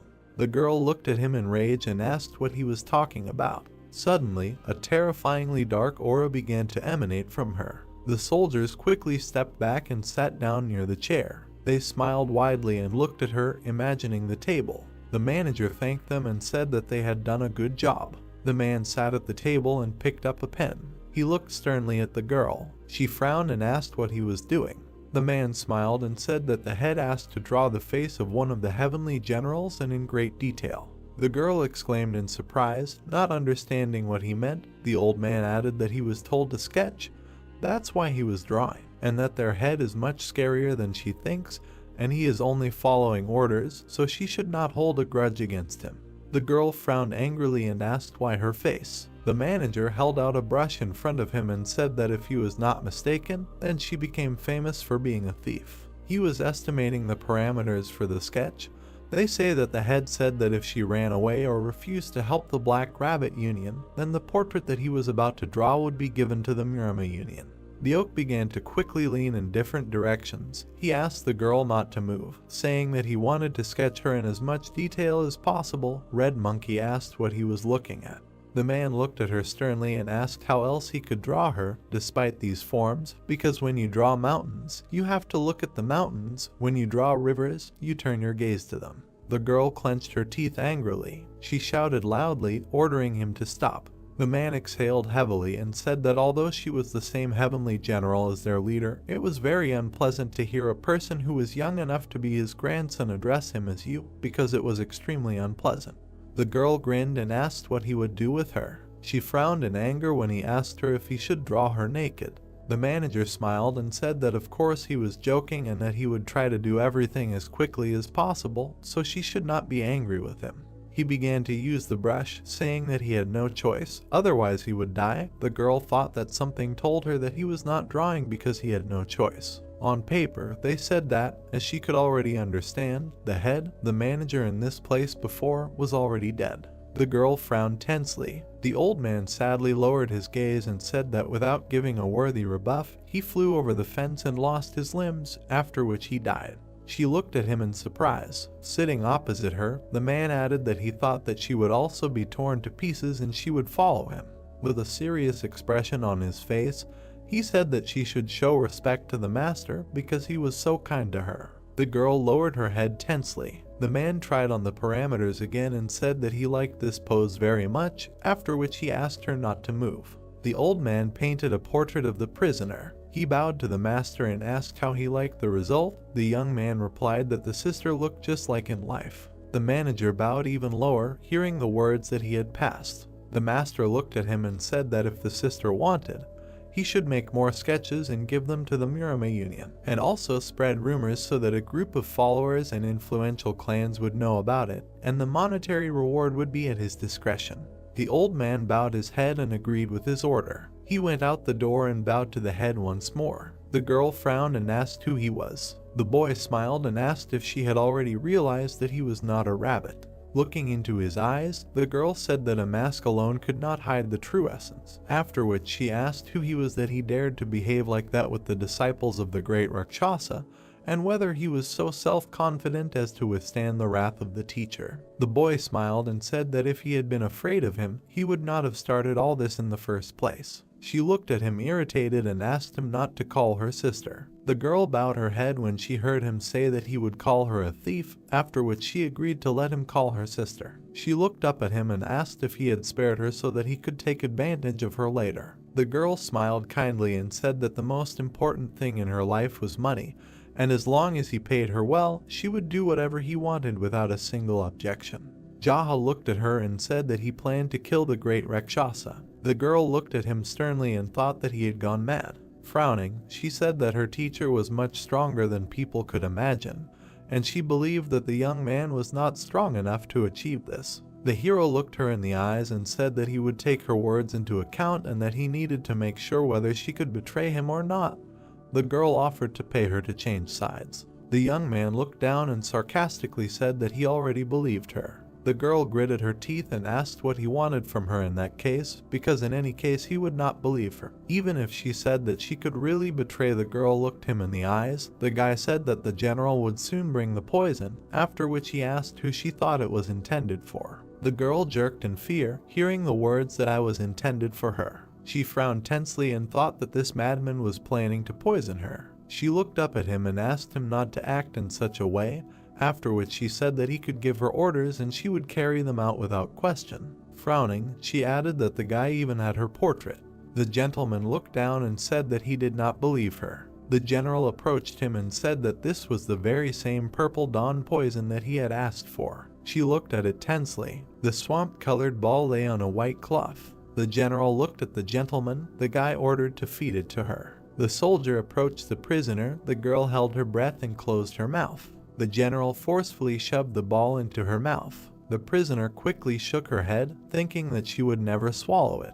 The general looked at the gentleman and asked what to do if she did not swallow. The guy replied that he should beat her until she swallowed. The girl closed her eyes and swallowed the poison with effort. She exhaled heavily and said that she swallowed it, after which she asked what was needed from her. The Lord looked into her eyes and said that he would give her 10 days to kill a white rat, a yellow horse, or a green dog, and after that he would give her an antidote. Then he added that duels to the death were common among the 12 heavenly generals anyway, so she would not anger the great Rakshasa in any way. The red monkey frowned and said that these 3 brought evil to people and were bandits, murderers, and robbers. The Lord extended his hand towards her and said that she was very perceptive. He hit her on the back of the neck. The girl rose to her feet, stretched her shoulders, and asked who he was and if he was a former member of the Mirama League. The Lord looked at her and easily replied that he was a friendly neighborhood errand boy. The general frowned tensely and thought that the Lord had laid all his cards on the table so easily. The girl looked into his eyes skeptically. She closed her eyelids and said that he probably wouldn't tell,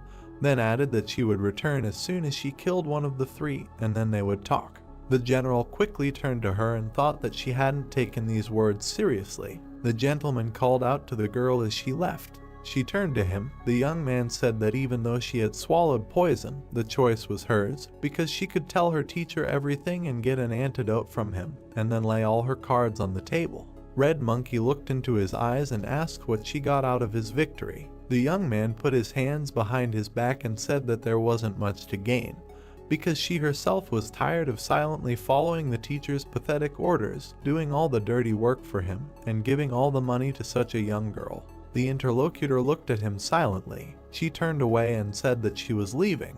The general approached the gentleman and said that he had prepared the so-called poison, but very carelessly, and then asked if it would do. Gunpyeong looked at the gentleman. The young man asked what the poison was made of. The man replied that he had simply mixed a laxative and stomach stimulant, and then molded it into a ball. He frowned and added that he would not be surprised if a car pinned her down while she was running.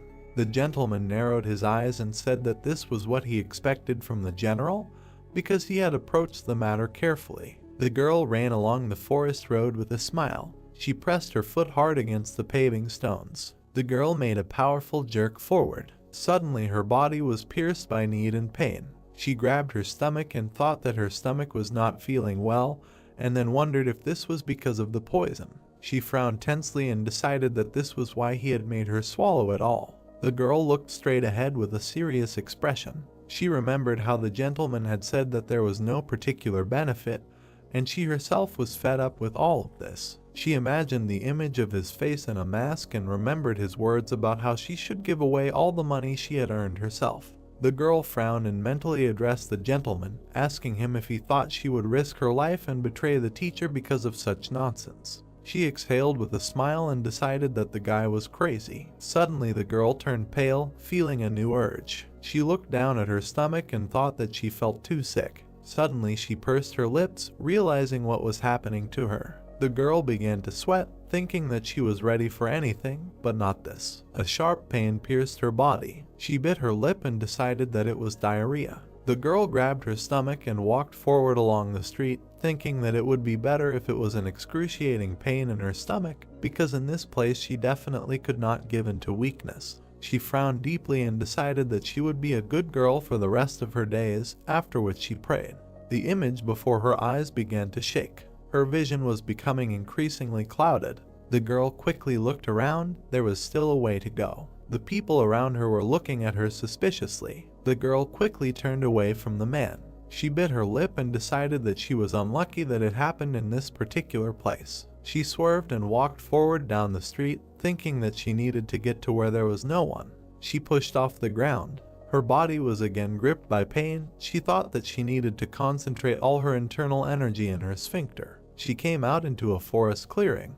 The girl quickly looked around, holding her stomach, and thought that the feeling was similar to her inner demon being released. Suddenly she felt something in the distance. The leaves on one of the trees rustled loudly. The girl turned around and noticed that someone was quickly approaching, at the same speed as her, after which she thought that it was her teacher. A man in a white robe flew over her. He landed softly on the clearing. The girl looked at him in surprise. The man turned to her and asked if she was okay or not, because she looked so pale.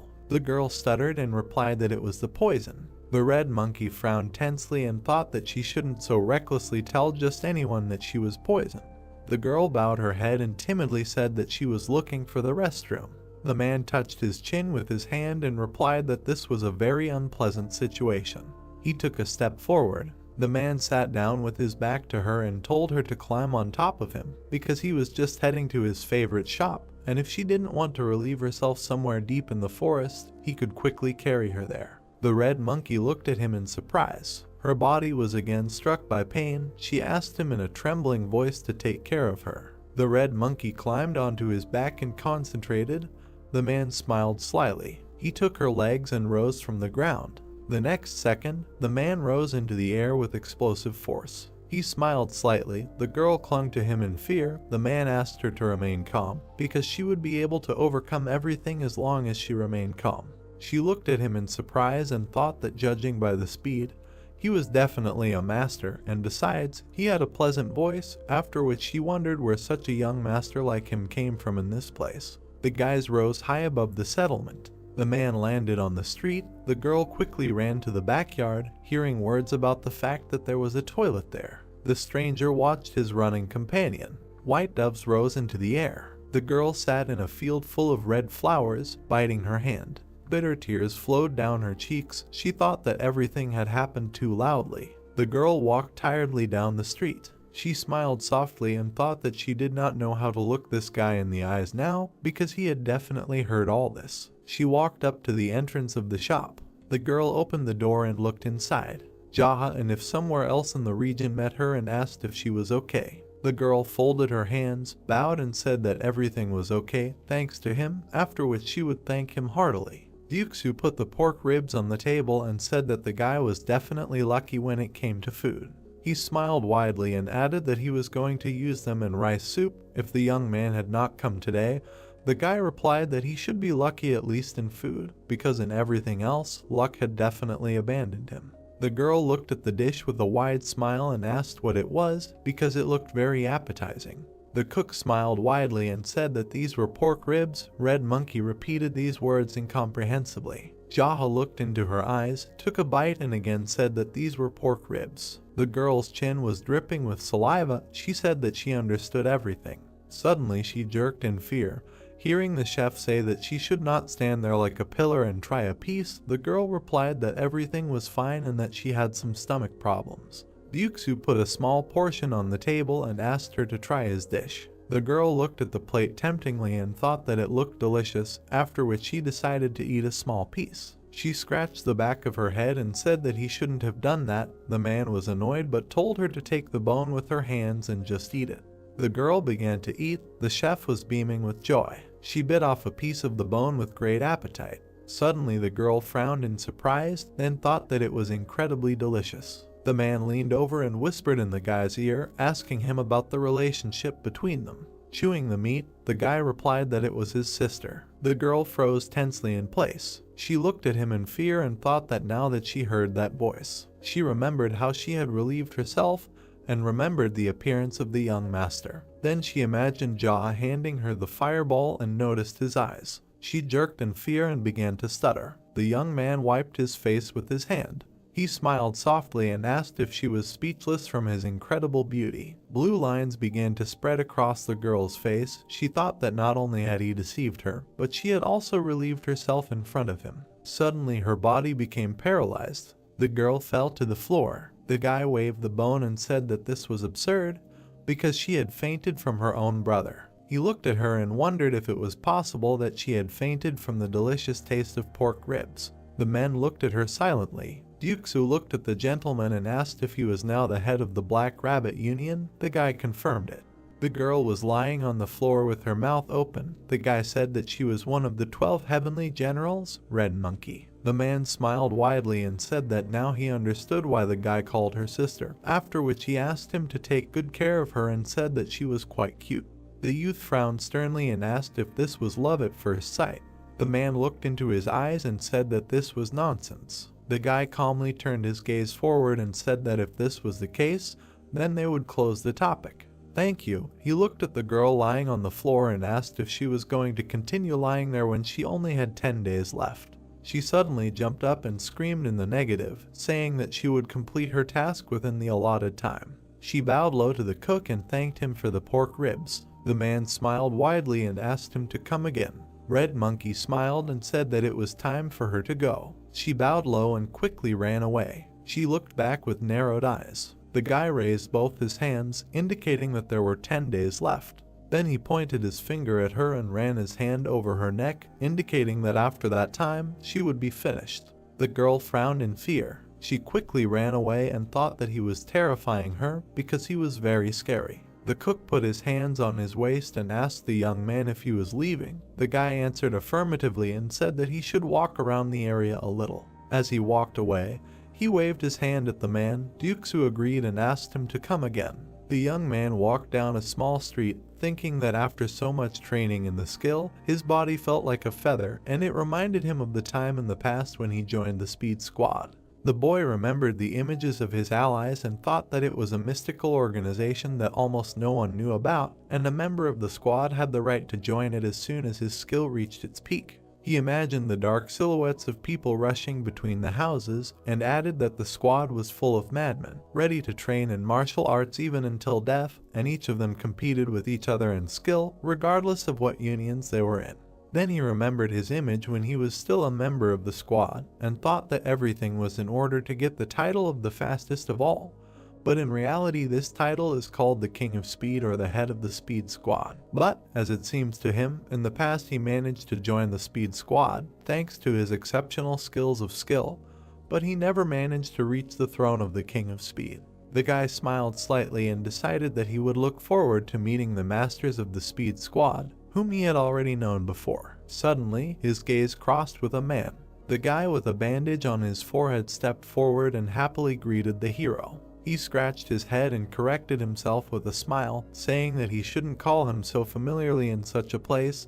The gentleman agreed with him. The boy smiled broadly and said that one of his friends told him that Jaha had invaded the Black Rabbit Alliance. The gentleman replied that he had sent the leader of the alliance to heaven before he could tell him everything he had to do, so the responsibility for everything that had happened had fallen entirely on his shoulders. He looked to the side and asked the boy if anyone had caused him any trouble, and there was no movement from the Black Pearl Fort. The young man smiled and said that the soldier Sima often patrolled the area with his subordinates. He raised his hand and added that no one had a chance to cause them any trouble. The gentleman suddenly remembered that there were soldiers in the area. He smiled softly and asked how Sungti was doing. The young man smiled broadly, closed his eyes and said that his friend was sparring with wooden swords against this very soldier, and had been losing to him shamefully for the past 10 days, and that he had already lost all 10 out of 10 sparring matches. The young man introduced his comrade lying on the floor and said that this event had become quite a popular entertainment, because whenever the soldier and his brother fought, many spectators gathered around. The young gentleman said that Sungti called himself the leader of the clan and at the same time allowed himself to be beaten in front of everyone, so he felt a bit ashamed. He threw the boy a small bag, and the young man asked what it was. With a surprised expression on his face, he discovered that there were gold plates inside. The gentleman smiled and said that the boy should always keep them with him, and buy the people a drink from time to time, because they work to live, but if they overdo it too much, they will definitely fall ill. The boy asked with a shocked look if it was a little. The gentleman walked away. The boy bowed low to him. The gentleman said that there are quite a lot of people in the clan of builders, so with this you can treat them all. The young man thanked him and asked him to take care of himself. While the gentleman walked away, the boys were happy with the gift they received. The young gentleman walked along a forest path. He suddenly noticed a crowd of people in front of him. He went on just to meet. The men passed each other. Dokko looked back at the young man and asked if his name was Jaha. The boy turned to them. The men looked at him tensely. The red-haired man looked at his ally and said that the stranger looked like Jaw.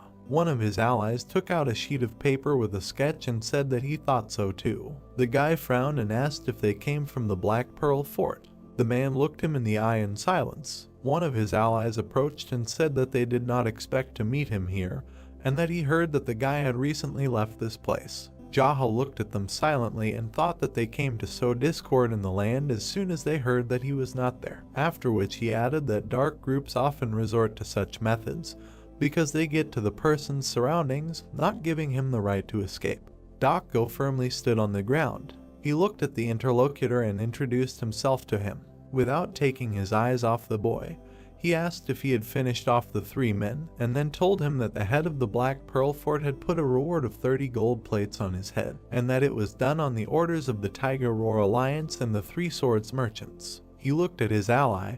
It was said that they were on their way to the prefecture to place the document about the hunt for his head, but he could read it himself. The dark-haired man stepped forward and held out the document in front of him. The boy looked at it serenely and thought that this was a banal politeness, and considering everything that the dark faction was offering, it was better for him not to accept anything. The boy did not take any action at all. Silence hung in the air. The people behind Dokko were thinking about why he did not take the scroll, because he needed to take it. The red-haired man called out to the boy and said that they had been looking for him since rumors of his disappearance from the prefecture surfaced, and if he came to Black Pearl Fort himself, the leader would remove the reward on his head after he paid a decent amount to the Tiger Roar and 3 Swords Merchant Alliance. He frowned deeply and asked what the boy was planning to do. The master looked at him and replied that there were too many of them to just hand him a wanted document. The man replied that they had heard about his skills and so they decided to gather together. The boy exhaled heavily and said that this was an acceptable excuse. The wind blew past the leaves. The hero thought that there were days when he felt strange. There were days when he could feel nothing while beating crowds of people to death. The man with the document sweated in fear. The boy added that there were also days when he tried to avoid senseless killing, and apparently today was one of those days. He looked sternly at his interlocutor and decided that the reason for all this was unknown to him, but he would certainly not be called a mad demon if his actions were not contradictory, and then wondered what he should do. He turned his back to them and said that he did not think he was in the mood to meet their master, but he would visit him soon. The red-haired man frowned angrily and said that it would be better for him if he went with them right away. The young master suddenly stopped and asked him if his name was Dokko. He looked at him angrily and asked if he was really impatient to go to the next world with his subordinates. The man looked him in the eyes and said that he could not react differently, because he had killed 3 men and now declared that he himself would choose the date when he wanted to appear to them in the fort. His allies prepared for battle. The man raised his hand and added that it made no difference whether he killed them all right now and then went to the Black Pearl Port later, or whether he followed them there right now. But if he continued to delay his visit, he would have to face the people of the Tiger Roar Union and the 3 Swords Merchants face to face. Without taking his eyes off the gentleman, he added that no matter what he chose, it was all just like a stone on his soul. The guy smiled and thought that the enemy was not afraid of death at all. He turned his back to him, agreed, and said that it was time for them to go to this Black Pearl Port. Walking in front of the mercenaries, the guy thought that he was sad, because in this life, while he was wearing the mask, who is the head of the Black Rabbit Union, which develops the powers of the Dark Faction. He looked up at the sky and added that as soon as he took it off, he again became a mad demon. The men were floating down the Hornless Dragon River in a boat. Light waves were crashing against the stern. The boy looked at the distant shore. He raised his hand and said goodbye to his hometown, saying that he was leaving to earn some money and would return as soon as he had collected the dam pile. The opponents looked at him with displeasure. Looking into the distance, the boy asked his homeland to accept him when he returned, because an errand boy was leaving on a boat. The boy sat down in his place. The men were wondering if he was mentally healthy. The young gentleman looked at them. The opponents were silently looking ahead. He looked away. The other men were also sitting, frowning. He looked ahead and said that they were all freaks, after which he asked if they really did all these nasty things just because of their crooked faces. The boy noted that he could not understand how this world even works. He touched his chin and looked down. The boy remembered the left hand of the messenger of light, the sex demon, and thought that there was a handsome man he knew, and at the same time he did many nasty perverted things. The young man put his hands on his knees. The men lowered their heads in annoyance. He said that he thought the nasty actions had nothing to do with their faces. He raised an eyebrow and said that he did not understand why they were so ugly, and then asked if he could think that it was because they were literally mired in vile deeds that this affected their faces. Go frowned and asked what that meant. The gentleman looked him in the eye and gave the example of the slave auction trade, saying that he had heard that the Black Pearl Fort dabbled in such things. The man with the protruding jaw frowned and asked him to close his mouth. The young gentleman looked at him with annoyance and said that he was not finished yet, then insulted the men with a few swear words and asked what was going through his head when he saw slaves at the auction. The man smirked and said that he was thinking that he needed to earn some money so that he could have a slave himself. All the bandits laughed loudly. Go frowned in anger and ordered them to shut their mouths or he would kill them all. The bandits quickly fell silent, sweating in fear. The man glared at the Lord and thought that his allies did not understand how to act towards someone who was going to fight the head of the fort in front of them. The Lord turned away silently. The man looked at him and asked if he intended to let them live. Jaha did not pay attention to his words. He silently looked into the distance, thinking that the level of his madness began to increase, and that he was not sure if it was because he left his prefecture. His past appearance was reflected in the water. The boy thought that he would not act like the mad demon from the past in this life. Go glared at him and repeated his question again. The young lord sternly replied that they should fight each other, and his mercy would descend on the one who survived. The man scowled angrily and said that this was great news. The bandits looked back at him in surprise when they heard this. The men grabbed their weapons. Go got rid of each of them in a few seconds. The young gentleman looked into the distance, unperturbed. Wooden fragments floated in the water next to blood stains. The man grabbed his thigh, breathing heavily. The gentleman looked at him and said that, as he had promised, he would let him live. The bandit collapsed on the floor, breathing heavily. The gentleman looked at him and asked how the Black Pearl Fort was doing. The man scowled angrily and said that everything there was simply teeming with idiots. Jaha smiled softly. The sun's rays glinted on the waves of the water. Their boat stopped at the shore. The guide said that this was the military headquarters of the Black Pearl Fort. The young gentleman looked at the wall with a serious expression. The boat approached the pier. The men on the shore ordered them to stop. Go frowned angrily and told them to go away, because according to the order he had brought Jaha. The soldiers parted. The men went forward along the pier. They entered a small settlement.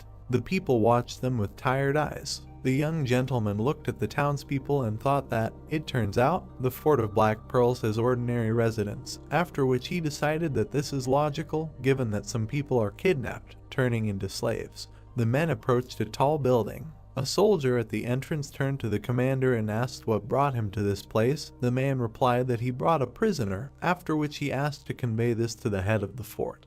The soldier looked at him in surprise and asked who he was talking about. The man replied that he brought the one who killed the commander. The guy frowned tensely. The doors of the building swung open. Several men were sitting inside. The old men were discussing something heatedly. The young gentleman came inside and said that there were a lot of old men around, then asked why they were doing such things when they were no longer even able to enjoy wealth and glory.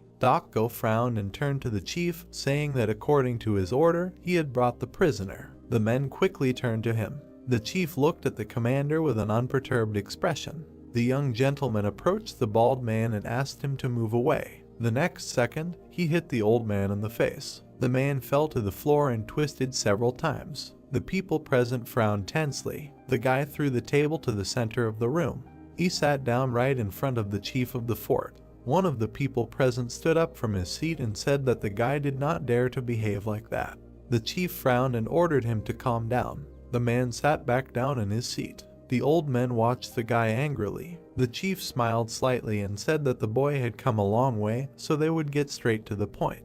The man sat opposite him, telling him that the boy had killed 3 of the fort's men. But from what he had heard, it was because his house had caught fire. The Lord said that was probably true. The man frowned slightly and said that since their men had taken action first, he could leave once they had chopped off 3 of his fingers. The young lord refused and said that they could not casually chop up his body, which had been given to him by his parents. The fort chief, with an unperturbed expression, said that they would part ways on one finger and a flock of gold plates, since the boy would pay for the damage he had caused to what was under the supervision of the Black Fort. He placed his hand on his knee and said that was all. The men bowed to him, thanking him for his hard work. The young master chuckled and thought that they couldn't decide everything unilaterally, and then called them crazy. He broke the silence and said that he refused to do it because he didn't have much money, but even if he did, he wouldn't give it to them. The men looked at him angrily. The leader frowned and said that the Black Pearl Fort was taking its money anyway, and in that case, his family would have to pay for his actions. The young master replied with a calm expression that he didn't have a family, and that his dream was to have one someday, and he also dreamed of chicken noodles. The people present looked at him with irritation. The old man frowned and said that if he didn't have a family, then the people of his hometown would be celebrated for his actions. The boy looked at him with irritation and said that the man really irritated him, and then offered to put forward his own conditions. He looked angrily at the chief and offered to choose between them falling on their knees and licking his feet. Looking sternly at his interlocutor, he said that otherwise everyone in this room would die. The old men frowned angrily, looking at him. Dokko looked at him in surprise. The chief of the fort looked angrily into his eyes. The man frowned tensely, looking at his back, and thought that he had completely lost his mind. He did not take his eyes off the guy. I continue to think that he provoked not only the chief of the fort, but also all the elders. One of those present looked angrily at him and called him an impudent bastard. The men jumped up from their seats and grabbed their weapons. The guy looked at them serenely. He calmly got up from his seat. The leader looked him in the face and said that he was a fool because he was given a chance, but despite everything, he thirsted for bloodshed. The guy looked him in the eyes and said that he was the only fool in this building, because he was the one who gave him a chance to survive, and they thirsted for bloodshed.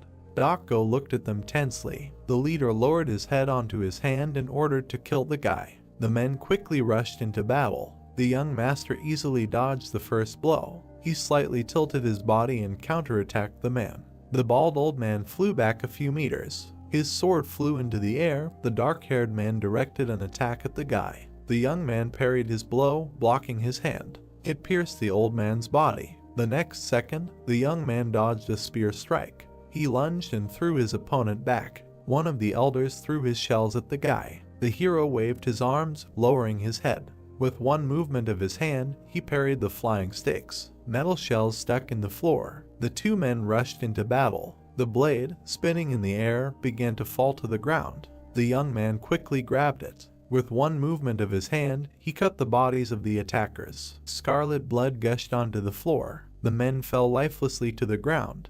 Jaha looked at them angrily. He looked up at the surviving opponents. The leader sternly watched what was happening. The old men stood in a stance, looking tensely at the guy. Dark energy began to emanate from the guy's body. Dokko pursed his lip, watching what was happening. The young master took a step forward and asked why they did not approach him. The old men were scared, but turned pale. He frowned angrily and decided that he would approach himself. The next second, he approached the opponents. The man attacked him with his spear. The guy quickly dodged. The next second, he hit the man on the shoulder. The bald old man lunged forward to attack the guy. The hero tucked the blade of his blade into his armpit. He turned around and hit him in the stomach with his palm. The young master quickly turned around on the spot. He turned to the other opponent and attacked him with his sword. The surviving opponents rushed into battle again, running past the slain ally. The boy looked at them angrily. He made several blows, cutting the bodies of the men. Scarlet blood and fragments of weapons scattered on the floor. Dokko frowned in fear. The head of the fort watched what happened carefully. The hero stood in the middle of the bodies of his opponents. The edge of his sword was covered in blood, and the man lay on the floor and groaned in pain. The head silently looked at his face. He lowered his eyebrows and said that the man did a good job. The young man frowned and asked him to stop acting so pompous, after which he said that all he did was just watch his subordinates die, waiting for the guy to run out of steam. The man frowned angrily. He pulled out his blades. The man swung his arms and attacked the guy. The young man made a sweeping blow. Their attacks clashed with each other. Suddenly, a huge amount of dust and smoke rose into the air. The guy quickly approached his opponent. The old man attacked him, the young man blocked his blow. The man made another lunge, the boy ducked back from the blow. The old man continued to attack without stopping. The boy blocked each of his blows. Their swords suddenly crossed. The lightning-fast blows of the opponents met again and again. Streams of smoke rushed through the room. The old man frowned angrily. The boy confidently looked into his eyes. They attacked each other, creating a powerful flash. The abundance of smoke hid their images from prying eyes. Dako closed his eyes from the fragments. The dust began to settle. Little by little, the bodies of the defeated opponents began to become visible. The men stood in the middle of the room, crossing their weapons. Sparks emanated from the place of contact. Suddenly, the boy's blade cracked. He jumped back, dodging the blow. The boy looked at his opponent with displeasure. The blade on the hero's sword broke off and flew to the side. The boy frowned. The old man grinned. He swung his blade and exclaimed that the young man was now unarmed. The brunette dodged it deftly. He gathered scarlet energy in his palm. The sword was back in his hand. Gosling looked in shock as the weapon simply pulled itself back to the hero. The opponents crossed their swords. The guy grinned and said that the blade was gone, but now it was here. The fort leader frowned. He made a sharp lunge and cut the air. The young man parried the attack. They continued the battle. The ringing of metal could be heard. The wooden flooring changed. Energy emanated from the enemies. The hero swung his blade. The brunette narrowed his eyes and thought that the old man was not bad. His strength was comparable to Gosling if he had trained in the art of the sword for another 40 years. -1 point of respect for Gosling. The old man swung and attacked again. The blow was parried. Another block with the blade. The old man did not give up his position. The hero's eyes flashed. He squinted and thought that, apparently, his opponent was ill with something. The old man swung. Because of his weakness, his movements were constrained and his breathing was uneven. The leader raised his weapon above his head. The enemies rushed towards each other. The man frowned and breathed heavily. The young man was focused. He parried the attack. The guy sharply extended his hand towards his opponent. Energy emanated from his fingertips. The old man shuddered and jumped back. Jaw pushed off and quickly approached the enemy. The man shuddered. He covered himself with 2 blades from the hero's blow. His knee rested on the floor. The leader was breathing heavily. The weapon trembled in his hands. The young man continued to press. The brunette swung his hand again and released energy. He delivered a sharp blow to the enemy. A powerful beam threw the old man back. The guy's eyes flashed menacingly. The young man launched the blade. The old man stared at the oncoming attack. The sword pierced him through. The leader was slammed into the wall. He grimaced and coughed. There was blood everywhere. Gosling turned pale and opened his mouth in shock. The surviving elders watched in silence. The young man approached the old man. The leader frowned and asked to let his subordinates heal him. He then promised to appoint the boy as the next leader of the fort. The brunette stood in front of him. The man continued that if he killed him now, he would not be able to completely subjugate the Black Pearl Fort. The old man turned pale. He muttered that since all these guys were nothing more than imbeciles, a man should lead them. The hero looked down at him and noted that his speech was filled with horror. Apparently, he did not want to die. The leader's eyes widened. The young man's expression darkened and he asked if he had lived a good life with the money he had earned from kidnapping people, selling slaves, and making everyone's lives a living hell. He must have killed countless people who were begging for mercy like he was now. The old man tensed up. The young man extended his hand, radiating an aura. He looked at his opponent with disdain and declared that such trash was better off dead. The man watched in horror as the massacre approached. Blood gushed. Gosling looked on in fear. In front of the young man, there was a bloody mess on the wall. The hero turned around. The elders turned pale. Gosling frowned and said that Jaw should be the next head of the fort. The young man beckoned with his finger. The man came closer. The brunette hit him sharply in the face. Gosling fell to the floor. His face was covered in blood. The hero grabbed the man by the hair. The young man looked at his interlocutor with a predatory expression and asked why the hell he was still pestering him. Did he really want to go after the fort leader? The man clenched his teeth in anger. They looked at each other. Gosling looked at the young man angrily and exclaimed, "What else should he do when he killed the leader?" The guy looked at him carefully. He narrowed his eyes and remembered the old man's words. Jaha let go of the man, who collapsed on the floor. The hero ordered them to return to the hall as soon as they gathered everyone under their command, and also healed all the old people who were lucky enough to survive. The young man turned around and headed for the exit. He thought that if all the Jianghu people were gathered here, like in the Black Rabbit Alliance, it would easily absorb their organization. But since they were too mixed in with the crowd, it was hard to tell who was Jianghu and who was not.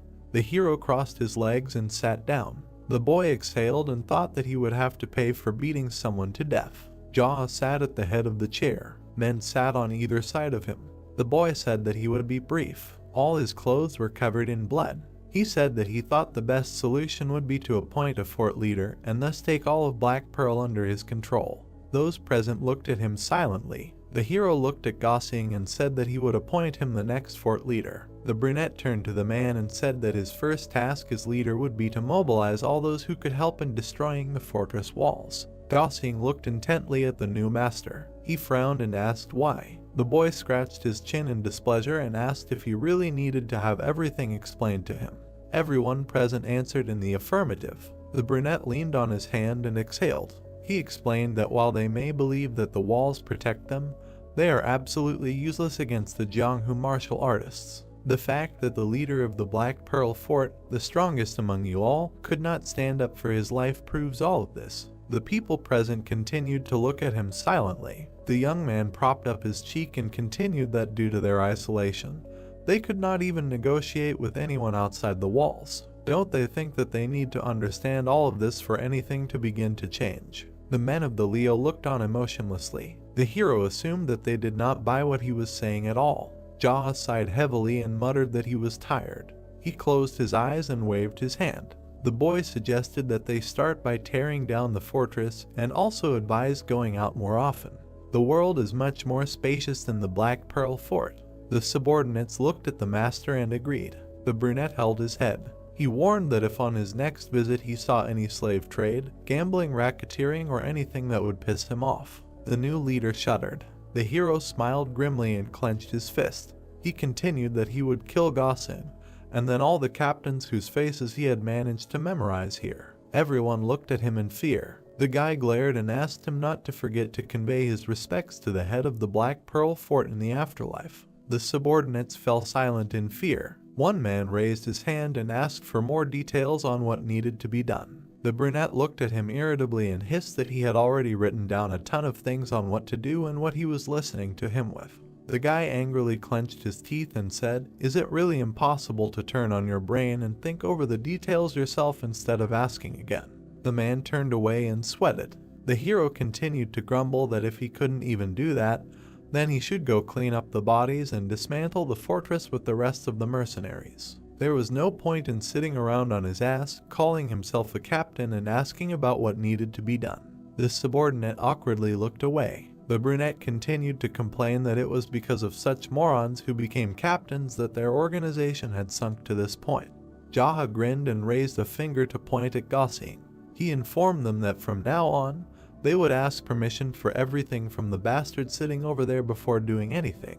The men nervously cringed and agreed. The hero looked at those present and ordered them to get rid of this name and report to him as soon as they themselves chose a new name. He asked not to use the word black, because they could come up with something that would clearly show that they were from the dark faction. Someone raised their hand. The man with round eyes suggested using the word white. The young man turned to him irritably and asked if he really thought that they were from the white faction. The interlocutor calmly looked at the gentleman and answered negatively. The hero looked at him displeasedly and wondered what he had forgotten here, if even renaming his forces caused so many problems. The brunette looked at the interlocutor with hatred and demanded no more questions until the meeting was over. He gloomily lowered his head. The young man put his hand to his forehead in displeasure and ordered them to reduce the number of their rules to 3. One of the captains looked at the owner and clarified that he wanted to reduce more than 100 rules to 3. The guy exhaled and was surprised by their number. He repeated that they should start with 3. If they really needed to add more, they should discuss the pros and cons among themselves before adding anything.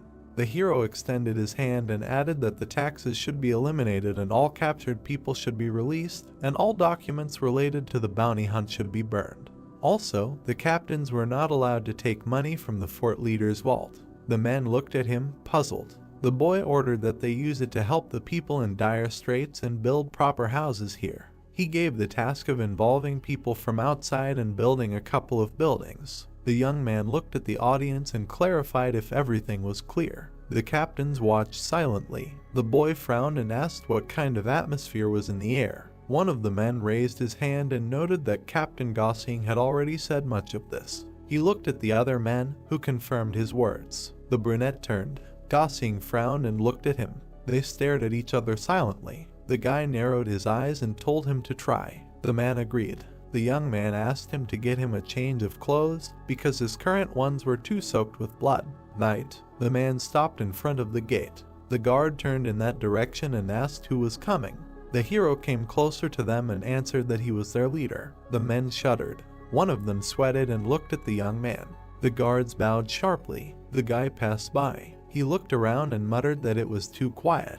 Are these bastards really shirking their training, even though he only left it for a moment? An old man ran up to him and greeted him. The guy narrowed his eyes and asked why no one was training.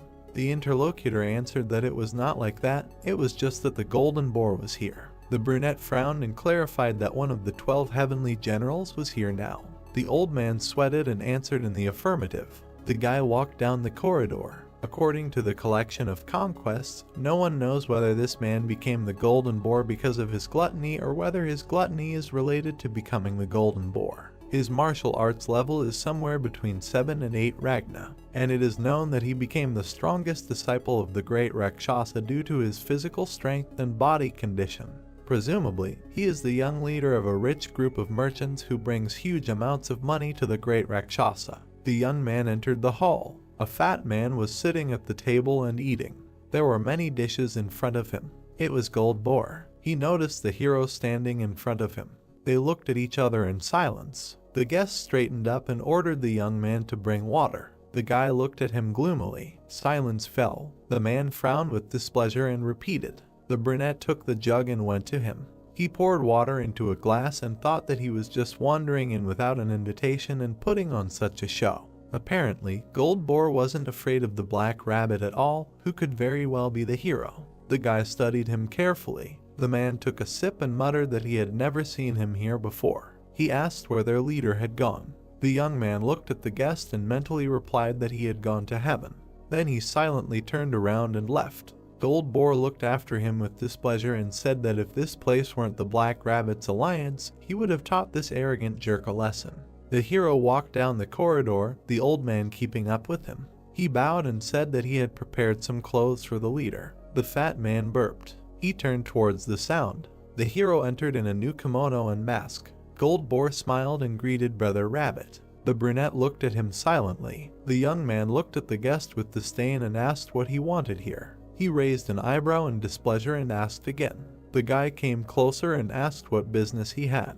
The fat man turned around and said that their trading guild had gotten hold of some elixir. Since the battle with the rooster was just around the corner, he thought he should find out if the rabbit would be interested in buying it at a reasonable price, of course. The hero looked at his interlocutor and asked what kind of elixir it was. The man replied that it was a 300400-year-old white flame herb.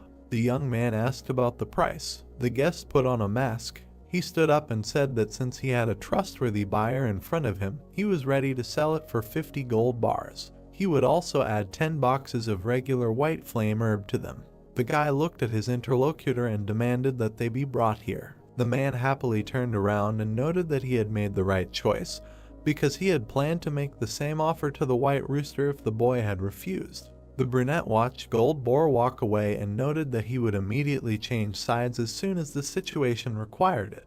He had forgotten how shitty interpersonal relationships were here. The boy was left alone in the hall. He reasoned that the more useful the elixir, the higher its value, hence the 50 gold bars. The hero closed his eyes. From that moment on, he forgot about all the possible assets of the Ilyang prefecture as well as the assets of the Black Rabbit. The guy mentally said that he did not have any money and was determined not to give it even if he had it. He opened his eyes. There was peace in his mind. The heads stood opposite each other. The goods were on the table in front of them. Gold Boar made a hand gesture and said that it was quite difficult to get such elixirs, and even just storing them was difficult. Therefore, the guy should use them as soon as possible. The young man took the root and put it in his mouth. The interlocutor looked at him in surprise and replied that it seemed like the hero had eaten white flame grass before. The brunette chewed and thought that in his past life he had a whole bunch of them. The problem was that it was a 100-year-old grass, and it was impossible for a fat man like him to eat one so easily as he had just done. Manager Byoke stood next to the hero. The guy ordered him to check them. The old man looked at the young man with puzzlement and replied that he would do so. Gold Boar looked at him and asked if he knew how to check elixirs. The brunette clarified whether the interlocutor really looked down on the manager. The fat man answered in the negative. The young man pointed his finger at his subordinate and declared that he was Elder Jonghu, who had dedicated 30 years of his life to Jonghu. The old man looked at his master in surprise. He bowed deeply. The boy called him an elixir expert, an elixir mage, a wise elixir master, and also an elixir genius. The old man exhaled and smiled. Jaha looked at the other man and told him how his ward could find an elixir hidden 100 kilometers above the clouds and could even smell it 100 kilometers away. He became one of Jonghu's men only because of his skill in appraising elixirs. The young man looked at the merchant with confidence. The servant bowed low and muttered that this was an incredible honor for him. Gold Boar scratched his neck tensely and replied that it was incredible. The old man put on his gloves and suggested that they begin. He looked at the box with the goods. The man sharply inhaled their scent. Manager Byoke examined the elixir from all sides. The old man then bowed to the master and said that all three of the sprouts smelled the same, but upon closer inspection, a piece of the root had been torn apart carelessly. He squinted and noted that it looked like someone had already tasted the root. Gold Boar shuddered. The fat man clenched his fist in displeasure and exclaimed that he should just evaluate it and say whether it was real or not.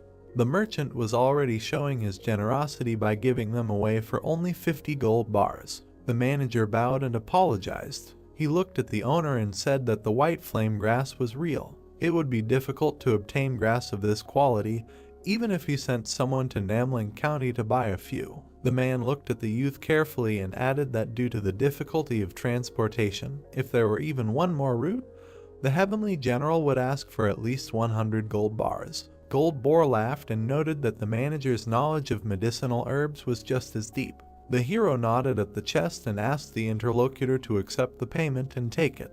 The fat man opened the box and checked the gold bars. He replied that it was correct. The general nodded to the servant and ordered them to load it into the carriage. Gold Boar turned to the hero, who was quickly absorbing the herb. The brunette muttered that it was definitely a genuine white flame herb. The man looked at him in confusion and said that no matter how much he was in a hurry, he needed to sit in a quiet room first and prepare all the preparations for cultivation and the like. The youth chewed carefully. Because of the sky pearl, he did not need to cultivate immediately after absorbing the elixirs. It absorbed all the energy from the elixirs, and the hero could take it from the pearl at any time convenient for him to cultivate. The youth narrowed his eyes. Perhaps he was the only person in Jonghu who could accumulate internal Kai. The fat man walked over to the manager and ordered the security to be raised even higher than usual, since the rabbit would have to cultivate all day. The old man nodded and said he would keep that in mind. Gold Boar turned around and told the hero that they would see each other again. The guest headed for the exit. Manager Byoke turned to the master and asked if it was okay that he would not be cultivating right away. The brunette took off his mask and said that everything was fine. He asked where the other leaders were. The old man said that they were stationed at various points along the road near Gold Boar. The warriors were hiding behind trees and bushes. The boy grinned and headed for the exit. The servant hurried after him. Jaha said that they needed to go and get their money back. The old man asked if that would cause them trouble, especially without a plan. The young man turned to his interlocutor and said that he was not a person who planned anything. The young man frowned and said that it was more important to have the courage to steal the money, the desire to decorate them, and it doesn't matter what the reason is: fear, aggression, or assertive spirit. The old man looked at the owner with admiration. He bowed and said that he would remember it well. The boy went to meet Gold Boar. There was a moon in the sky. Manager Byoke stood and looked at the gate. Earlier, he asked the gentleman why he suddenly decided to attack Gold Boar. The young man looked at him and said that there were many reasons for that. They looked at each other. The hero said that he took his money and also spoke to him condescendingly, ordering him to bring him water and also did not pay for the food. The old man looked at the gentleman and agreed. He added that on top of everything else, this heavenly general does nothing but eat high-quality dishes. The brunette touched his chin and frowned. The hero said that the guest was rude to his brother in art. In any case, it turns out that there are many reasons for his death. The manager looked at the head with admiration. The sound of hooves. The cart sped through the forest. Gold Boar sat inside with the man. The servant thanked him for his hard work and noted that everything had gone according to his plan. The man in the hat smiled and said that they had sold 3 roots to the black rabbit, and then 4 more to the white rooster. Gold Boar grinned and said that he could gradually raise the stakes and take everything they had for himself. The fat man thought that the black rabbit did not even suspect that he had lost again. The horses went crazy. The driver shouted at them and yanked on the reins. The cart shook. A wheel ran into the mud. They skidded along the road and turned around. The fat man rubbed his bruised head and asked what had happened. The man in the hat looked out to the driver and asked him a question. The driver silently looked ahead. In front of them, people were changing a wheel on another cart. Gold Boar looked at the servant with displeasure. The servant went outside. The fat man exclaimed that if they needed to change a tire, they should have stopped at the edge of the road. The man promised to look into it. He approached the culprits. The man looked at the servant of the heavenly general and said that no one planned to block the road. He slapped him hard in the face. Then he slapped the other man. He swung his arm and asked how they dared to block the young master's road. A shadow flashed over him. The hero landed behind him and ran and kicked the man in the back. He flew back and hit a tree. The guy looked at the man who had fallen to the ground. The brunette frowned and muttered how dare he raise his hand against a coachman from an ignoble clan. The men approached him and reminded him that they were just disguised as coachmen. The fat man went outside and asked if the guy was really a servant. He put on a mask and asked what all this meant. The brunette looked at him and replied that servants do whatever they want, so he should ignore him. Gold Boar got angry and grumbled he would not turn a blind eye to all this just because the boy was Rabbit's servant. The hero watched silently. The fat man narrowed his eyes and wondered what kind of mood this servant was in. They looked at each other. The heavenly general lowered his head and said that this was their task. The man assumed a fighting stance and said that they must have already known that he was a disciple of the great Rakshasa, as well as a representative of the Golden Mountain Merchant Guild. The fat man added that if they were all Black Rabbit's subordinates, then the entire alliance would not be able to hide from his master's wrath. He looked forward with hatred and said that if someone paid them to do all this, their merchant guild would find out. The man pointed a finger. Gold Boar pointed at the hero and noted that he did not look like a servant at all. In any case, it was just a piece of the puzzle to figure out who he was and where he got his money from. The young man walked towards his opponent and said that he didn't care what he was going to do. The fat man frowned. He put out his hands and rushed at the boy, emitting yellow energy. The brunette put his hands forward. Their palms froze a short distance away. The road beneath them cracked. Energy emanated in all directions. They looked at each other. Light continued to emanate from their palms. Both felt the pressure. Gold Boar grinned and was surprised that the hero decided to challenge him, the one who ate countless elixirs from the wealth of the Merchant Guild, to a duel of internal Kai. The boy knitted his brows and remained silent. The fat man stood and smiled. He declared that if this was a battle of internal Kai, even if he stood against any of the disciples of the great Rakshasa, he could not lose. The man shuddered in surprise. Jaha emitted scarlet energy. Ghostly hands reached out to his opponent. The brunette looked closely and thought that this must be the ability of the Sky Pearl. Golden light, the enemy's energy, penetrated his body. The youth narrowed his eyes and straightened his arms. Gold Boar was nervous. His Kai was leaving his body. He exerted more strength and shouted for him to move away from him. Waves of light and air emanated from them. The boar's mask split. The man sweated. He realized that his opponent was not pushing away. The brunette looked closely at the enemy and thought that it was absorbing the enemy's Kai much more mercilessly than the youth could have expected. The fat man closed his eyes and tensed up. The hero was focused. If the guy suddenly stopped this, he could receive many internal injuries from Gold Boar's palm art. Jaha frowned. The guy thought that if he did not stop now, the enemy would part with his life. His death would not be such a big deal, but he did not want his vengeful soul to be locked inside the Sky Pearl. The opponent turned pale. The brunette narrowed his eyes and thought that at this rate, he would be no different from the leader of the demonic cult. He exhaled. The guy broke the connection. His body was surrounded by golden and scarlet energies. The enemy flew back. The hero brought his palms together and concentrated his power in front of him. A ball glowed in his hands. Flashes of fire spread around. Everyone watched as the young man extinguished this energy. Gold Boar sat on the ground and stared at his opponent in fear. Yahello looked down at him. The guy wanted to steal some money, but stole some Kai energy. The fat man looked at the hero in shock and asked what he had just done to him. The brunette watched silently. He lifted his chin and declared that he had saved him out of his great kindness. The man began to sweat. Is this how his enemy sees the whole situation? The guy looked mysteriously into the distance and thought that he couldn't find any more noble warriors in the whole wide world than himself. Yahello approached his subordinates and ordered them to search the cart. Since he had started all this, he needed to get his hands on everything that was there. The fat man nervously leaned forward and exclaimed that there were things in there that would go to the white rooster. He asked if the guy was sure he could handle the consequences. The hero glanced at him with displeasure and asked again.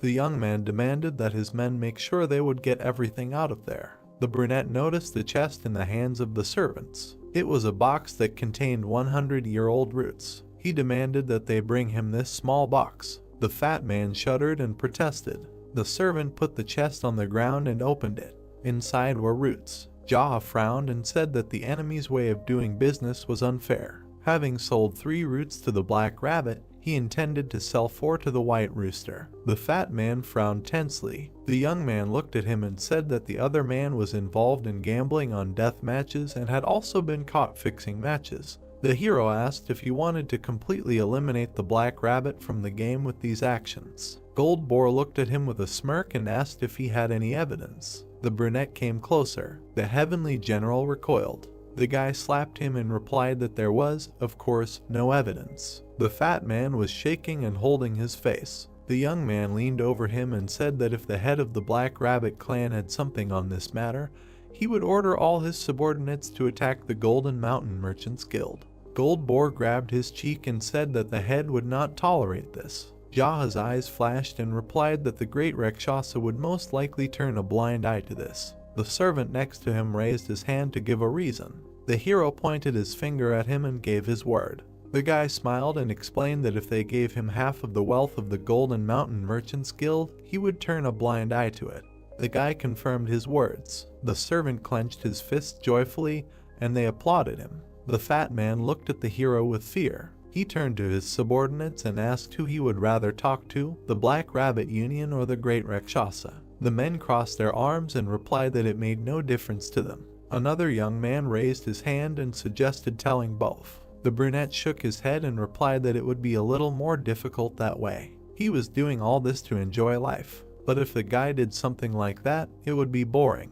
The subordinates looked at the master approvingly. Yahello looked at the enemy and asked what he had to choose, who to tell. The man looked away. He was sweating heavily. The brunette shook his hands and hurried him. The fat man looked at his interlocutor, dumbfounded. Gold Boar frowned and muttered that if he had anything against him, the general would be dead by now. The man asked what the boy wanted. A voice was heard, announcing the girl's return. The servants turned around. Red Monkey was walking towards them. The fat man turned around in shock and asked why she was here. The girl looked at him and asked if he had been caught too. She was holding a mask in her hands. She handed it to the hero and said that her ambush had failed.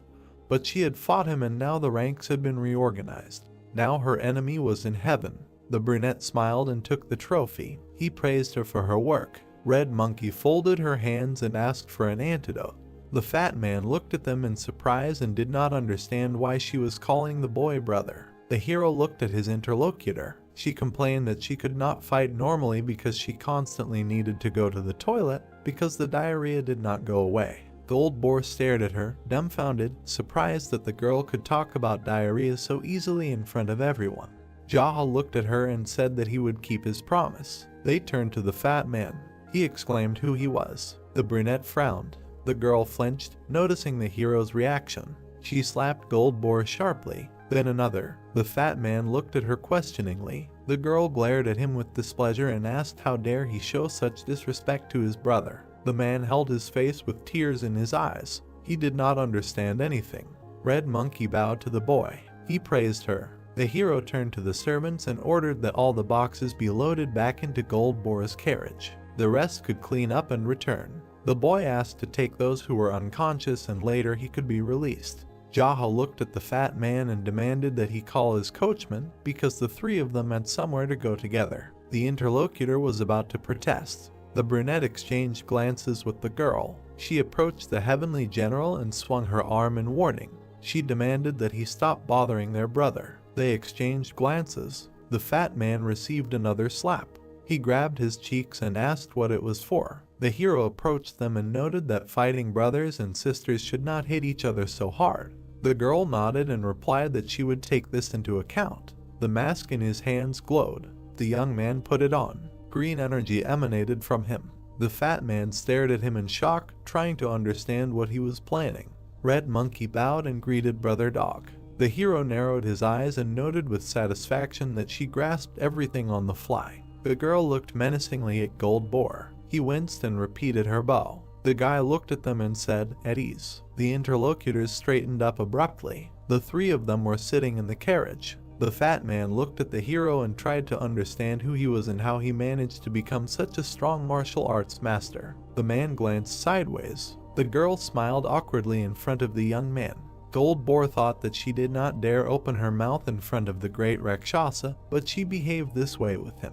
The fat man winced. The brunette turned to him. He quickly turned to him. The young man was looking out the window. He made a remark that Gold Boar thought too loudly. Just because he was smart did not mean that a man was able to understand everything in the world. The girl threateningly swung at the fat man. He shielded himself and exclaimed that he would clear his mind. Red Monkey narrowed her eyes and lowered her hand. Moyang Clinic. Two servants led Gold Boar inside. Jaha and the girl followed.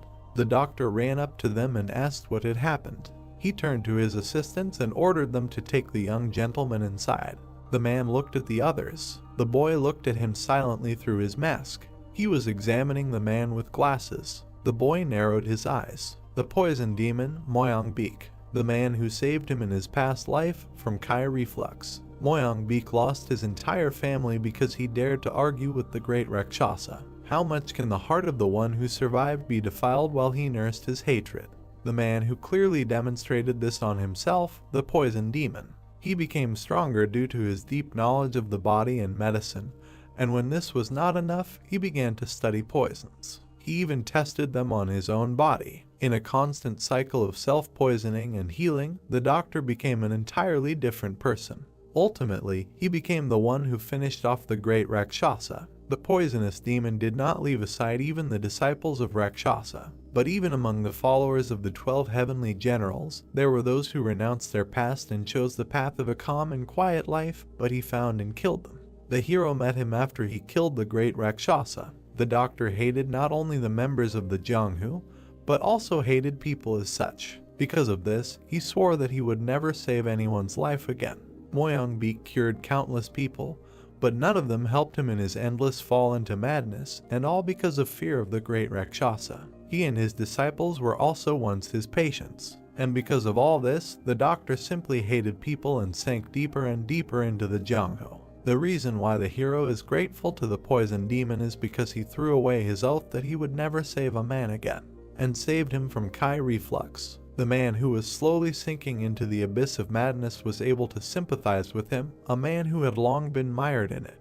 It can be said that only two crazy people can experience such sympathy. The hero always wondered if there was a time when the doctor was a normal person. The boy turned to the girl and spoke to her. She bowed. The young man sent her to heal her wounds too. Red Monkey quickly ran after the medics. Dr. Beak approached the brunette and said that he had never met him before. He asked if he felt unwell. The boy took off his mask. The man smiled. The hero looked at him. They were both silent. The doctor tilted his head questioningly. Jaha smiled and thought that of course he would not recognize him, because they had never met before in this life. The young man grinned and introduced himself as the leader of a small group of clans called the Ignoble. The doctor looked at him with a puzzled expression and asked if he was one of the 12 heavenly generals. The boy squeezed his mask and replied that the ignoble clan was currently at war with the great Rakshasa. The true owner of this mask had been killed by Red Monkey. Beak stood in front of him and asked if the other man was feeling unwell. The brunette smiled and said that he had only come to pay. He was simply curious about the doctor's incredible skills. The man took off his glasses and apologized for forgetting to introduce himself. He smiled and said his name,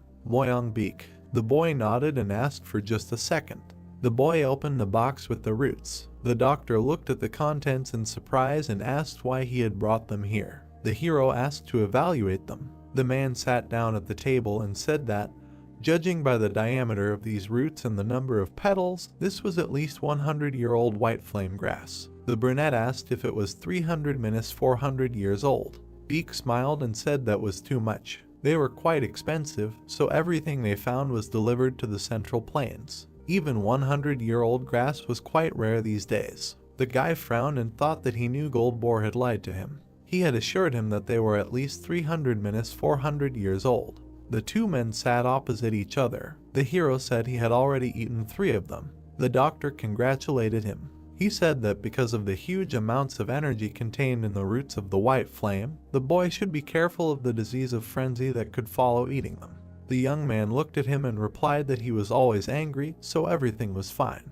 The man said that if the hero had a tendency to frenzy, he should be especially careful. The brunette leaned his elbows on the table and replied that he released his anger in the right way. The interlocutor specified how exactly. Moyang Beak smiled and noted that those who practice medicine have no right to reveal the secrets of their patients. The boy looked at him and said that his house once caught fire. It served as a simple dwelling as well as an inn. The hero was filled with anger. The doctor sympathized and said that this was truly something he should be angry about.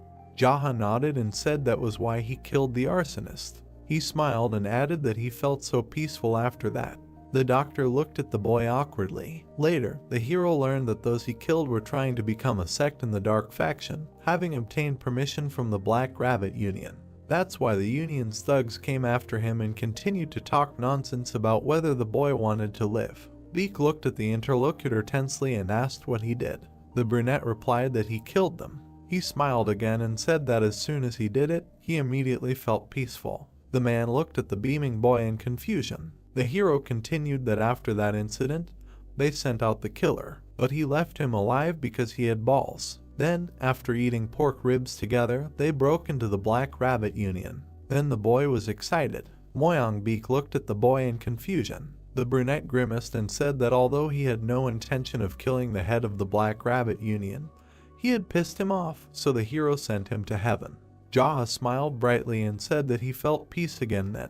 The doctor grinned and said that he had done a great job of releasing his anger. The guy turned to his interlocutor and asked if that was true. The man replied that it was evident on his face. When the hero met the poisonous demon who had carried out his revenge by killing the great Rakshasa, he was absolutely devastated inside. At that moment, when everyone had already been killed and the blinding desire for revenge was fading, what should he do next? The people he loved and the people he had to kill were no longer in this world.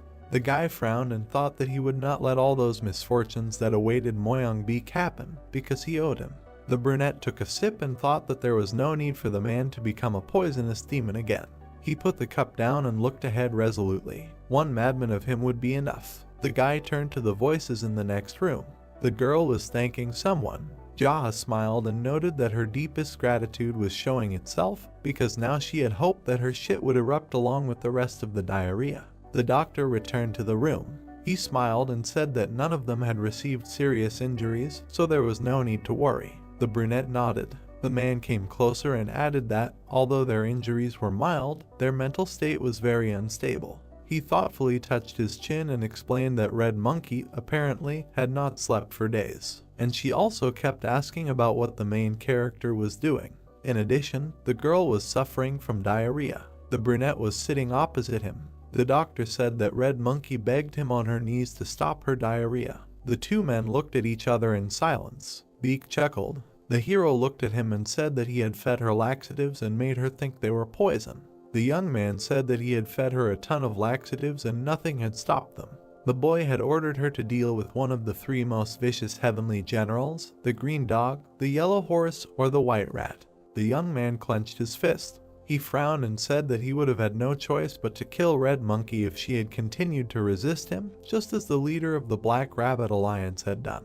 Therefore, only the laxative he had fed her was keeping her alive. Deke looked at him in surprise and asked again. The brunette frowned. He clenched his fist and declared that he called it the laxative theory. The doctor looked at him in shock. The man lowered his head and muttered that he had never even heard of laxatives saving people. The boy looked away and said that since she had already dealt with the green dog, let the doctor do as he promised. The other man nodded. He sat down opposite. The young man suggested changing the topic. Deke looked at the hero and said that Goldboar seemed to have suffered some kind of mental shock. The brunette looked at the man and explained that he had lost a huge amount of his internal money energy while fighting him. The doctor nodded and asked if the boy was an enemy of the great Rakshasa, then why did he come here to treat his students? The hero narrowed his eyes and muttered that he was hitting the mark. He tapped his fingers on the table and told her about a man in Jianghu. The brunette frowned and continued that if this man started killing everyone who came his way, even those who could be spared and strangers, then what would happen? The boy looked at the doctor. He narrowed his eyes. Jia frowned and replied that he would become part of the demonic faction. The man looked at him in surprise. The boy ran his fingers across the table. He said that if you only kill the cruel bastards and the people who burn the house to the ground, and leave those who can be useful alive. The brunette looked ahead and said that there were many people he had spared. The man looked at him and asked if this was the way of the dark faction.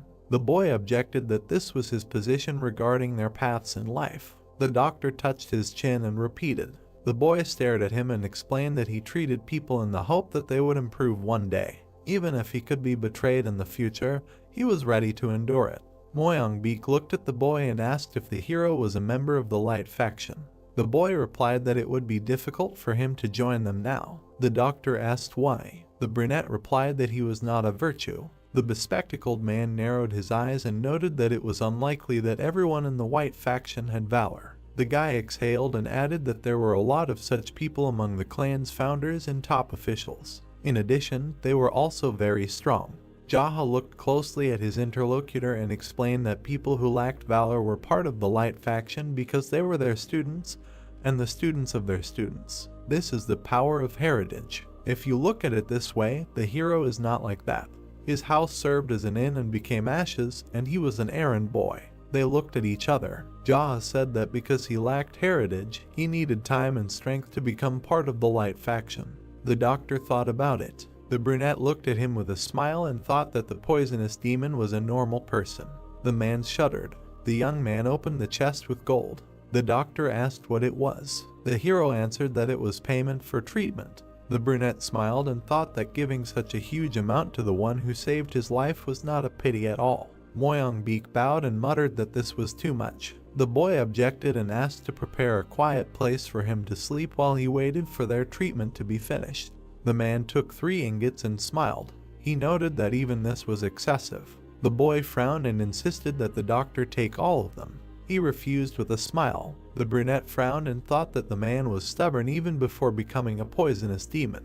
Jaha pointed to the box of roots and suggested that he take that at least. The man replied that in order to completely absorb the white flame herb, he would need at least 10 days to cultivate all the energy. He smiled and explained that patients came every day and he could not leave them. The boy puffed out his cheeks. The doctor bowed and thanked him for thinking so highly of his backwoods clinic. He suggested that the boy take the roots himself to cultivate. The boy frowned. The doctor smiled and beamed. Jaha sighed and thought that he had lost the argument of words again. That was the kind of person he was. Night, Moyangbeek looked at the sky. The girl bowed and said that the hero had started cultivating in his room. The man asked her to be especially careful with him. He turned away and muttered that the boy had some special kind of anger disorder. He thought he saw the hero's face on the clouds. The doctor left. The discussion of diarrhea was still in his head. Petals fell on the water. Jaha was meditating. A voice behind the screen asked if he was awake. The man opened his eyes. He opened the screen. Moyang was holding a tray and telling him to drink some herbal tea. The brunette took the mug. Looking at his reflection, he thought it was dark medicine for a poisonous demon. The doctor smiled and said that it should be drunk in one gulp. The protagonist looked at him and agreed. He began to drink the decoction. The brown-haired man smiled and asked how it was. The man licked his lips and replied that he felt some relief in his chest. While he was putting the mug on the tray, Moyoung asked if this meant that his soul had become lighter. Jaha replied that it was something like that. The doctor smiled contentedly and said that he was glad, and then asked to visit them from time to time so that they could monitor his pulse, even if he was busy. The brunette, standing opposite, said that he would come with a light heart as soon as he killed the great Rakshasa. He pursed his lips and thought that only by doing this could he cross the line of misfortunes that had haunted Moyoung all this time. The men went outside. Standing in front of the brown-haired man, Jaw thanked him for these 2 days. The doctor smiled and wished him luck, asking him not to hesitate to visit them if he felt bad. The protagonist smiled back and asked him to be wary of the Jianghu people and to contact him if anything went wrong so that he could help in person. Moyoung closed his eyes with a smile and asked what could happen to a simple doctor, then noted that his word would be enough. The man pursed his lips, thinking that he was in the midst of a war now, and anything could happen. He was sitting in a carriage with people. Gold Boar began to tap his fingers and asked if he could go home. The brunette smiled and noted that it was good at home, and the fat man began to thank him. He asked what he was thanking him for if he did not let him go anywhere. The man grimaced in displeasure. Red Monkey began to laugh and asked if she would receive an antidote. Looking at her, Jaha replied that he had already done so. She began to compare when it was. The protagonist gritted his teeth and replied that the poison of the cursed purple fog was a laxative, and the doctor had already cured her diarrhea. The girl's eyes widened and she wondered if it was poison. With a shocked expression on her face, she began to think that it was no wonder that she had such severe diarrhea, and that on top of that she had made such a rampage, thinking that the laxative was poison. She perked up when the man asked why she couldn't control herself. The brunette began to laugh nervously. Looking at his comrades, the brunette turned to Red Monkey's sister and Gold Boar's brother. He narrowed his eyes and asked if they found it funny that someone like him, who had just met them, was calling them brother and sister. Their faces darkened and they answered in the negative. The protagonist, sitting opposite, said that if the two of them took the side of the great Rakshasa and the streams against him, then he would stop this cart right now. The people listened in silence as they were told that since the poisoning and the incurable wounds had been somewhat cured, they would have to leave the cart and they would go with different bullets.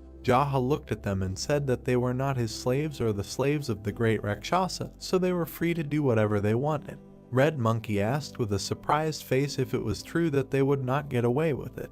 Gold Boar waved his hand and said that his entire house could be slaughtered if he betrayed the great Rakshasa. He asked if he could reveal his full strength to him, as well as the size of his army. The man grinned and said that he believed that he was not a merchant from nowhere. He asked if he wanted to make a detailed analysis and comparison of their forces. The fat man apologized with a sad look, noting that it was not only his life that was at stake. The brunette looked at him and asked that if they were on the side of the great Rakshasa and he lost, would their lives have any meaning? The interlocutors froze. Continuing to look at them, the protagonist said that he would continue to order them to believe and bring him money, bring women, and they would have no choice but to be his slaves until they died. Leaning against the wall of the cart, he said that comparing their military power was not the most important thing. Jahan narrowed his eyes and asked that even if he was weak, do they want to live as slaves or not?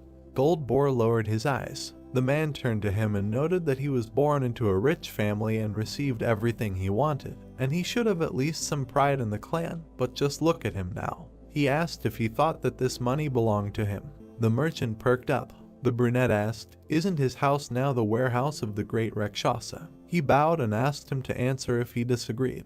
He asked if he really was rich, then wouldn't the method of spending money be more important than the endless, pointless collection of money? The fat man looked away and apologized, then asked him to buy him some more food. The protagonist frowned. Red Monkey perked up when he addressed her. She exclaimed that she was also a little hungry. Gold Boar clenched his fist and explained that he was asking her if she would side with Rakshasa. The girl smiled and said that no matter what happened, she would side with her brother. The man asked her why, with a gloomy expression.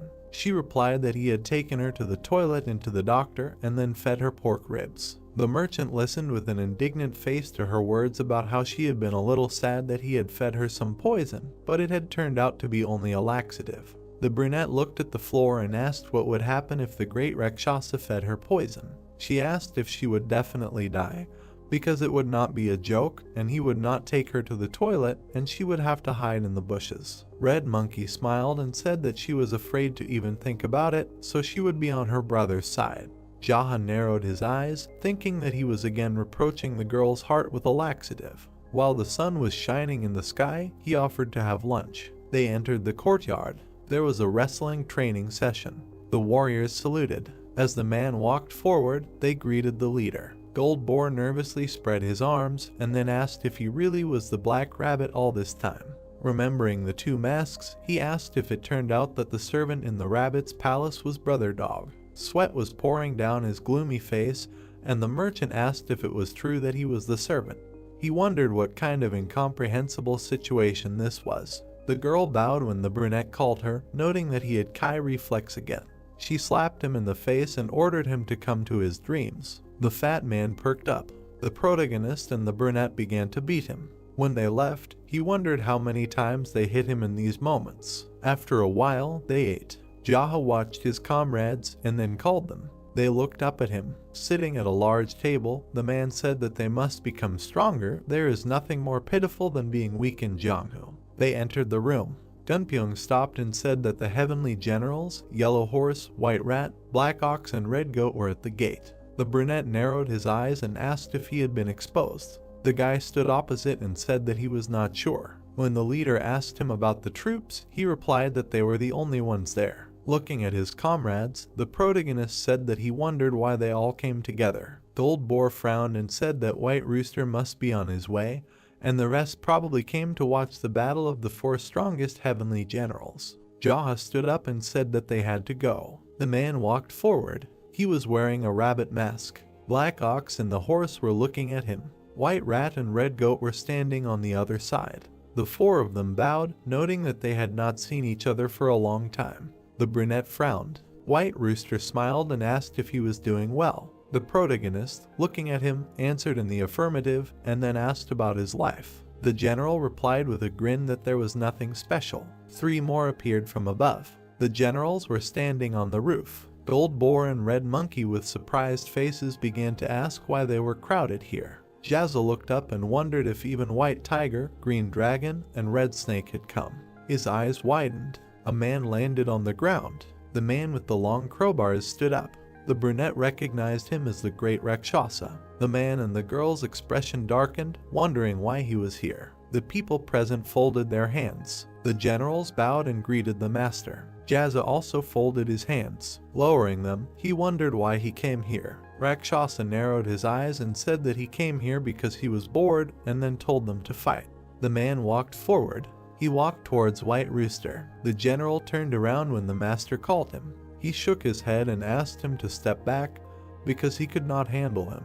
White Rooster was very surprised. He nodded his head, accepting the order. Rakshasa touched his chin and said that the strength ranking was wrong, and then told White Tiger, Green Dragon, and Red Snake to attack together. Gold Boar and Red Monkey were startled. The three of them were jumping off the roof. The master said with a dissatisfied face that today, three of the four strongest heavenly generals would be fighting shoulder to shoulder against the fifth, who seemed to have made an incredible breakthrough in martial arts. He said that the battle would be a razor to the death, so they all had to kill or be killed, and he forbade all other disciples from interfering in the fight.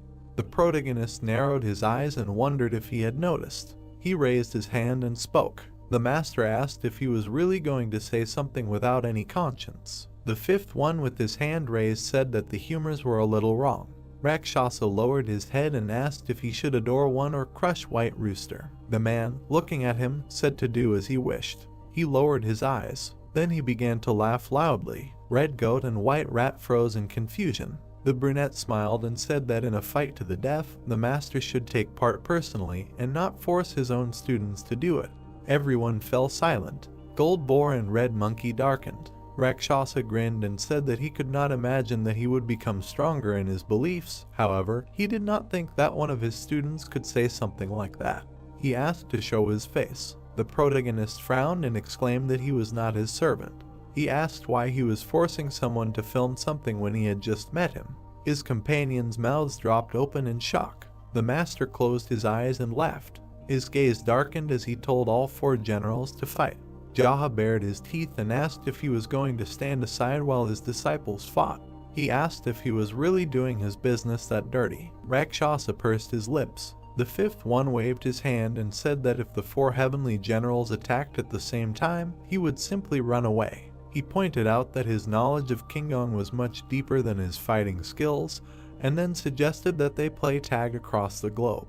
Looking at the master, he said that however, if he were to challenge him as a man, he would accept the battle one-on-one. The brunette pointed his finger and said that rumors of him being afraid of a fight would spread far beyond Manhwa prefecture since he was quite talkative. Rakshasa continued in a darker tone. The protagonist stood and spoke to the 12 heavenly generals. He asked them why they thought their leader was making them fight first. He noted that it was obviously to find out how strong he was as he beat them to death. Jaha grinned and asked how much wealth and prosperity the old man planned to enjoy when he sent his disciples to hell. He pointed to Black Ox and noted that he was obviously young, then asked how old he was. He asked if he thought the old man would be sad if he died. Looking at the generals, the man said that all he would do was give his mask to someone else since they had already replaced more than 1 or 2 generals. He asked if they were really going to die like this, obeying their master. Rakshasa smirked and said that apparently some madman had been hiding under the mask of some disciple all this time. The brunette smiled and agreed. He said that the masks increased their madness, then asked the brothers to remember that. His comrades froze in shock, trying to understand what he was saying. The master said with a smile on his face that he would fight him. He looked at White Tiger. The protagonist pursed his lips, mentally noting that he had signaled his students with his eyes after telling him that. He thought that he knew he would do it before he was surrounded. He reached for his weapon. Jaha began to take out his sword. He struck. White Rooster covered himself with his fan. The 5th jumped. He began to run. The 3 rushed after him. Then the rest of the generals beat him. They complimented the man. Looking at White Tiger, he said that they did not need to worry about anything. Looking ahead, he added that this was all because he would finish off the master, and so they should react accordingly. The generals ran, and the brunette asked them to trust him. Red Snake and Green Dragon perked up. The master with an angry face loudly asked why they were just staring at him. The protagonist's eyes flashed and asked how dare he butt in the middle of brotherly bonds. His feet raced along the ground. Red Goat and Black Ox ran, hearing the order to find him. The generals rushed ahead. People looked at them with fear. Pouring water into a glass, a man asked if there was really a grand battle going on somewhere. The man sat without a mask, muttering that there were a lot of heavenly generals here. Seeing Yellow Horse, the employee greeted him. He grabbed him by the neck and began to ask if he saw someone running in a hurry or suspicious people. The man trembled and replied that he did not see anyone. The general dared the brunette and asked him. A dark aura grabbed his neck. The protagonist pulled him towards himself. Looking with angry eyes, he asked how dare he raise his hand against an errand boy right in front of him. He was squeezing Yellow Horse's neck. Jaha swung his fist. He hit the general. He flew to the side. The employee watched this in fear. The 5th one dared him and told him not to be surprised because this was commonplace for Jianghu. The guy looked down and agreed. The man poured alcohol on his wound. Then he began to pour it into a glass. Holding out the jug, he offered to pour. The frightened guy held out the glass and thanked him. Looking at him, the protagonist said that they thought that the errand boys were weaklings, that's why they yelled at the slightest thing. The employee answered negatively. He asked him to shut up and drink. They both drank. The guy was shaking with horror. Jaha looked at him and told him to go rest, and later he would send his man to pay for the drink. He said that he would finish the rest himself. The guy exclaimed that he understood everything. He ran into the building. On the ground lay a beaten Yellow Horse. Looking up, Black Ox noted that he was dead. Red Goat said that he must be nearby, so they should be more careful. At this time, the 5th was chewing on a stick. Black Ox looked at him. He indignantly asked what he was looking at. Throwing the stick, the man exclaimed that he was looking at him. the stick flew. It pierced the general's forehead. Red Goat's eyes lit up. He turned and screamed at the falling black ox. At that moment, the brunette pierced his forehead with the stick as well. He abruptly put the glass on the table. There were 3 corpses lying on the ground. The protagonist narrowed his eyes and thought that he was not at all surprised that they were from low ranks. A man came to the scene and began to ask how he dared. Jaha crossed his arms and asked how he was doing. White Rat jumped up. He stretched his hand out to his opponent. The 5th parried his blow. Blood gushed out from under his mask. When his hand was bound by a dark aura, he asked what was going on. Holding him, the brunette swung. The general fell to the ground. The protagonist was sitting at the table. Looking down, he told him not to cross someone like him in the next life. Jaha reached for his mask. Putting it on himself, he noted that now there were only 4 heavenly generals and the great Rakshasa left. The company looked at the 3 corpses. Red Snake waved his hand and said that he must be planning to lure them out by killing them one by one, and if this continues, they will all die. He asked what they should do. Green Dragon nodded and said that the 4 heavenly generals should unite, and if the 4 of them were together, then he would be unable to oppose them. Red Snake bowed his head and muttered that he never thought that their brothers would just die like that. He looked at his comrade and suggested that they return to their teacher immediately. The general replied that if they just went back like that, the teacher would get even more furious, and not only would they come back empty-handed, but they would also have lost their brothers. The protagonist rubbed White Rat's mask. They all looked at their comrade and said that the decision was his. White Tiger looked at them and suggested that they continue the pursuit, because as Green Dragon said, the 4 of them should unite.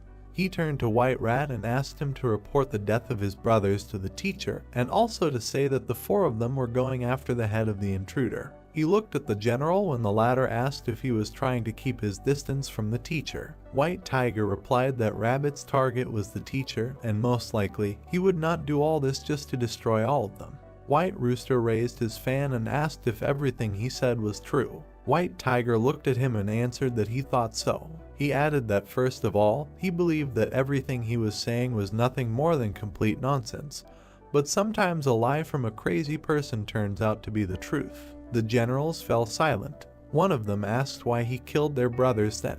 The man, his eyes flashing, replied that it was because he was crazy. The protagonist and the others nodded. He smirked and thought that, as expected of an elder, he was making a very reasonable conclusion. White Tiger turned to the others and said that he was sure of it, because he had told them from the beginning that he was only doing a personal duel with the teacher, and as long as they did not pursue him, he had no need to fight them, and he would only appear where the teacher was. The brunette shook his head and thought that the more he listened to him, the more he. The masked man gritted his teeth and said that if he killed the teacher, they could just start all over again, making White Rat one of the heavenly 4 generals. He looked at Green Dragon and asked, as he said, how long are they going to be his slaves? He added that, to be honest, he was already tired of watching him fraternize with the youth. Jaha crossed his arms. He raised his head and asked why in that case they didn't just kill the teacher themselves if that would be the end of it all. The generals looked at him silently, saying that he was no beauty. The 5th man's eyes widened. He narrowed them and mentally cursed his chatty tongue. He lowered his hands. The generals rushed towards him. Putting out his palm, the man used Flame Realm Palm Force. The masked men also put out their palms. An explosion thundered. The generals were thrown back. Red Snake tried to get up. They ran towards him. The brunette began to attack him. The others watched the dark aura, thinking about how strong he was. The protagonist extended his hand. He began to remove Red Snake's mask. Putting it on over White Rat's mask, he said that there was no point in bothering him anymore. He asked why complicate things when the problem would be solved as soon as the great Rakshasa died during their duel. White Tiger looked at him and agreed. She said that they would not approach the Black Rabbit Alliance today, so he asked to let Red Snake go. Jaha narrowed his eyes and said that he could not let him live. The man showed his teeth and began to ask why. He asked if he had not said earlier that his goal was to fight the teacher, and since he had no reason to fight any of them.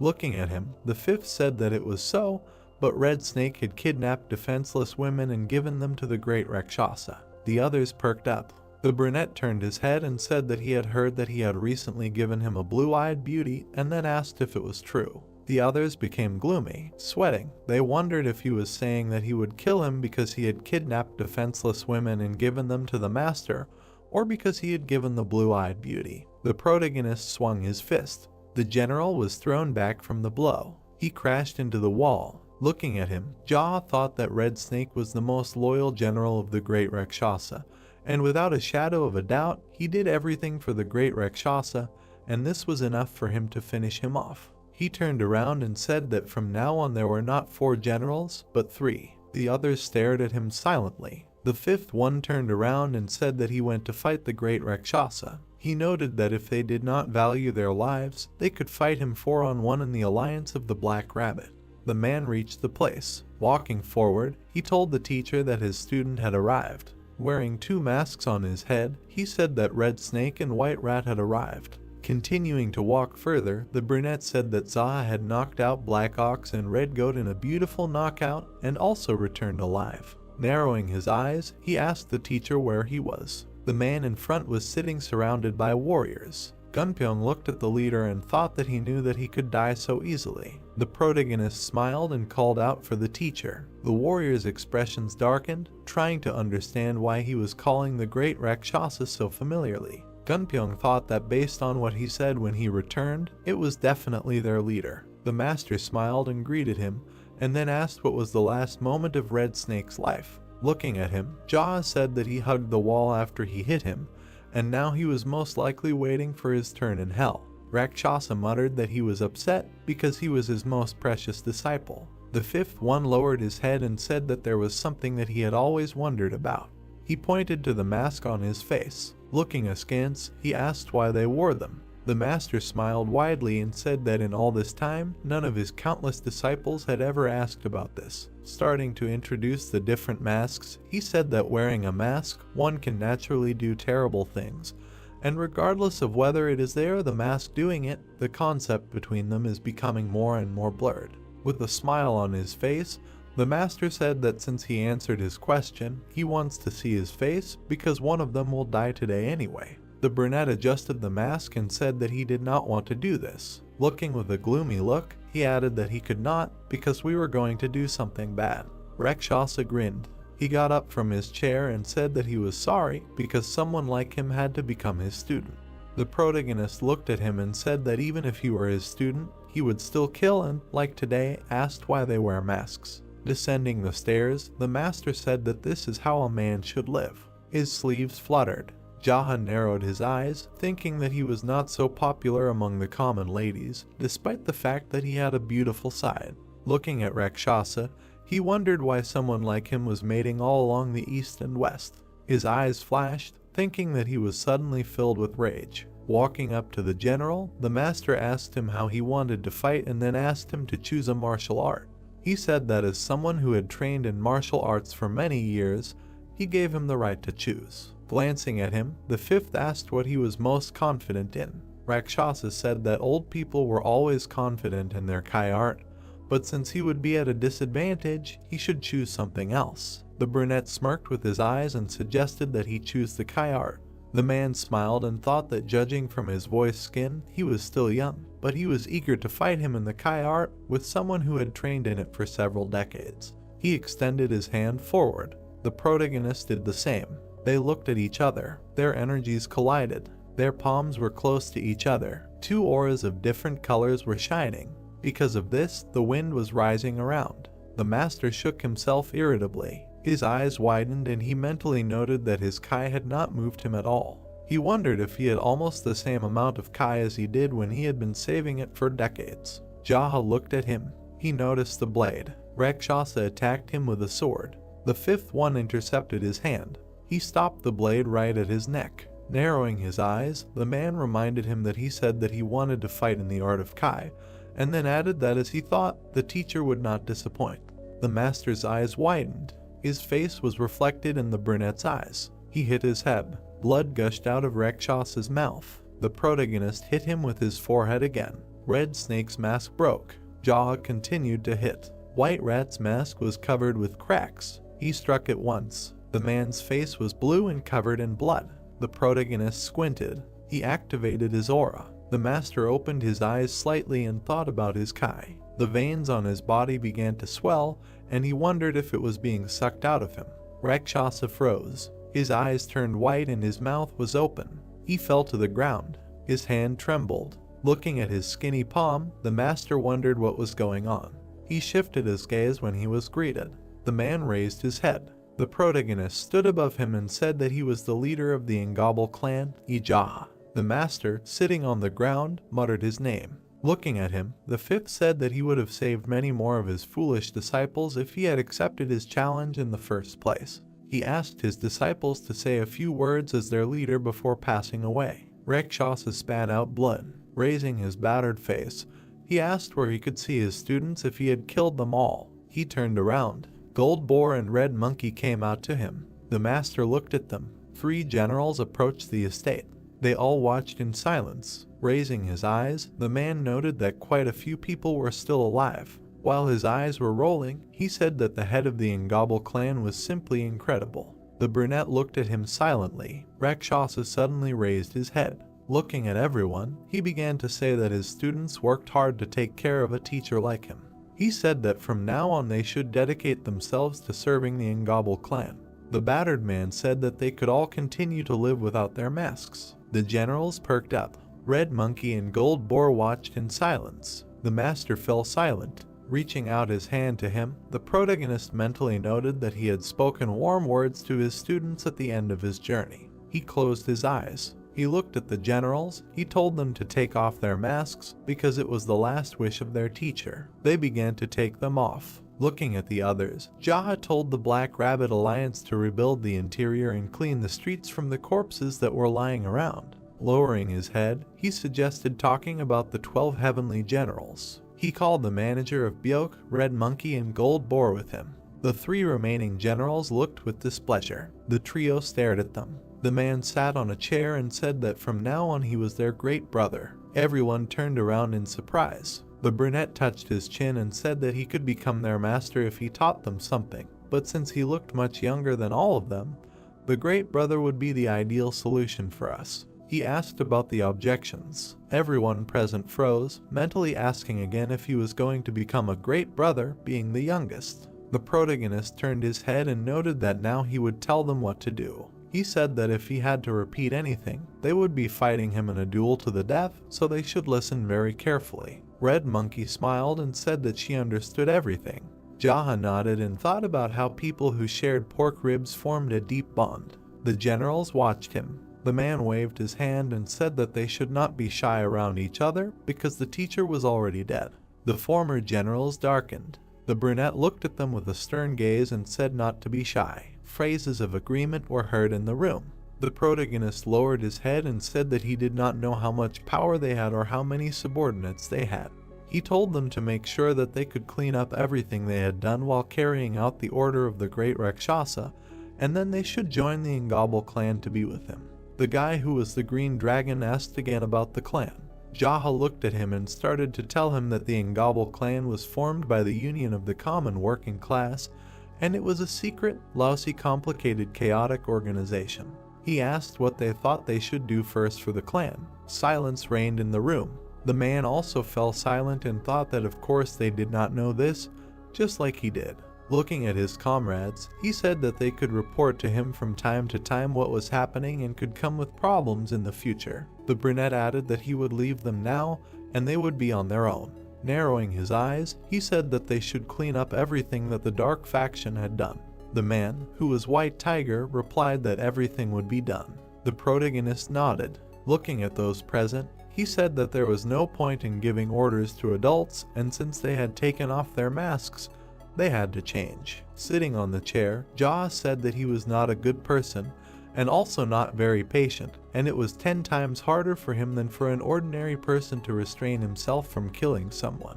The generals darkened when he noted that it was like when he gave them. White Rooster looked up and said that he was worried about something. The man turned around and asked. White Rooster said that the teacher had both enemies and allies. He folded his fan and began to say that he was especially close to the old king of the hornless dragons, who received a lot of money and women from Rakshasa. He added that he would be the most furious when he learned that he had died. Green Dragon looked at the leader when he asked if there was anything else. He said that there was a society of rain clouds. Imagining the battle, he said that they were one of the teacher's most troublesome enemies, and indeed the master's hand was cut off by the leader. The guy with an indifferent face said that unlike the old hornless Dragon King, there were many people besides them who held a grudge against Rakshasa, and they could not predict their reaction.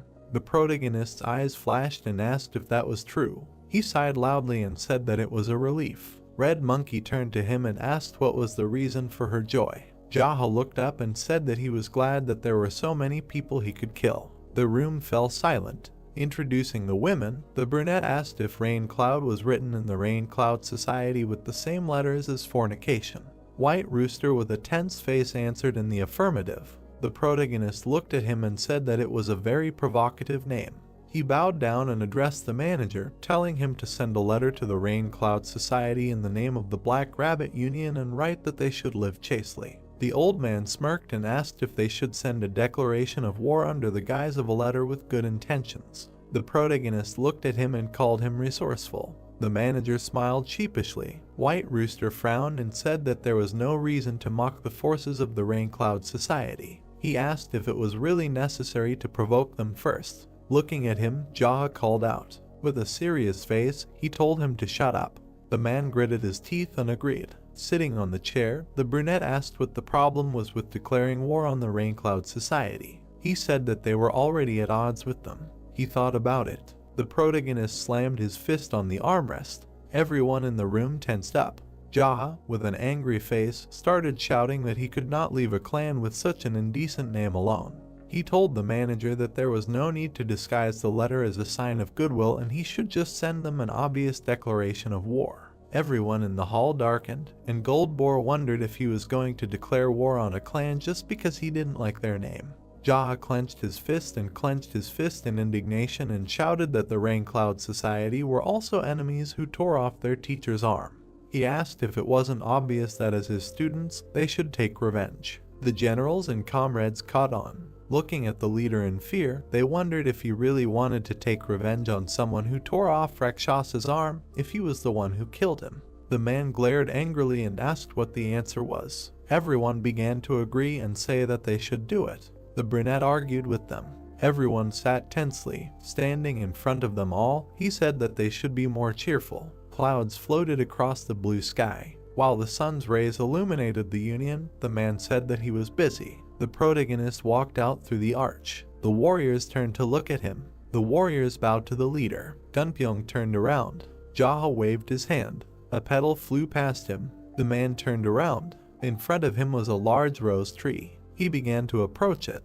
The brunette began to meditate near it. He sat with beast eyes. Petals fell on his shoulders. Gunpyeong watched him. The sun's rays caressed the Union. Little by little, the sunset began to descend. The protagonist, strewn with petals, was still meditating. The warriors looked at him. He opened his eyes. Jaha began to rise. He reached for the sword. Everyone froze. The man began to wave his hand. He looked at the blade. The brunette looked back. He looked at the falling petals. His eyes widened. The blade began to move. The protagonist spun the sword. He struck. Then the leader swung again. Gunpyeong clenched his teeth, and the others looked on in surprise. The man moved like a falling petal. Energy oozed from his body. Gathering the petals into a pile, he controlled them. The brunette stepped to the side. He turned around. The wind blew to the side. The protagonist raised his sword. He lunged. There was a pink petal on the tip of the sword.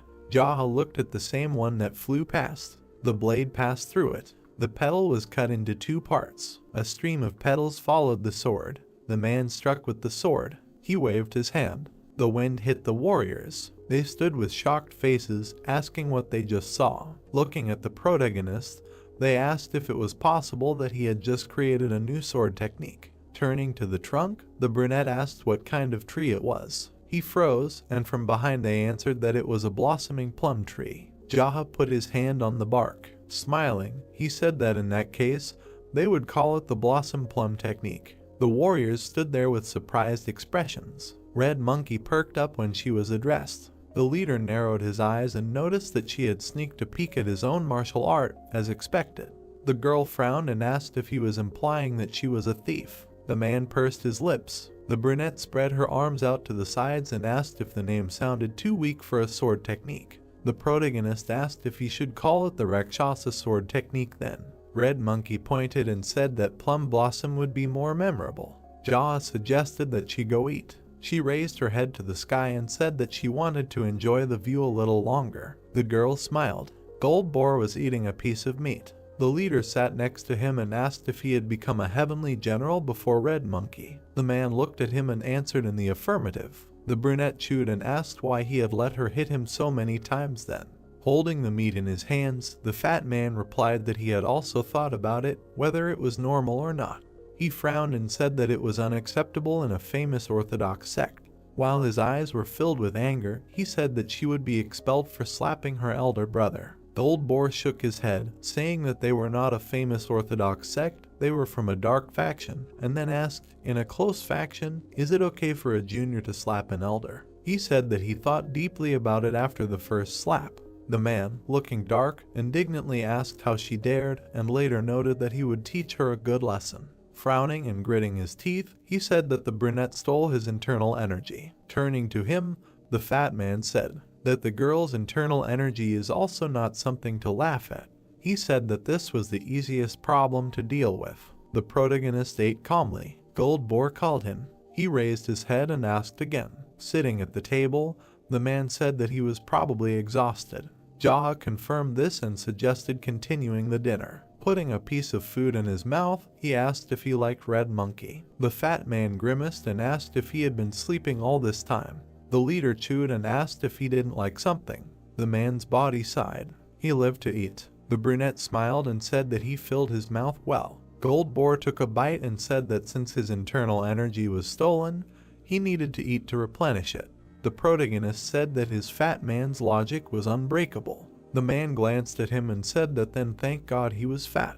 Introducing the man with the fan, he said that he was a member of the Golden Mountain Society and had countless riches and was also the youngest of the sons. He said that he had money, he knew martial arts, and then asked to imagine if he were also thin. Sitting at the table, the brunette asked if he was the youngest child and received a positive answer. Holding the chopsticks, he said that he really did look like the younger one, and it was no wonder that it was normal for him to get slapped. Gold Boar's expression darkened questioningly. Turning away, he asked why they were acting like this. From the room, there was a video of the street. There, warriors were practicing with swords. They were practicing near the plum tree. Red Monkey was practicing with them. Watching them, the fat man said that they were all crazy, swinging their swords at the falling leaves. The brunette propped his face on his fist and said that they were doing everything right. The man looked at him and said that the Black Rabbit Alliance was more like the Smart Rabbit Alliance. The protagonist looked ahead and said that they were doing everything very well. He was watching carefully. Watching the warriors, he mentally noted that they were inspired by his training. Looking at Gunpyeong, Ja thought that they were trying their best to get on the path of martial arts that they themselves were doing. The tree was swaying in the wind. The leader smiled and said that they smelled the scent of plum blossoms in the falling leaves. He tapped his finger on the table. Gold Boar noticed it. Red Monkey and Gunpyeong were trading. The plum petals continued to fall. The man watched with a smile. Then night fell. In the morning, the courtyard was strewn with petals. Everyone gathered in the hall. The manager frowned and said that in the surrounding area, they had received reports of the silver ghost Yu Sashing.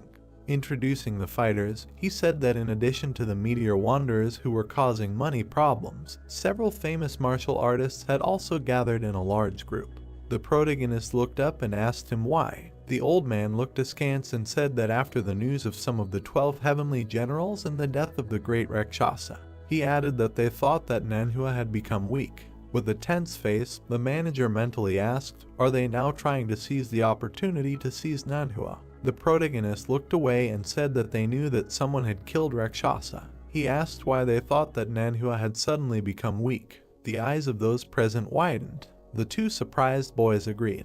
The old man closed his eyes and said that greed would cloud common sense from time to time. Jahar remained silent. The man frowned and said that he could assume that the old hornless dragon king had joined forces with Professor Su. Standing in front of the leader, He said that since there were quite a few of them, he would inform the 12 heavenly generals, and if the old hornless dragon king tried to tear Manhwa apart, the generals would be in danger. The brunette leaned back and said that he could handle it, but the morale of the subordinates could fall due to the difference in numbers because there should be at least an equal number of them. Looking at his comrades, he said that one of them would go to Ilyang Prefecture and talk to Sima Bai and Chao Sungti, who would need to be told to gather the people who were bored and send them here. The protagonist looked away and said that someone else would need to go to the Black Pearl Fort.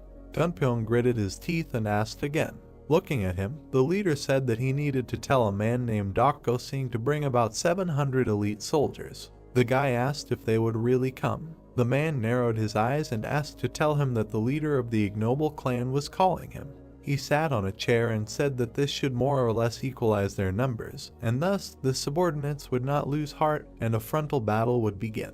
The brunette frowned and said that besides, since the idiots from the Black Pearl Fort had completely gone crazy, they should be careful and not provoke them. Gunpyeong clenched his fists and said that he understood. Looking at those present, the protagonist turned to the leaders. He looked ahead and asked if there was anyone on the side of the old king of the hornless dragons that he should not kill. Everyone began to exchange glances. Jaha narrowed his eyes and said not to be indignant later after he killed everyone there. The guys clenched their eyes. The leader was told that there were none. The protagonist on the chair said that they needed to continue and said to call the Heavenly Brothers generals. He said that he would personally go to everyone who answered the call and beat them to death. The brunette waved his hand and said that they could go about their business. The manager frowned and asked about the face sketch. The man leaned back in his chair and said that there was someone he had to find. The old man raised an eyebrow. He lowered his head and said that he would find everything he needed for him. The protagonist noted that he had a face like a sex maniac. Sitting on the cross, he said that he shared his impressions of him. Introducing a man with an open chest, he said that he was like a sex maniac. The long-haired, brown-haired man rubbed his chin. Jaha said that he had a cute face and soft skin. He could smile charmingly with just one look. Remembering his long hair, the head asked if he understood what he was talking about. The manager closed his eyes and said that he saw it. Looking at him, the brunette asked, was it really that fast? He asked him not to think and continue explaining. Darkened, he said that his drawing. He looked up and said that he would catch the sex maniac. The protagonist was sitting in the carriage. Turning to the coachman, he asked to change the name of the place, and since they were accompanied by a light wind, instead of the Moyang Clinic, go to Iowa Prefecture, where the Rainy Clouds Society is in charge. Jaha signed his face with his fist and said that the fact that they were always committing adultery without him was unpleasant to him. The coachman remained silent. The leader narrowed his eyes and asked him. The man answered that everything was fine. He drove the carriage through the forest. The brunette thought with a smile that in the rays of the spring sun, gusts of refreshing wind, his madness fiction I away as if I went somewhere to rest. When he got out of the carriage, he told the coachman that he could go back, but he must make sure that everyone thought that he himself was in the clinic. The protagonist walked along the alley. He reached a large door. Then he knocked. A small bolt in the door opened. An unknown person asked who had come. Jaha looked at the crack in the door. He remained silent as they continued asking him who he was. The leader twisted his lips. Approaching the door, he said that he had come to pay off some expenses. The bolt closed. Afterwards, the door began to open. The man narrowed his eyes and thought that given how easily and without any confirmation they had opened the gates for him, it seemed that they were not the kind of people who would pay back their debts. A man met him and said that he could enter. He turned around and began to ask who owed him and whether it was by chance that the leader's right hand had drunk the money. The brown-haired man turned around and asked why he was not answering.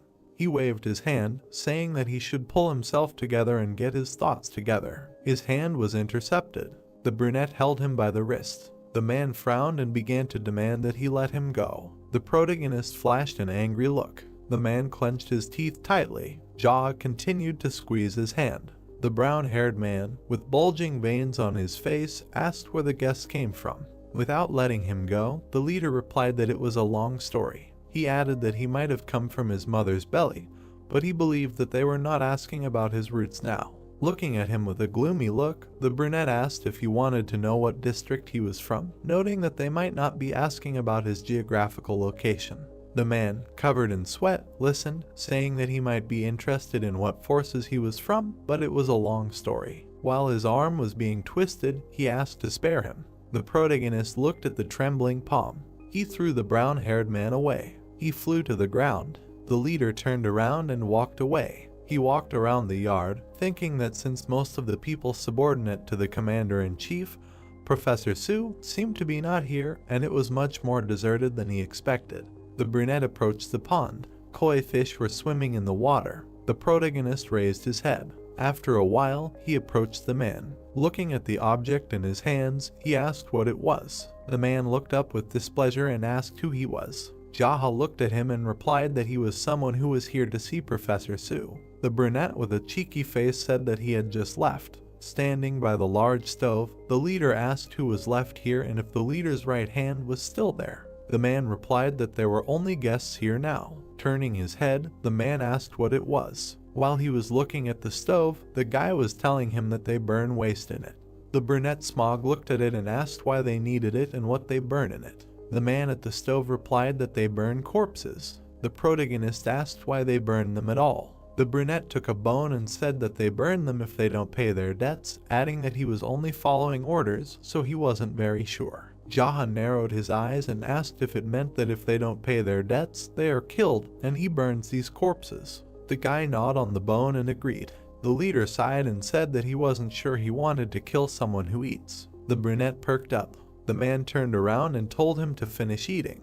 He stopped when he was asked if he was not a guest. The man grabbed the axe. The brunette glanced at him and wondered how many people he had killed to be able to decide so quickly to take someone's life. He dodged the blow. The protagonist extended his hand. He hit the guy in the stomach. He flew straight into the oven. His body began to burn.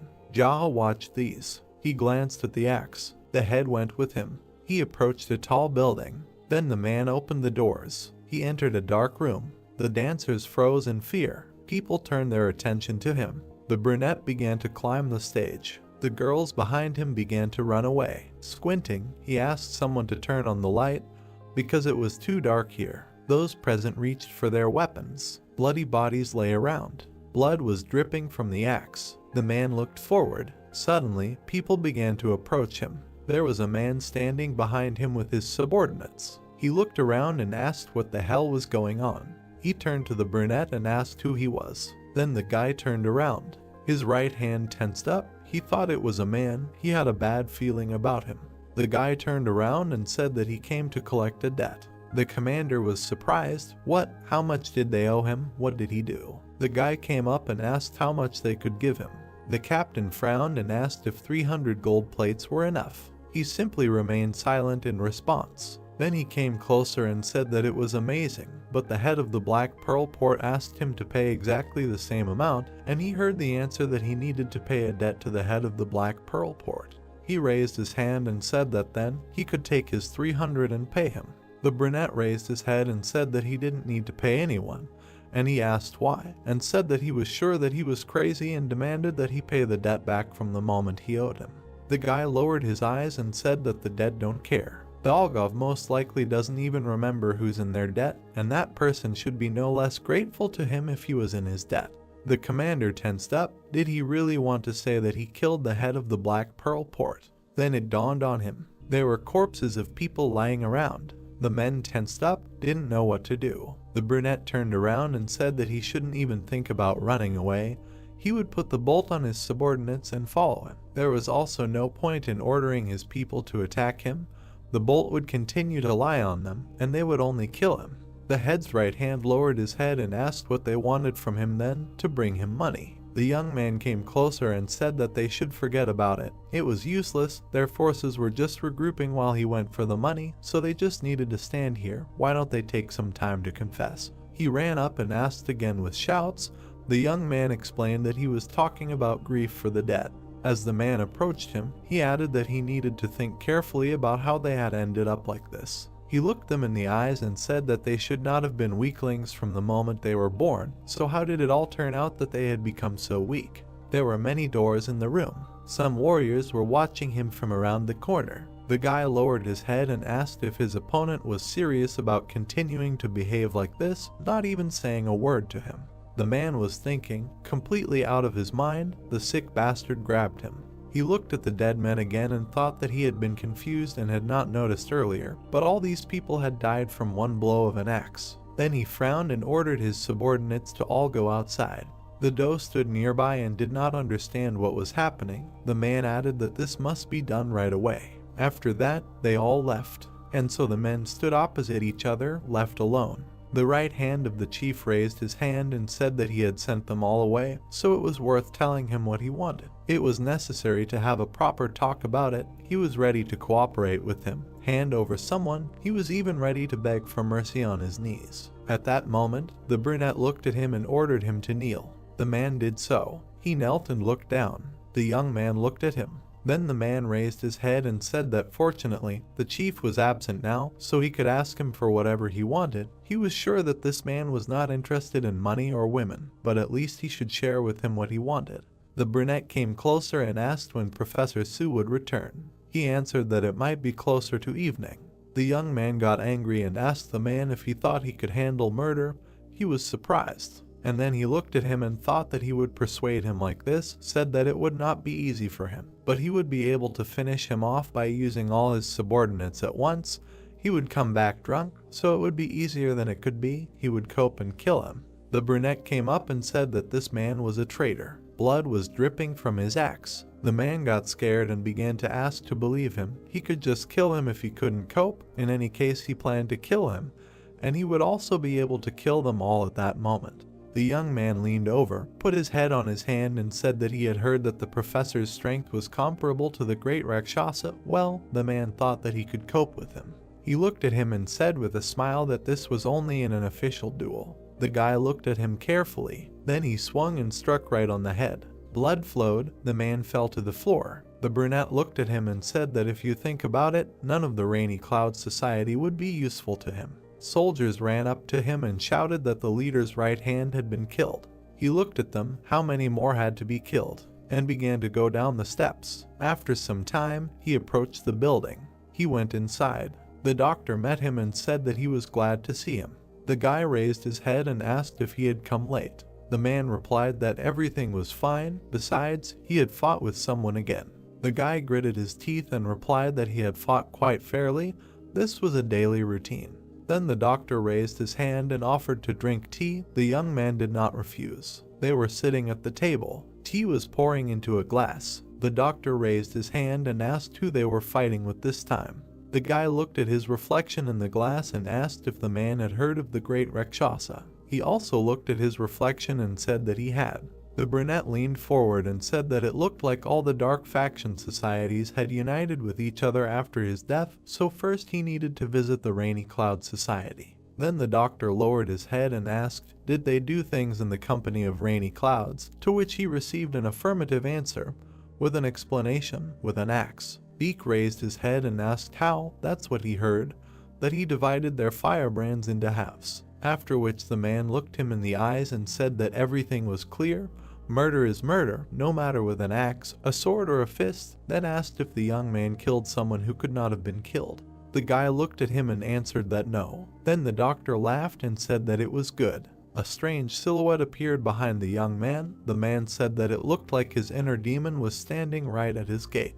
The brunette smiled and said that this is exactly why he came to visit him. From time to time, willy-nilly, he becomes his patient.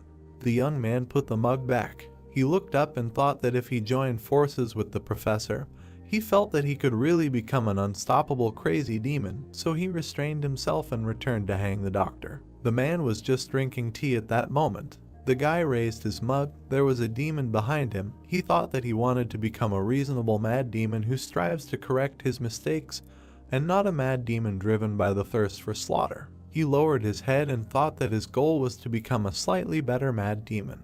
Deep night, the guy entered the building. He passed by his subordinates and thought that he felt much better, and after talking to the doctor. Then he smiled and thought that communicating with someone to whom you can open your heart gives a feeling of peace. He went inside. It was light. Others met him. For some reason they were surprised. The companions were glad to see him, and in his place sat a Samdegati. The man looked at him attentively. Then he stood up, greeted, bowed.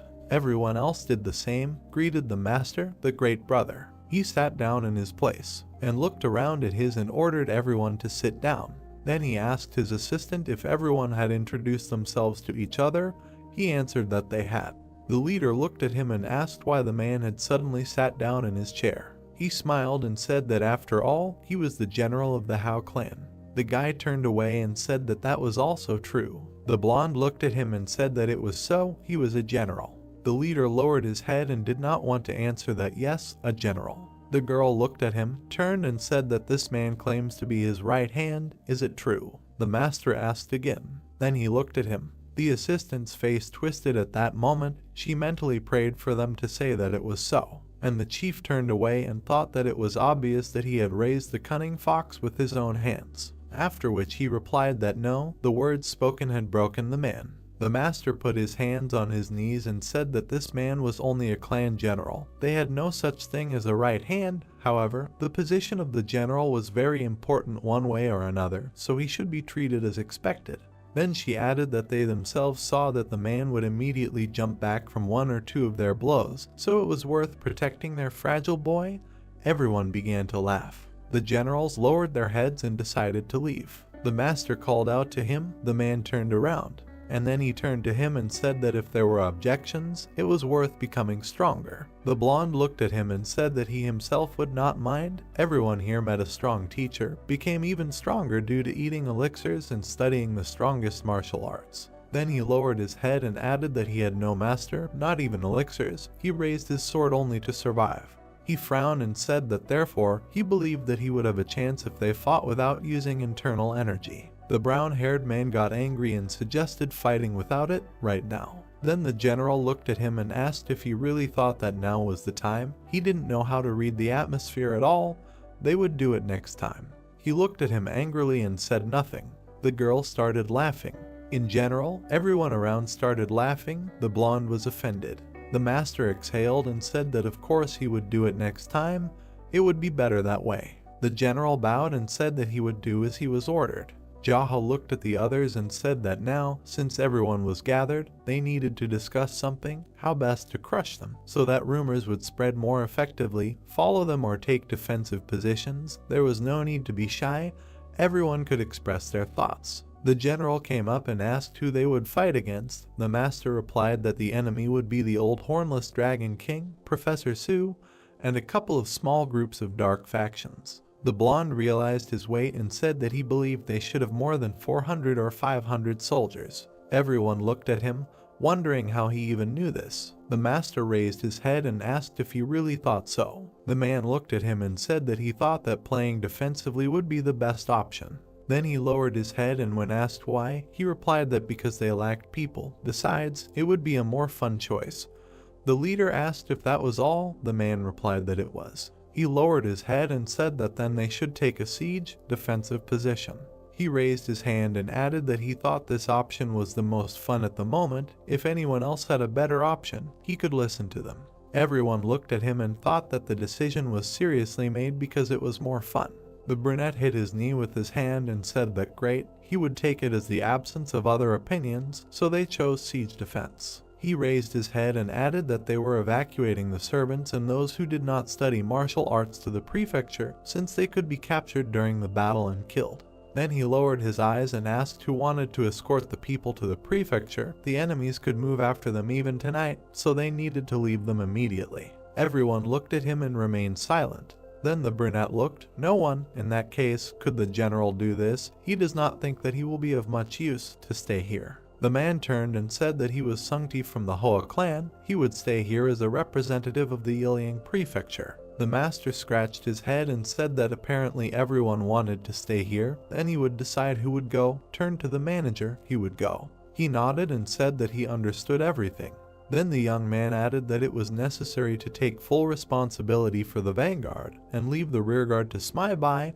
The guy should send someone with quick feet ahead to scout their way. The men unanimously answered that they understood everything, after which they were removed from the room. Then the brunette turned around and told the young man to get out and follow them to the very end. If something happened, whether to report to him or not was at his discretion. The man stood up, folded his hands and said that he understood everything, after which he also ran out of the building.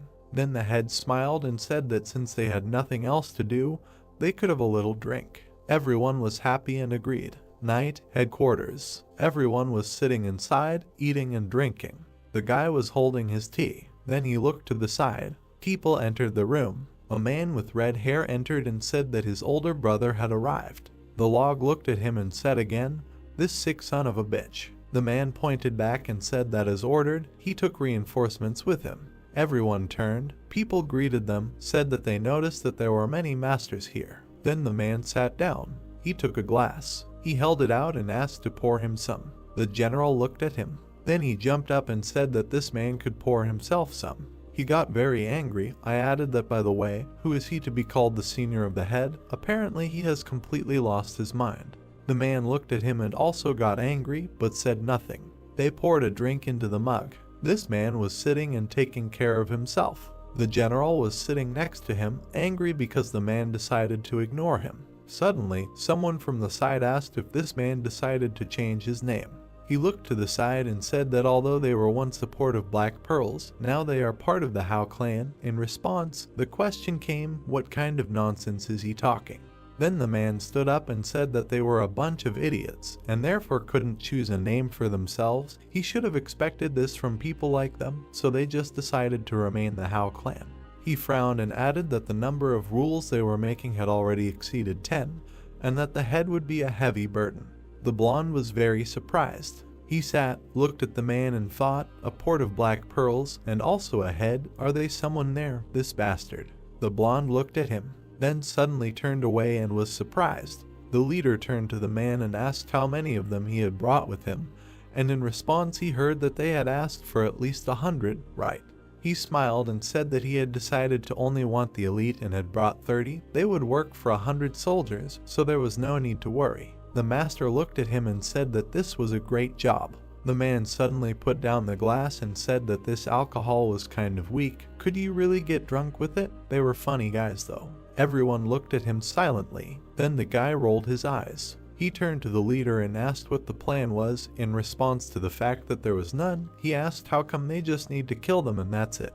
The brunette replied that yes, they need to kill them all. The man just looked at him. Then he stood up and said that great, they need to wake him up when the enemies appear, and for now he will go sleep. And he lay down on the floor right next to the place of his head. He fell asleep. Everyone around was in shock. The brunette turned and asked if the moon was bright today. Gunpyeong looked at him and said that yes, perfect conditions for a battle. Then the master asked if there was anyone on the old Dragon King's side who practiced poisonous arts. The guy replied that from what he knew, no. The master raised his hand and asked among everyone, the strongest are the old king and the professor, right? Shat frowned and said that most likely so. Then the brunette looked at him and asked if their strength was comparable to the great Rakshasa. Then the guy raised his head and said that everyone has their own strength and weakness, but they are not testers who will just give in to the great Rakshasa. The leader thought about it, said that he would personally deal with the two of them, so the rest should also fight the enemies. According to their strength, everything will turn into a massacre, so if they meet an enemy much stronger than them, they should retreat. Everyone looked at him and said that they would do as ordered. A soldier ran into the room and shouted that the enemies were at the gate. Everyone turned around and was surprised. Horror was red in their eyes. The brunette turned around, ready for battle. Then he stood up and said that he needed to bring his mask. The brown-haired man came up and handed over the mask. The leader took it and put it on himself. They set out. The time had come. They went out into the street and followed them to the very gates. Then they approached the gates and opened them. There were people standing in front of them. The old man raised his head and said, well, the 4 junior heavenly rulers couldn't do anything to him, even when the great Rakshasa was with them, so he still couldn't understand why they suddenly decided that they could resist him now. The man smiled and said that if he killed the one who killed the right hand of the head of society, so be it. He would be generous and take them under his wing. The head looked at him and asked what kind of amazing prankster he was. The other one came closer and said that they hadn't seen Professor Su for a long time, the man to the white tiger, which was true. Then the white tiger looked at him and asked why he suddenly submitted to the old Dragon King. The teacher would be ashamed of him if he found out about this in heaven. After all, he was one of the few whom the teacher recognized. The man smiled and said that it was a provocation. Where was their little red monkey? Did it really die? The girl stood aside and spat demonstratively. Then she came forward. The man noticed her and smiled, said that he would spare the red monkey. The old man came up and said that only the one who killed his old friend was obliged to take all the rage. It was better for them to leave all this foolishness to the hills. He frowned and added that those who wanted to die could come up. If they had already thought about why the great Rakshasa did it to him under the relationship, the choice for them would be obvious. The brunette rubbed his hands with a smile and said that there were so many people who could be killed. Then he turned to his comrades. They looked at him. The man said that it was better for him not to betray him today. Today he was not in the best mood. The moon was shining brightly. His madness turns into frenzy when he fights according to the colors of such a beautiful moon. He raised his head and added that he could completely lose his mind, so he shouldn't give in to the words of this weirdo. He won't be able to sit with them today. The others got scared and said that they understood everything. Then the brunette turned around and said that he needed to fold his fingers into a lock in his palm and put them here. The brown-haired man folded his hands and stretched them out in front of him. Jaha put his foot on his palms and told him to use his internal energy to throw it as hard as he could. He wanted to enjoy the full moon. He didn't quite understand what was happening but agreed. The leader looked at him and told him again to throw it as hard as he could. See you later. The man looked at him and I responded in kind. The young man smiled and flew up to the very top. He hovered in the air under the moon. He raised his head and enjoyed the view. He looked at the moon, smiling before his eyes as he fell down. He bowed his head and flew like a bird. Then he pulled his fist back and began to accumulate energy, and with all his might he sent the kingdom of flames down. The enemy was scared. People didn't know what to do. Smoke rose. His comrades began to cover their faces with their hands. The smoke began to clear. The brunette stood and looked at them. Then he took a step forward. There was no one around, and he left, smiled, and looked down. The burnt bodies of the enemies lay around. A huge palm was literally imprinted on the ground. The opponents were in shock. Then the young man took out his sword, looked at them, and ordered them to listen carefully. The old man was furious. It was about him. The brunette came closer and said that because of this decrepit old man, who only does what he eats the handouts of the great Rakshasa, everyone will die today. We must remember this. The old man was scared. He stood in the crowd. The soldiers began to look at him. After that, he screamed, ordered to kill them all, and the battle began. Heads flew in different directions. People in masks began to attack. They fought valiantly. There was blood everywhere, and the brunette stood in the middle and said, "The moonlight is so beautiful, the spirit of his subordinates is beautiful, and his mood is also beautiful." Suddenly the man shouted what everyone is doing. "This man is now standing alone. We must kill him." The soldiers began to attack. The only thing the master said when he turned around was that he wished everyone to die. People ran up. They were scared. His sword was literally blazing with flames. The man smiled and said that he would only kill the leaders. They got scared, turned around, and started to run away, and the head began to run after them. The soldiers shouted that he was going to kill only the leaders, but he no longer heard them. His eyes were filled with madness. The young man continued to run after them. He swung his sword and killed one after another. Even those who tried to attack died instantly. They screamed in pain, bled. The master looked at them and asked where they were running. One of the soldiers tried to hide, but at that very second he lost his head with one blow. The man smiled and asked if they thought they had a chance since the great Rakshasa was dead. He grabbed one of them by the neck, pulled him close, and asked why, in their opinion, he suddenly died. Fucking bastards, why should they tell him? He squeezed so hard that the man started foaming at the mouth, and they watched the commander and told him that this man was absolutely crazy. The brunette threw the warrior aside. Everyone around was in shock. They started throwing their balls and weapons on the ground. Then they tried to run away, but from the other side, the commander met them and killed them. The leader screamed what was happening. Everyone who dared to run would die by his hand. The soldiers fell lifeless to the ground. Jaw stood in place, looking up. Then he grinned. His sword was covered in blood and flames. The leader raised his hand and ordered to kill him immediately. The young man looked at them. Those who ran towards him suddenly began to be covered in some stripes. They stopped, as if their minds were clouded. They began to look at this man with horror. Then they looked at their hands, and their bodies began to cut Atso on their own. There was fear in their eyes. The man stood in the middle, everything was shrouded in some kind of magic, a kingdom of flames, an excellent trajectory of the sword, after which a huge column of blood rose to the sky, and now the leader was left alone in a pool of blood. The subordinates turned and looked at him in surprise. They were all terrified, as were the opponents, who were in shock. The brunette stood under the bloody moon and smiled. One of the leaders frowned and asked who this man was. He bowed his head and asked where the man named Yusashing was. Everyone around stood and looked at him. Then the young man bowed his head and said that he assumed that this man was the one who set all this up. But no one said anything. The general stood in the crowd and shouted that it was him. The soldiers started to turn around. Then the man raised his hand and pointed at someone. A man with black hair stood on the pole. This man was the silver ghost Yusashing.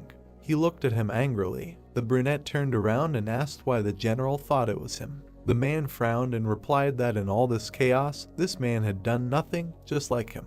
The master lowered his head and said that his comrade was an excellent detective. Then he looked at him and said that even shit can be useful, good job. The blonde smiled and thanked him. After that, the chief turned his head and looked at that man. In the crowd stood a man. He smiled maliciously and said nothing. The oak came up and said that they received a report about the silver ghost. The brunette looked at him and asked who is he. The old man raised his head and said that he looked like an arbitration expert. But if you look at the root, he was just a gambler looking for big disputes that could bring him big profits. You can call him an expert in providing problems. He came closer and added that he did not have any faction behind him, but he often interfered in disputes between dark factions for the sake of big profit. What? And he has the skills for this. The brunette thought, for the first time he heard about him.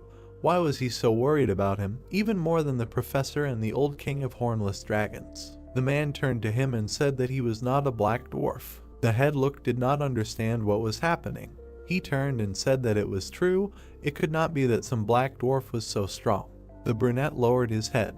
He turned around and said to the professor and the old king, are they serious? They will continue to fight so ineptly, taking his money? They just looked away and were silent. Then the man came up and said that just recently they both bragged that having received money from him, they increased their forces several times and captured Manhwa. The leader continued to watch this, just look at him. The brunette raised his hand, said that now that everyone understood the situation they were in, why don't they continue the battle until the winner is determined? He smiled and said about cockroaches and dark factions. The master came up and said that they should continue the battle until the winner is determined. He gritted his teeth and asked how dare he order him. He raised his bloody hand. He looked forward and said that he was proposing a truce. The king and the professor were very surprised. His comrades turned around and also did not understand what was happening. The brown-haired man looked at the leader in shock, and the red-haired man was also very angry. Yahello looked forward and said that now everyone understands that Yusashing is behind all this. The man stood there, not understanding what was happening. The brunette stepped forward and asked if they were refusing to reconcile. He was sure that they would suffer the greatest losses from continuing the battle. The king looked at him and asked why. The professor came up and said that he had never been defeated in his life. Then the master looked up and said that he gave them his word that half of them would die at his hands if they continued the battle. Of course, it was obvious that his subordinates would also die. The men looked at each other. Everything was as he had said. At this rate, they would have to suffer immeasurable sacrifices just to get rid of him. The leader came closer and said that they should think for themselves, who has nothing to lose from losing in all this. He frowned. Of course, Yusashing, the bastard who had arranged everything from the shadows. The man looked at him and was angry. Then the master pointed at him and said that he must have given them a huge mountain of money to attack Manhwa, but then demanded that they return everything. He did not bring his troops, did not participate in the battle. He stood in the middle and said that the one he needed was not the professor or the old king, if they just did nothing. Then he smiled and said that he would first kill Yusashing. The professor frowned. How could he even trust the words of someone hiding behind a mask? At this moment, the young man replied that he would show his face. The men were shocked. They turned their heads to Yusashing and remained silent. Then he looked at them and asked if they were really going to continue hanging their ears. The guy in the mask took a step forward and said that all they needed was to just let him kill Yusashing. It would not be too late if they continued the battle after that. The professor and the king stood and thought that this man was absolutely right. There was no point in suffering losses in the battle with this madman. They looked at him and thought that they had no idea what the brunette was really up to, and even if he won, he would be exhausted after the battle with him. They would lose absolutely nothing from this. Then the leader began to take off his mask, hiding under it. The moon was high and shining brightly. Jaha took off his mask and looked at them. The men were very surprised. The brunette looked at him and wondered who he was. The old man came closer and said that he would like to continue the counter deal. They do not accept reconciliation. Yu Sashing looked at him and smiled, but then he was surprised that the old man offered to fight an immortal fight between the two of them, and if someone dies, then he will lead his lawsuit. Then he closed his eyes and added that only after they take on their shoulders the sin of murder, only then will true reconciliation be accepted. Asked what the professor thinks about this. He turned and smiled and said that the old man was absolutely right. The young man exhaled, thinking that they would use their powers to subjugate the entire city if Yu Sashing won, and would bring in troops if he won. He came closer and said that it was worth doing. He was always happy to have a one-on-one fight. Then his subordinate came up to him and turned to him. He whispered in his ear that the people were planning to analyze his abilities by watching the fight. The brunette smiled and said that he knew it. The comrade was very surprised. He folded his arms and asked him to be careful. The old man frowned and ordered to weave nets around so that no one could escape. The men stood opposite each other. Yu Sashing smiled and asked if everyone had gone crazy. The king turned to him and asked again. He just needed to win. If he was really that strong, then he needed to prove it with deeds and not words. The man frowned and said that that was the whole essence of the trash from the dark faction. At that moment, the master approached him. They were approaching each other. Then the man took out his sword and rushed straight forward. The duel began. The opponents looked into each other's eyes. Their blows bounced to the side, raising dust. Yu Sashing was angry and struck again and again, but the master stopped his blows. Then the brunette got angry and swung with all his might. He screamed, threw several swords forward. With incredible speed he struck. Jaha parried it. Another blow, again missed, after which he tried to plunge the sword into his chest, but the young man was able to dodge again. He looked at him and thought that this was not some kind of sword technique that he learned on the street. It was obvious that he had been training only this one technique for at least 10 years. Yu Sashing was determined. Jaha looked at him and came to the conclusion that this man was from the light faction. The brunette smiled and swung. He struck again, but it was all in vain. The master dodged the blows very skillfully. After that, the man asked where his confidence had gone, and the young man jumped. He looked at him and said nothing. Yu Sashing struck again, screamed, and once again the leader parried him. The brunette continued to fight and thought that he could not understand what kind of martial art this guy was using. He decided not to keep him in suspense, and I will shout, "What style does this man use?" He looked at him and thought that it was not surprising that he could not recognize his martial art, since it was not like any other. He imagined himself on a mountain of corpses. His entire path from the bottom to the top is the root of his martial arts. He frowned and thought that of course, someone who relies only on our templates will not understand him. The battle continued. The man frowned, did not understand what was happening. He continued to talk, but he understood that the young man was parrying them all. Then the master laughed and said that this was very slow. He needed to attack faster. The man got angry and struck. He sent a few balls forward again, but this time he still couldn't do anything. Jaha smiled, looked at him with wild eyes and asked him to go faster. He screamed, and he struck again, even harder. Everything around was shrouded in smoke. The brunette turned around. His opponent stood in front of him, unharmed. Then he looked at him from under his brows and said that this was the third time they used the same technique differently than before. Then he jumped back. He raised his hand and sent a magical blow forward. With the help of black magic, he grabbed the brunette by the neck. Then he approached, looked straight at him, and he stuck his hand right into his neck. Yu Sashing began to soak in fire, and now they stood opposite each other. The professor and the king watched from the side. The subordinates also watched the battle. The brunette lowered his head and thought that the blood in him seemed to have frozen. His body did not obey at all. Jaha turned, raised his head and told everyone to listen carefully. From now on this man is his prisoner, his slave, his servant, the prisoner of his subordinates. Everyone was shocked. Torture, the young man added that to torture him or kill him, now only he can fulfill his fate. He raised his sword. People were surprised and thought, is it really possible that a murder will happen now? But the master simply spat on the sword and began to jump around the man. His comrades did not understand what was happening. They watched as the guy ran around the enemy, asked what he was doing. It was unclear. Was this really a victory dance? It looked like it. People watched as the brunette continued to dance. Why this happened so suddenly, no idea. His hair fluttered in the wind. His eyes sparkled from the color of the moon. The sword was covered in blood. The moonlight was reflected in the pools of blood. The young man continued to dance. It looked strange. The girl raised her hand and turned to him and apologized for interrupting the dance, asked if he was going to kill the enemy. He replied that he did not know. Then the girl watched him and asked what this madman was dancing for. In response, she heard that he was doing it only because he wanted to be even crazier. He continued to move and said that the sword dancer in the moonlight, the madman under the moon, the master from Ilion, the owner of the Black Pearl sport. The people around were shocked. Then the young man raised his head and said that all this was him.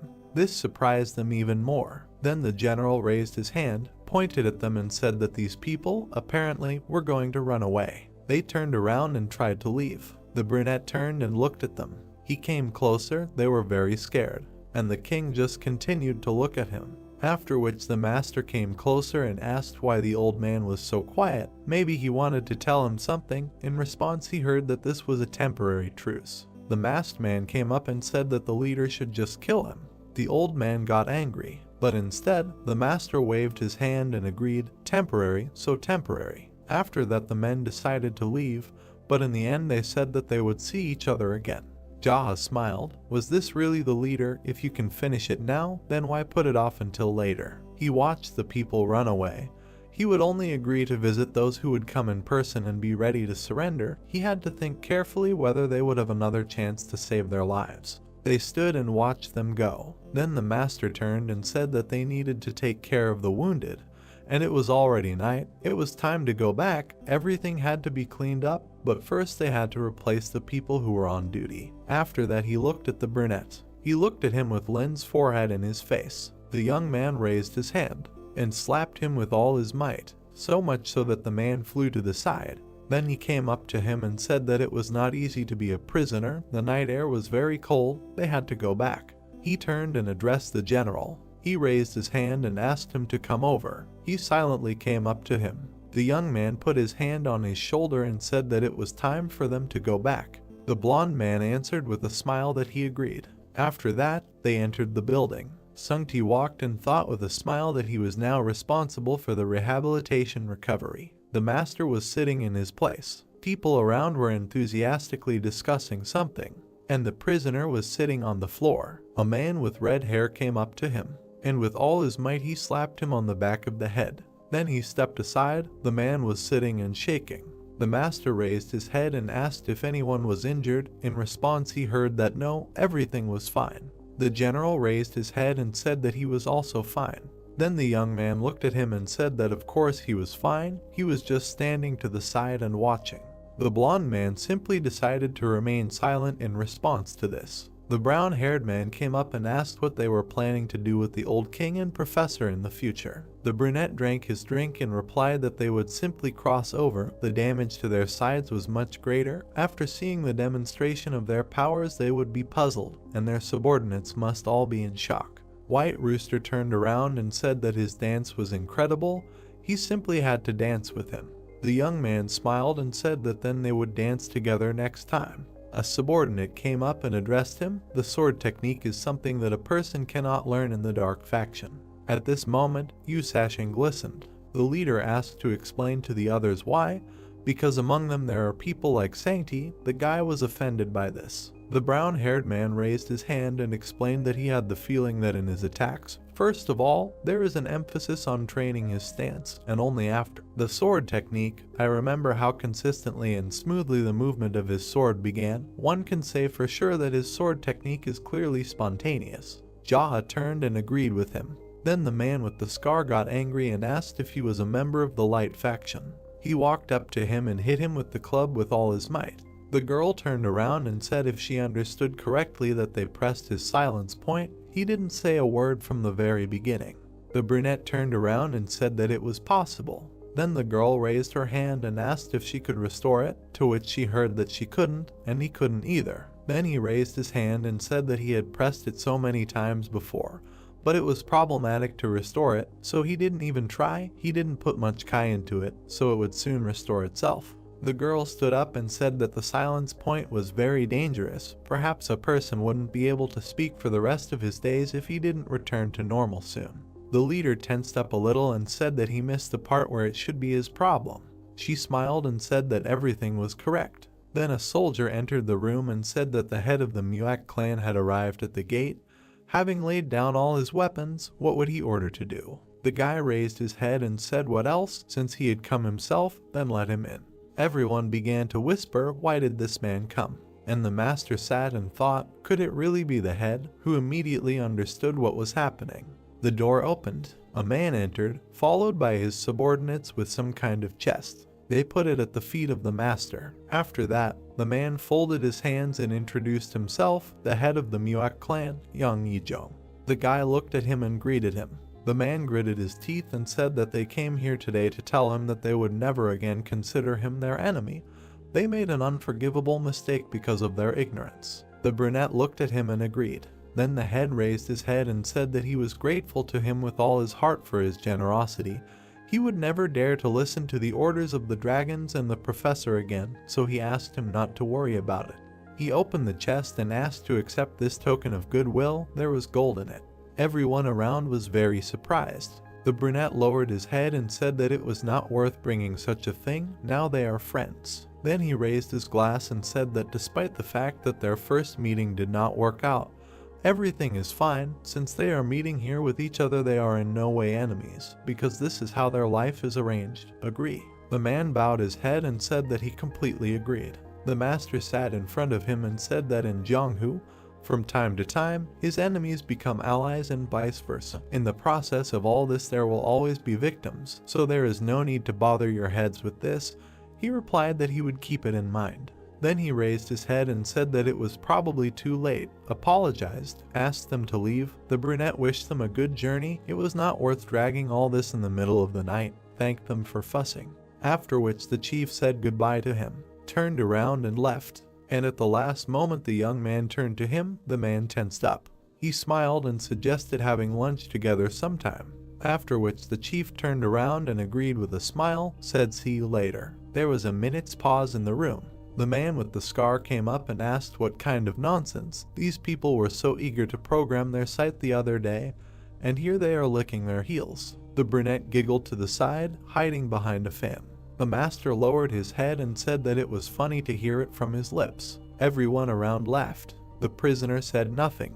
After that, the man with the scar looked at him, came up and hit him again, raised his hand and asked why he was laughing. Did she really press some point on his face? Someone came in there again. The man said that Madame Celsium had come there in connection with it. Jaha looked at him and asked why he was asking such a thing, making them freeze outside. Of course he should let her in. The woman entered the room. The leader turned to her and asked if she really was Madame Celsium. He remembered one of the battles, said that he had seen how good her people were at throwing hidden blades from behind their backs. Their skill in throwing weapons openly at such a distance was no joke. The woman bowed, said that she would like to apologize. Her students and she were thinking about leaving the Dragon Clan and returning to the Valley of Blooming Pomegranate, and also strongly warned her close friends not to cross the dark factions in the future, apologized for all the mistakes made today. The brunette closed his eyes and said that anything could happen in the heat of battle. Then he looked at her and said that they could do this. Now that they got to know each other better, he would say honestly, he was very glad that the entire Valley of Blooming Pomegranate would not be his enemy. The woman bowed her head and said that she understood. Then she looked at him and took out something. She showed him a glowing blade. As a reinforcement to her words, she wants to give him a moon dagger, which she treasured so much in her youth. The master looked at it and said that it was not worth it. Then he took the dagger to show his sincerity. He will find a good use for it. Anyway, he wanted to buy 1 or 2 daggers so that they would always be with him for self-defense. Madam smiled and replied that despite its small size, it would easily cut almost any long sword like tofu, and it would also be perfect for killing. They looked at each other. The young man added that they really appreciate the quality of the goods. He would be glad to use it. In response, he heard another apology, after which the woman left. Jaha turned to the brown-haired man and told him to go to the weapon and look at the faces of those standing at the gate, wait a little, then send them home. He was too lazy to deal with all of them. The young man stood up and agreed. He closed the door and the brunette stood up. He walked forward. He approached his prisoner. He looked at him and drank the drink. He just looked and said nothing. The prisoner also looked at him and was silent. After that, the brunette frowned, and he hit the man with all his might. He flew to the side and fell to the floor. The blonde came up and grabbed him by the collar. Then the master came closer and asked him if he should just kill him or torture him a little and then finish him off. The man looked at him and was also silent. Then he took the dagger and said that it was definitely not the same as before. They were his enemies. He was used to beating them to death, breaking their skulls, killing by chopping with an axe. What had changed? Everyone around watched this in shock. Then the young man continued to shake the sting and asked what the hell happened to him. So this is what people feel when they realize all the shock from how much they have changed. Or is this what people call the vicissitudes of life? Or are both options true? He fell silent and put the blade to his chin. Then he looked at the prisoner and said, "To kill or not to kill, that is the question." He stood over the prisoner and asked, "To kill or not to kill, that is the question." He looked down. What kind of look was that? Does he see idiots in him? Does he think he is ignorant? The man looked at him and got angry. Then the brunette came closer and said that he could not speak since his point of silence had not yet been restored. He grabbed him by the chest. He lifted him up and threw him aside. After that, he plunged the dagger straight into the table. The master came closer and said that when he was young, there lived in the village one brother. He believed he had met such a brother that there is in every yard, happy, cheerful, who spied even on those like him, and on top of everything solid, was courageous. He listened to him attentively. He sat him down in front of the chief again. After that, the young man looked at the reflection of the dagger. Battles to the death in the village took place in one way. They tried to solve everything with words, sticking blades into such a table, and if they could not come to an agreement, both took their knives and tried to kill each other. Then he looked at him and said that although he called it a battle to the death, people did not always die in it, but at least 1 or 2 fingers definitely flew off the phalanges. He lowered his head and thought. He remembered the day when he saw his brother dead on the table. The young man hiccuped blood. To be honest, he was not surprised. He imagined a bloody table. The grandfather got rid of the corpse. He had to wash the table with a rag. The rag continued to cling to the table, only he failed to wash it clean, and during the process, he noticed a bunch of blade marks on the table. He wiped it. Seeing this, a thought crept into his head. It's good that his brother died fighting. The man did not understand what was being said, and the young man continued, wiping the table at least once a day, trying to understand how to accept this emotion that he experienced over and over again. He put his hand to his chin and said that he could not remember his name, and since the young man was an orphan, he had no chance to recognize him. In any case, a lot of water had flowed under the bridge. Again he imagined this table. Whoever killed his brother was killed in the same way by his hands. Then he pulled out the blade. He swung it and said that in the end, he walked around and then was killed by it. The man could not stand it and began to beg for mercy. Then the young man was surprised. His point of silence was restored. The prisoner looked at him and shouted that he was asking for mercy.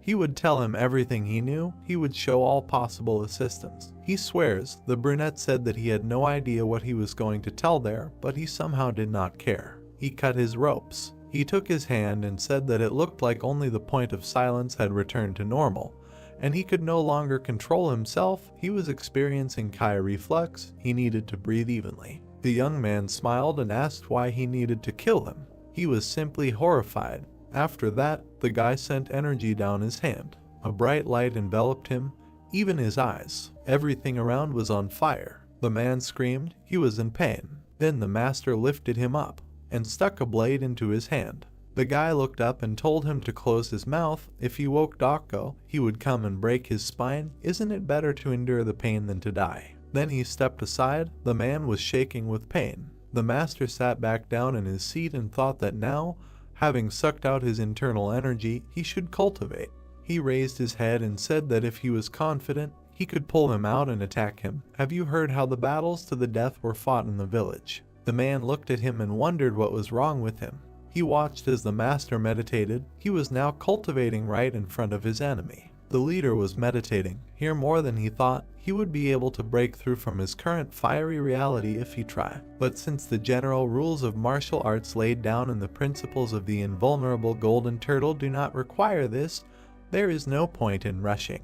He imagined a huge fiery core. He opened his eyes. He approached the brunette. He looked at him and said that he stopped the bleeding. The young man said that this was a good job. He thanked him. The man clenched his fist. Blood was pouring out of it. He decided to rip his clothes to stop it. Then he bandaged his hand. The chief poured a drink into a glass and said that the reason why the Mulek clan and Madame Cialcium bowed before him was because they were not moving anywhere. He pushed the drink towards him and said that since they know that they can cut out the entire clan, or drown the entire valley of blooming pomegranate in fire, they forgot about their pride and came to apologize. The man drank the alcohol. He exhaled and thanked him. The master poured more and said that, frankly speaking, he did not care what happened to him there, because he was the owner of a mountain house. He agreed, after which the guy drank. He put the glass down and added that if he was not going to help him kill the king and the professor, then he had no reason to spare him.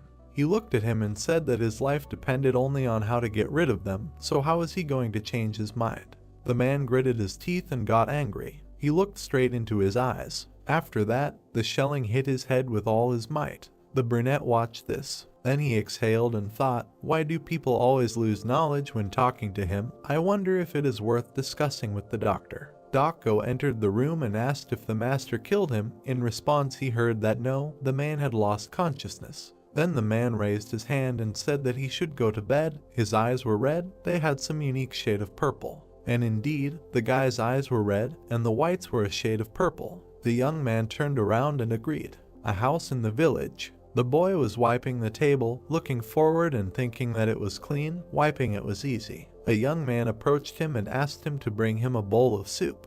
The guy turned around, saw his brother enter the room. Then he walked onto the table and said where his brother was going, so well dressed. The guy sat and smiled. Then he happily flew away a bowl of noodles. He exhaled and said that he had not eaten such delicious food for a long time. He put down the chopsticks and said that the young man still did not remember his name. He was even a little sad. The boy asked again what his name was. The young man answered, but it seemed unrelated. The brunette asked again what he had said there. He put his finger to his chin and said that he remembered. Then the young man stood up and thanked him for the treat. The brunette asked where he was going in beautiful clothes on a date with a girl. He smiled and said that of course not, it was time to start from scratch. The boy followed him and asked if it was true that he would no longer fight with swords. He needed to take revenge on Joe and Joel. Leaving, the young man answered what was the point of being together if he was already dead, thanked him for everything. It was time for him to go. The boy looked at him and wished him luck in his new life. The young man raised his hand and waved. He looked at him. Then he closed his eyes and exhaled. He opened them. He was in his bed. What was that? The girl shouted to her great brother that it was time for breakfast. He paid attention to her. Then he smiled. Everyone was sitting at the table and discussing something. The brown-haired man looked away and said that they should attack the old king first or the professor. The brunette took some meat with chopsticks, started chewing and said that he didn't know. Then the guy asked him where Sashing had gone. The answer was the same, I don't know. The young man continued chewing and thought that the man didn't know much. The comrade looked at him and agreed. Dako and Sashing entered the room. Everyone looked at them and was surprised. The man pushed back his chair. Then he turned to the prisoner, ordered him to sit down and eat. He bowed and thanked them. Everyone looked at this, were shocked. How long could they beat him for him to become so submissive? The master raised his hand and said that there was no need to be so circled. The man with the scar got angry. Then he came up and said that he had only smeared a couple of things on him, but no one would believe it. He pointed to his hand and said that the head had pierced his wrist. He looked there and said that here he even took all his internal kai. The prisoner is so afraid of their leader that he can't even say anything clearly, right? He ate and answered that yes, that's right. The man smiled. Everyone else was shocked. After that, He put his hand on the brunette's shoulder. He leaned over and told him to eat. The general looked at him and said that he seemed to have been through a lot. Everyone turned to look at him and froze. They continued to look at him and thought why this guy continues to pick on Dokgo. The man exhaled and answered that it seemed that the blonde had also been through a lot, stuffing his face. The girl couldn't help but laugh, and the general looked at him angrily. After that, the prisoner turned to the leader, who was chewing, and asked what he wanted. The man looked at him and said that if he was allowed, he would gather troops and move forward, together with Dokgo. The brunette looked at him, ordered him to close his mouth and eat. He began to eat immediately. The leader looked at everyone and said that now that they had run out of food, explained their plan, so they had to listen more carefully. A huge board was brought into the room. The old man knelt down and said that they were ready, and he had already stood up and walked towards him. He began to draw on the board. He drew a dot and said that this was the Black Rabbit Union. He drew the professor on top, a triangle between them. The guys looked at it carefully. He explained that he wanted to set a trap for the professor. He continued to draw and thought that the fighting spirit of the Rainy Cloud Society had completely fallen, and the leader of the clans that were with them had abandoned them. It was obvious that he should first deal with the weakened Rainy Cloud Society and not with the dragons. He turned around and said that regarding the participants, it would be limited to those who could use Kingong until they reached the professor without any breaks. He turned around and turned to Gunpyeong, asking if he understood the plan. The young man looked at him and said that they should quickly reach the Rain Cloud Society using Kingong, thus meaning that the remaining ones would be useless for an ambush. The brunette turned around and said that it was correct, but not quite. They should confirm so that they would understand the details. He frowned. This was a simple Kingong competition where everyone had to keep up with him. The people turned around and asked again. Then the young man took a step and said that he would start with all the leaders, running straight to the front, but he would not be distracted by whether they could keep up with him or not. The girl raised her hand and said, wouldn't there be too much of a gap and difference in skills? He replied that it was possible, but he didn't care. They would overcome the walls of the Rain Cloud Society and continue their advance. They would advance all the way to the professor's residence. The brown-haired man was surprised and asked, did they really want them to continue running even after they reached the Rain Cloud Society? The master looked at them and said that yes, everyone should continue running until they found the professor. He was the leader, the tip, and the drill. The subordinates listened to him attentively. They shouldn't pay attention to the enemies running away. They only kill those who stood in their way, then run and run further. He took a step forward and said that they should deal with everyone keeping up with him until they met the professor. Okay. Everyone looked at him and said in unison that yes. Then the leader put his hands behind his back and said that now everyone except the slowpokes should prepare to move out. The blonde man raised his hand and asked when they would move out. He smiled and replied that right now. The others stood up and bowed to him. Clinic was sitting on a chair. The master looked at him, then passed by and said that the man would stay here. Then he said that the general would have to keep an eye on him. He asked again. He ran after him and asked why he had to keep an eye on this guy. At that moment, Dokgo patted him on the shoulder and wished him luck. Everyone left and said that they were leaving him. He had to try, be careful with him. They finally found a child who was a match for him. Shaitan caught up with the head and said that they needed time to explain to the subordinates. He heard in response that there was no time for this, so they just had to tell them not to lag behind. He continued to walk forward and said that those who fell behind could think about training them and he would be more than enough to deal with the professor. The door opened. Jaha held it and said that if you think about it, then in what order should they arrive there? He turned around and said that they should consider that this was a ranked competition or just run. Just as he was saying that it was time to move, a man with a scar ran out of the room. He rushed forward faster than everyone else. Gunpyeong hesitated a little and said that this guy was a sick bastard. He looked at them and asked why everyone was standing there. Were they going to start? They asked again. Then the young man explained that he was actually faster than all of them put together. Then the girl ran out, and then everyone else. The master stood watching as the soldiers ran out. He lowered his head and smiled. Then he took off. They all ran, pursuing one goal. Several people ran quickly. Jaha overtook them and turned to Ujium, telling him to run faster. It seemed that the man was running at his limit. Jaha sped up, leaving his comrades behind. The hero made a leap through the treetops. Moving in leaps through the forest, he caught up with those who were ahead. Landing behind them, they were irritated. The guy ironically praised them. The girl moved on angrily. Jaha moved next to her. He asked if her stomach had recovered yet.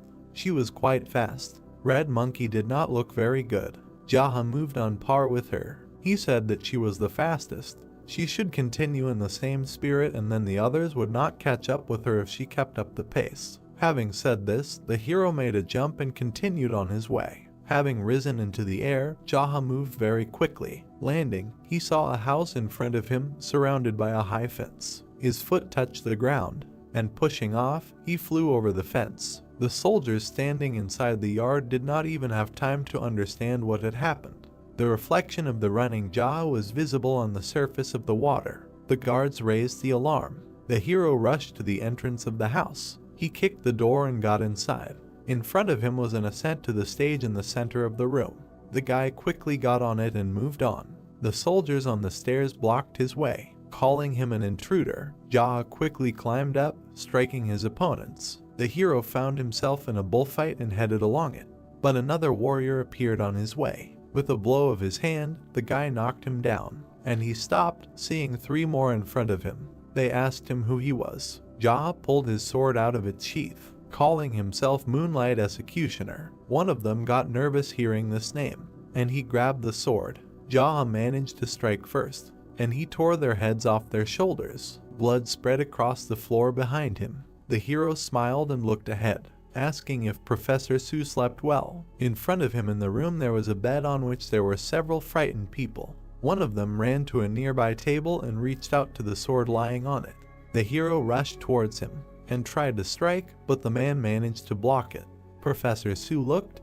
They looked at each other with their swords crossed. The guy threw punches, which his enemy blocked. The man fought, trying to hold up his pants, but Jaha put out his hand, casting a spell. He grabbed his opponent by the throat with a spell, and when he got closer, he grabbed him with his hand, and he struck him in the stomach, piercing him through. Blood came out of Professor Su's mouth. The hero began to push him forward, until they hit a wall. Moonlight Executioner grabbed him by the cheeks, and looked into the eyes of the defeated enemy, saying that this is his true face. Jaha pulled his sword out of him. The defeated man fell to his knees, bleeding. The guy brushed the blood off the blade, and put it back in its sheath. Something caught his eye. The 2 girls were afraid, looking at him, and covered themselves with a blanket. The guy lowered his eyes, and turned to Professor Su again. He sank down to him, saying that he didn't hear. He cursed at him in a whisper. Jaha looked at him in surprise, saying that his last words would be insults. He was pathetic. The hero folded his arms, asking why he didn't come and surrender. He told him that this was the only way to survive. Professor Su bowed his head, sitting in his own blood. He continued, asking why he didn't believe in others at least once. Why did he have to live his life believing only in himself? What does he even do during the day? Professor Su still sat motionless. The hero put his hand to his face and looked away, wondering why he was talking to a corpse. A plea for mercy was heard from behind. The hero shifted his gaze, again looking at the 2 very scared girls trembling under the blanket. He looked at them intently, saying that he would spare them. Footsteps were heard behind him. Someone turned to their leader. Jaha turned his head, saying that they were walking slowly. The group was covered in blood and looked at the hero in confusion. They noticed Professor Su's body on the floor. The brunette and the red monkey standing next to him were surprised by what they saw, asking if it was all over. More footsteps were heard. Gossing entered the room, covered in the blood of enemies, and asked if that was it. Jaha stood up and turned to the team, telling them to deal with everyone downstairs, telling them that Professor Su was already dead. His gaze became extremely serious when he added, telling them not to touch those who surrendered, and to simply kill the rest who resisted. They looked at their boss and answered in unison, yes. The guy left the room, leaving red marks on the floor. Someone's screams reached him. He went to the stairs. The screams were getting louder. Going down them, he saw how the others killed those who resisted. In the courtyard of the house, his people gathered those who surrendered and made them kneel. The hero stopped and looked at the prisoners, telling them to listen, saying that even after a good and long sleep, as well as a wonderful breakfast, he continued to wait, getting drunk during the day, But Professor Su still did not come to bow before him, so he came here himself to personally kill him. If there are still those among them who do not understand what is happening and are still in the mood for battle, then their leader is waiting for them. And those who do not want this, let them listen to what his subordinates say. That's all. The prisoners listened silently with their heads bowed. Jaha turned to one of his said that from now on they are part of the Rain Cloud Society. Wujiam was very surprised to hear this. The hero looked at the dissatisfied, telling them to change clothes. If they do not have enough clothes, they can take them from corpses or the wounded, or just look inside. Someone caught his eye. He turned to Gosing, telling him that he does not have to change clothes. He asked why. The red-haired man was dissatisfied with the answer,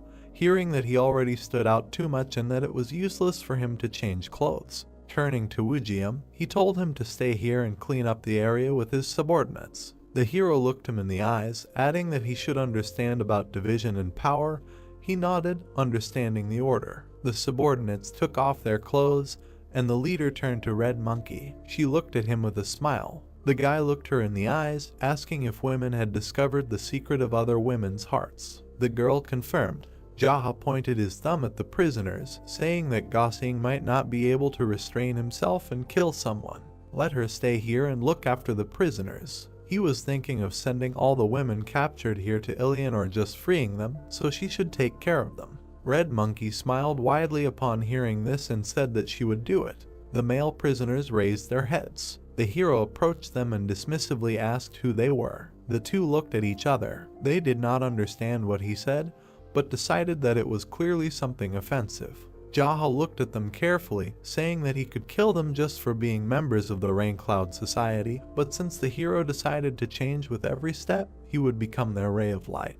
If the captives did not want to accept his kindness, then let them tear off their own arm or bite off their tongues from blood loss. The men bowed their heads silently. The guy's voice became lower, not hearing an answer. He said that in order to set an example, he would send one of them to Professor Su, then the other. The captives were scared and answered that they accepted.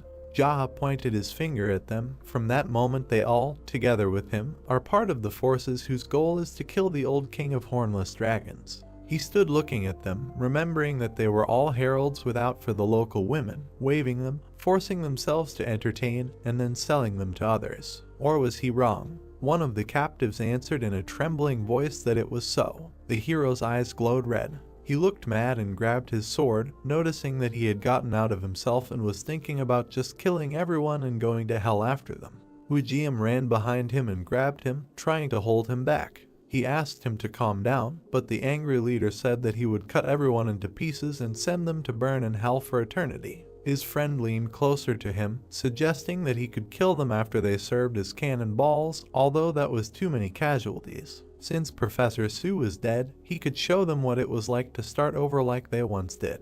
These words surprised and brought Jaha to his senses. He turned around and looked at his comrade in silence. The hero sheathed his sword and exhaled, saying that burning in hell for eternity was not Kamail Fao.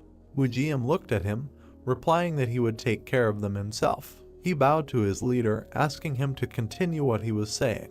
Jaha turned and asked him to remind him of where he had left off. His friend said that he had cursed at them, calling them unworthy. The hero folded his hands behind his back again and addressed the prisoners. He had an assignment for them. They were to be informed that Professor Su was dead and then they would unite. Their reward would be a bloody victory by infiltrating the old hornless dragon king on his pervert mountain. He looked at the people carefully, asking if they understood everything, but noticed that they were silent again. Wujiam addressed the hero, saying that he fully understood the plan and would explain everything to the others in detail. The hero turned and walked up to Gunpyeong, addressing him. Looking into his eyes, he gave the order for the beautiful subordinates of the Black Cat Union, who had run all the way here, to rest for a while. They did a great job running all the way here, so they deserve a rest. Gunpyeong looked at the leader and replied that he understood the order. Jaha continued to look at him, saying that they would only burden themselves if they joined in this state. He sighed heavily, noting that the more troops there were, the weaker they were. He asked if that was strange. The subordinate looked at him silently. Someone was quickly approaching the leader. A servant ran by holding a blue robe in his hands. He said that he could change into this. The guy took it and opened it to see a blood-stained outfit in front of him. Jaha looked at him with disgust, telling him to bring something cleaner since he didn't have a wound in his chest. The servant was outraged when the hero told him to straighten his brains out and asked him not to swear. He was only trying to help. Jaha looked at the servant leaving, thinking that it was the guy from the Black Pearl Fort who could not understand the sarcasm or innuendo, and he exhaled, saying that he was curious how he was still alive. The disguised heroes turned to their leader, saying that they were ready and it was time to move on.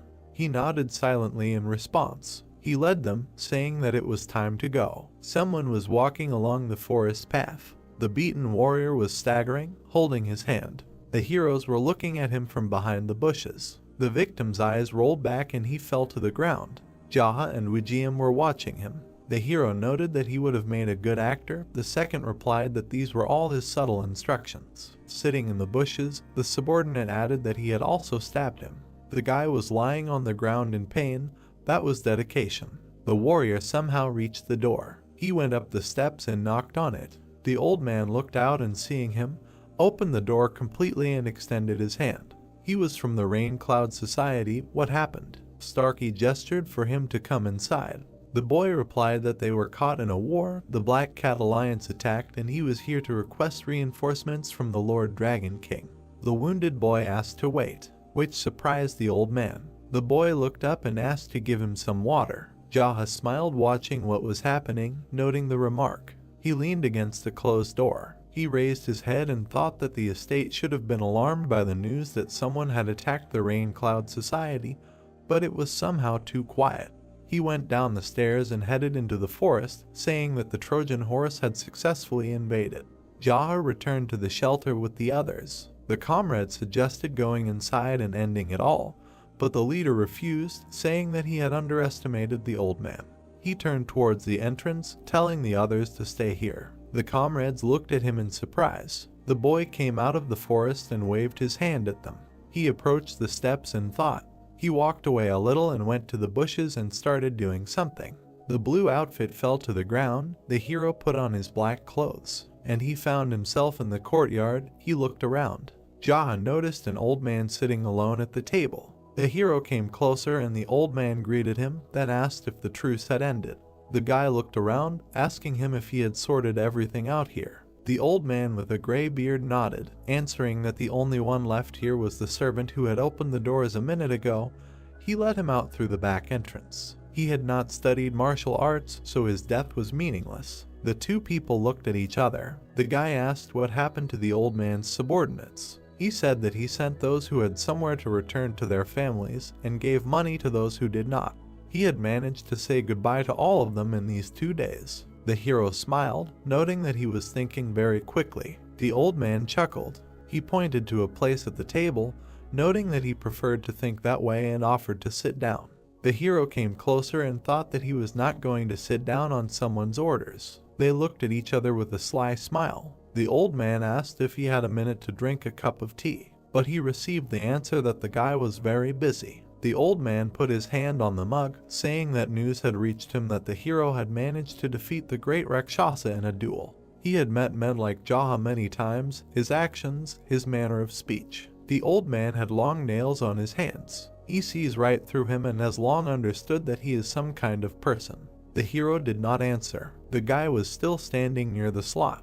The old man continued, talking about their battle. He was waiting for him alone, since he saw no point in shedding the blood of his people in vain. The hero looked and said that he knew that the great Rakshasa was his good friend. The old man's hand tensed. At that moment Jaha felt something and jumped back, seeing how the stones lying on the ground near the table disappeared. He landed next to him. The old man frowned and smiled evilly. The hero looked down and saw sharp spikes on the bottom, turned his gaze to the man. The old man became nervous when he heard that he had scared the guy. He reached his hand to his mug and pressed it. More stones on the ground began to move, and the one that was under the leader rose up. The stones turned out to be pillars. Some of them disappeared, leaving a hole in the ground. Jaha calmly watched what was happening, thinking that everything around was one big trap in which he would have lost more than half of the army if he had entered with them. The old man got up from the table leaning on a cane in the form of a snake. Having said that everything was as it should be and offered to fight. The hero smiled, answering that now he understood why he was not as famous as the great Rakshasa. These words angered the man. Bowing his head, he continued, saying that the old man had been dumping everything into these pits for the last 40 years. No one could understand anything about him. He ate, drank, and slept on the corpses of people he had killed with his own hands. There were several raised pillars between them. The boy understood why Stark was so pale, but the gray-haired man only looked at him, saying that he liked to talk. The hero calmly moved between the pits, saying that he had met many people like him. A coward who was afraid to leave the safe path that he had created. His feet touched the surface, doesn't come out, like a beast, does not make a long journey in search of strong opponents. The hero jumped again, saying that he wasted his time here, rotting and burying his subordinates, friends, and those who got in his way. He looked at the old man with disgust. Every time he dug and closed the pits, the hero smelled rotting bodies. The old man laughed, asking why he was running. The hero continued to move, saying that it was uncomfortable for him to stand there. He extended his hand, saying that this was not the way out. Jaha noticed something and looked behind him. Behind him were impassable thickets. There was no way out. He stopped on the pillar, saying that he was an interesting person. He even learned the arrangement techniques, imitating the master of the Ghost Valley. The old man frowned and asked how he knew about the master of the Ghost Valley. The hero watched silently, thinking that although he looked young, he was much older. The light illuminated his face. He was a child of heaven. Jaha shook his head, deciding that it was not worth saying such a thing out loud. The dark silhouette of a man with red eyes hung over the houses. The master of the Ghost Valley is an eccentric martial artist who lives as a hermit. He is the founder of the terraforming technique and the arrangement technique. His name was based on his residence, the mountain estate of the Ghost Valley. The person whom the Master of Memory hates the most is the Master of the Ghost Valley. It was he who created the technique of the invulnerable golden turtle. White clouds floated above the boy. He said that the old man was much older than the master, but unfortunately for him, one of the hero's spiritual mentors was a man who had incredible contempt for people like him, who lived alone, accumulating evil inside. The old man stood near the table and asked who it was. His name was the Master of Memory. Maybe he hadn't heard of him. Jaha continued, saying that he studied martial arts under the constant reminder from him that they were created to be used on people like the old man. They were created so that any preparations of the enemy would be burned to ashes, leaving not a single ash behind. The hero put his hand to his face, noting the irony that of all people, he fell into the hands of a hero. Cute.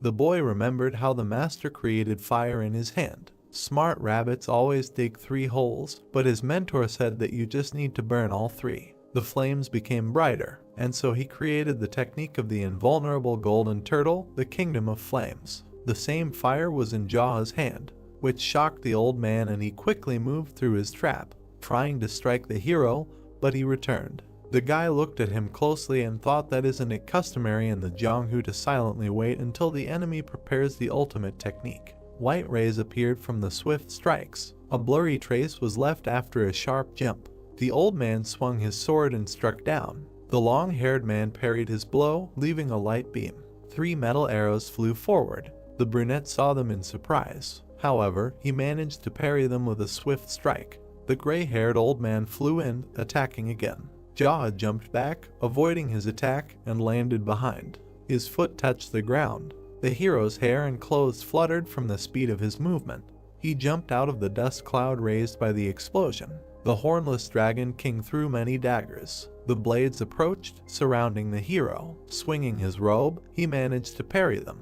The cloth began to fall. The hovering Jaha thought regretfully about his cape. He looked at the cape pitifully, hoping that in the next life it would find a better owner, and after rebirth it would be worn by the body of a beautiful lady. The guy landed on one of the cylinders. His eye was shining red. The old man looked at him in amazement and thought that the aura emanating from the hero had changed. A purple flame flickered in the center of Jaha's chest. The glow became dark purple. Looking gloomily at the man, the hero said that he was finished. He would avenge the cape. The enemy held a staff in the form of a snake and irritably asked what he was saying. The opponents stood opposite each other and were silent. Finally, the brunette, surrounded by red flashes, said that okay, he would die a little later. The gray-haired man looked at him in shock and thought, later, he literally a second ago looked like he was about to kill him. A blurry trace of the jump remained. A multitude of daggers flew forward. Jaha jumped on the cylinders, dodging, and thought that he had roughly figured out how the trap worked and believed that now he needed to be wary of poison.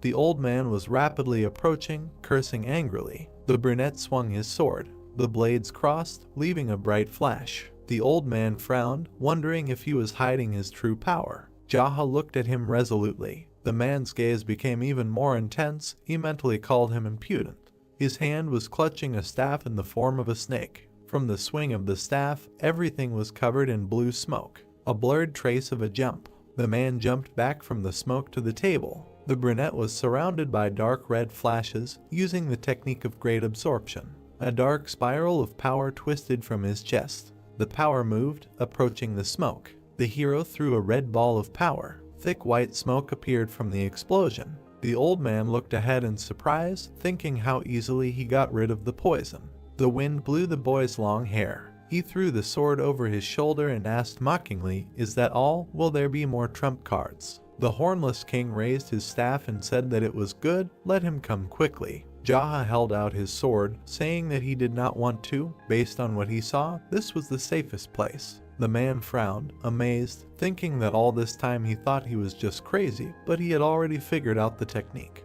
His hand was clutching the hilt covered in red lightning. Jaha jumped, sending out red beams. The old man swung his snake-like staff sharply. Red beams flew out from the movement of the sword. The enemy blocked the attack of the red beam with difficulty. His legs trembled from the effort.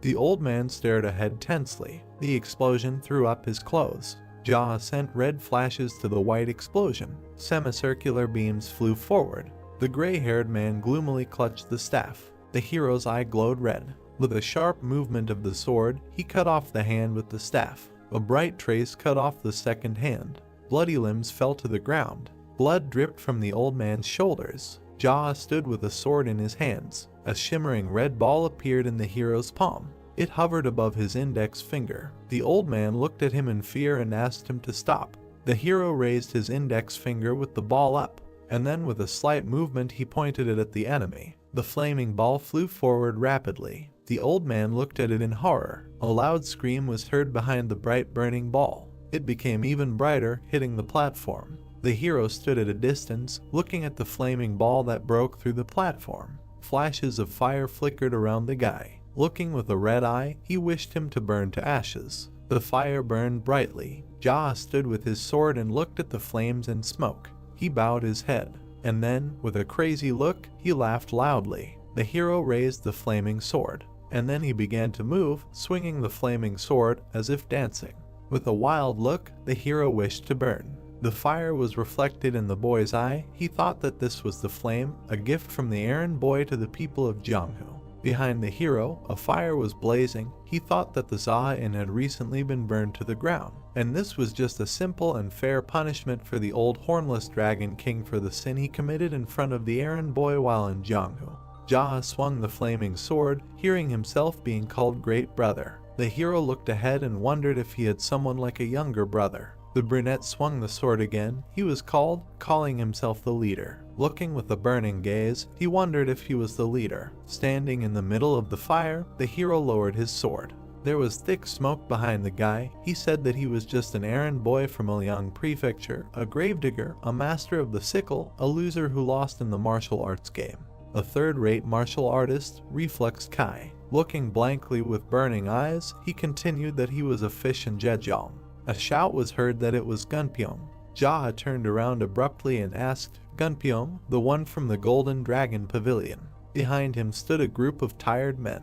The protagonist's eye was red. He exhaled, reminding them that he told them not to interfere. Why did they come? Gunpyeong frowned angrily and shouted that everything here was on fire. What was he doing? Let him leave quickly. Jaha looked at him gloomily. The flames between the platforms suddenly died out, leaving white smoke, and then flared up again, surrounding the heroes. Jaha jumped onto the platform with the others. The brunette looked at him and asked if he was the one who burned everything down, and when he answered yes, he called him to leave. The brunette rushed past him with a crazy smile, saying yes, they would go. Gunpyeong got angry and shouted, asking why he was laughing, making him worry, and now Looking at him, the hero replied that he had burned down someone's house, he shouldn't cry. The brunette laughed, closing his eyes, and then looked at the leader and said that this is how people get Kai reflux.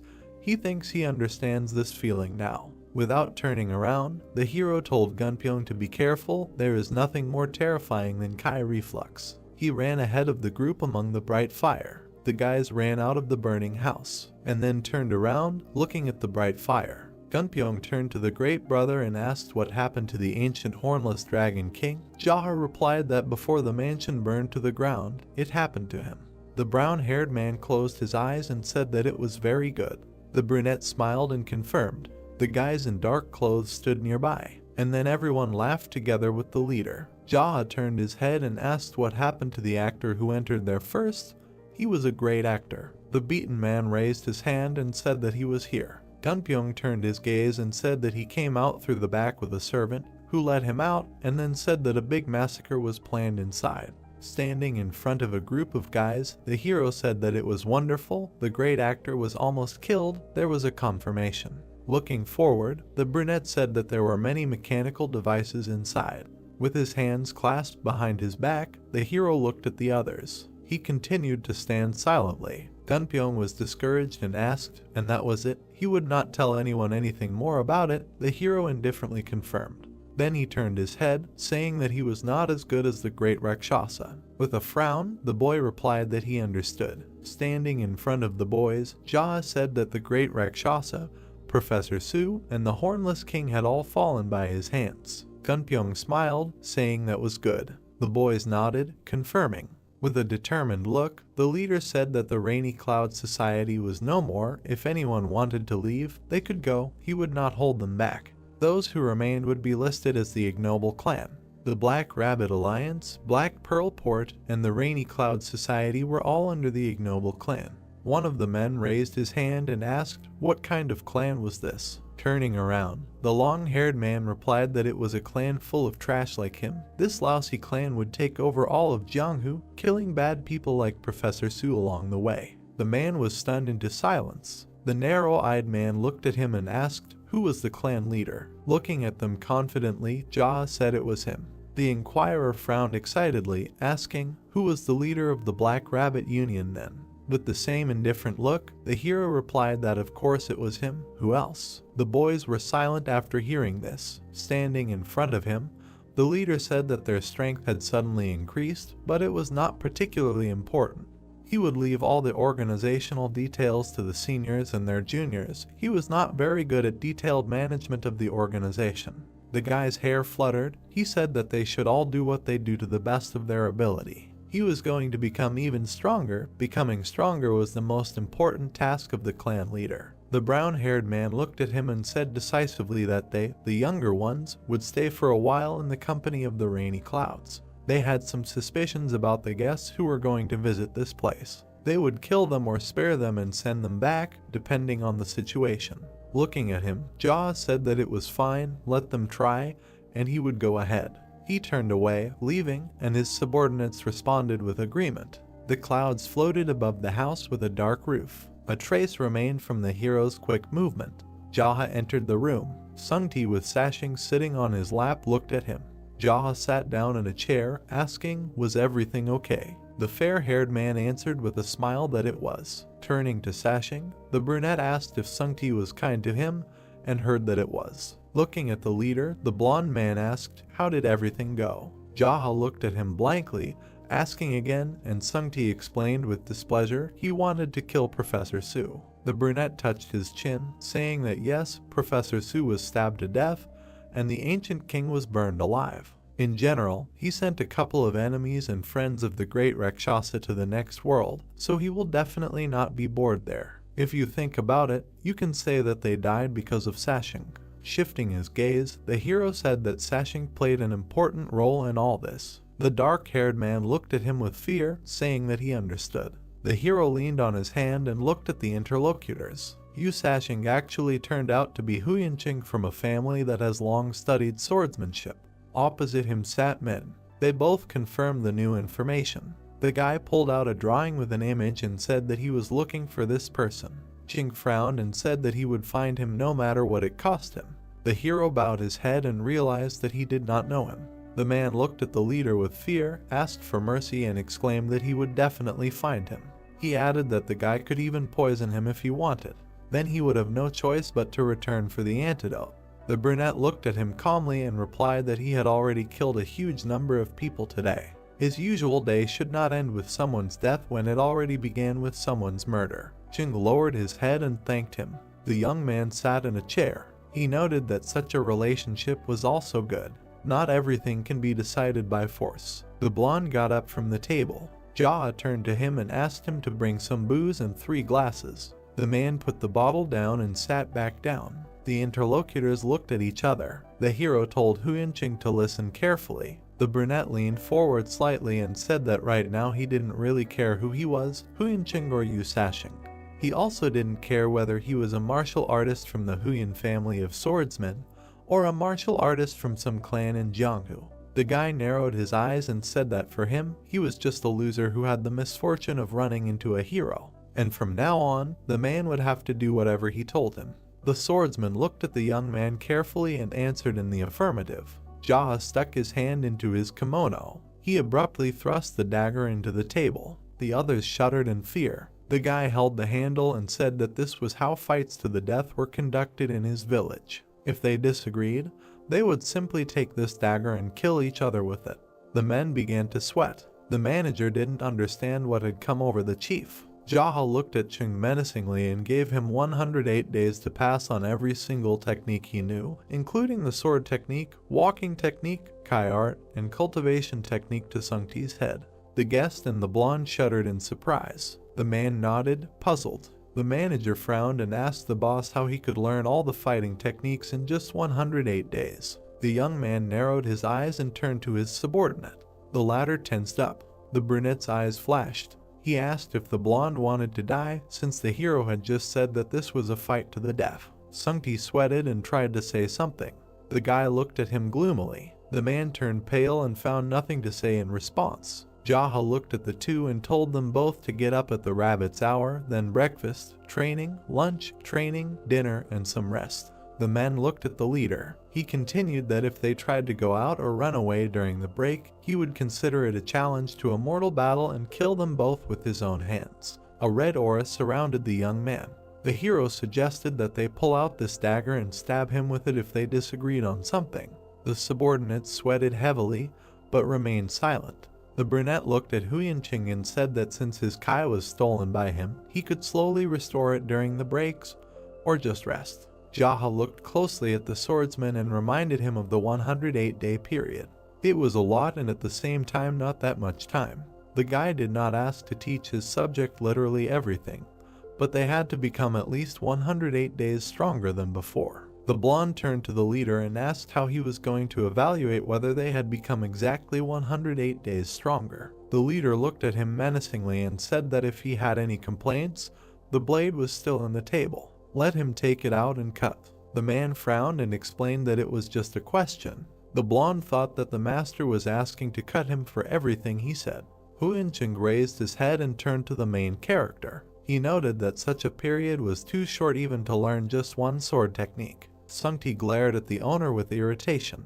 The leader crossed his arms and replied that although the blonde was a parasite, he was not exactly an idiot. The subordinate could not understand whether the leader was praising him or trashing him. The brunette turned his gaze to the swordsman and said that everything depended only on him, whether the man would teach him sword techniques or something else. The interlocutor frowned and wanted to make an argument related to the Huyan family of swordsmen.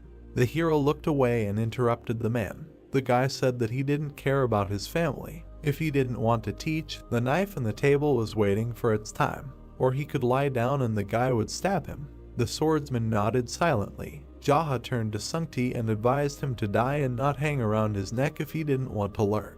And if the blonde didn't like the options, he could take out a knife and cut. Although, to be honest, they would stab him. The subordinate crossed his arms and frowned. All three sat silently at the table. The blonde raised his hand and said that he agreed with everything. Ching exhaled and looked at the new master. He said that he would teach everything. The hero looked at them and concluded that at least they had come to something.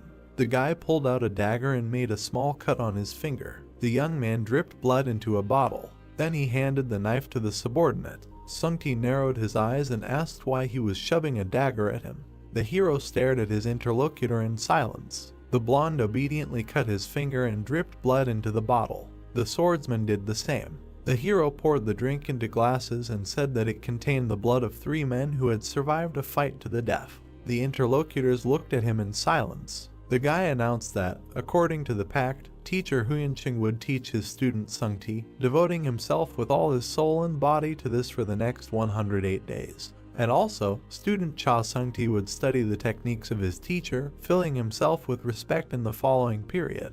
Jaha put the bottle on the table and looked at them. The leader said that he swears before the God of heaven and earth that he will end the lives of the 2 who made the pact with this beautiful dagger if they are naive about the duties of the pact or show insincerity as the overseers of this pact. The men turned pale. The hero held out his glass and asked if they swear to follow the pact. The interlocutors raised their cups and said that they swear. All 3 drank the drink. The boy put down the empty glass and smiled. He said that from tomorrow onwards they would have to undergo severe training, but for now they should enjoy a fine feast. The blonde looked at the master and said that there was no one to cook for them now because the servants had gone to Liang Prefecture and most of the subordinates were still in the Rainy Cloud Company. The young man leaned on his arm and thought that after killing Professor Su and the Hornless Dragon King, he was faced with the problem of not knowing what to have for dinner. What a dilemma. The door opened and Red Monkey walked in with a bag. She smiled and said that she had brought some dumplings that she had bought on the way back.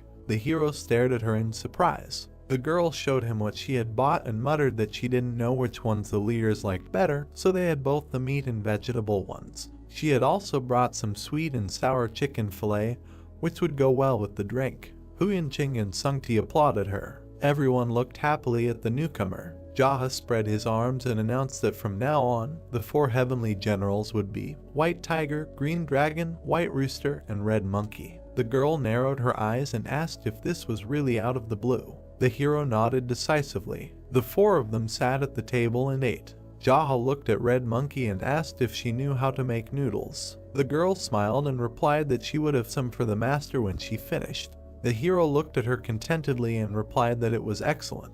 Sungti turned to the girl and raised his hand to ask for some for himself. Red Monkey agreed.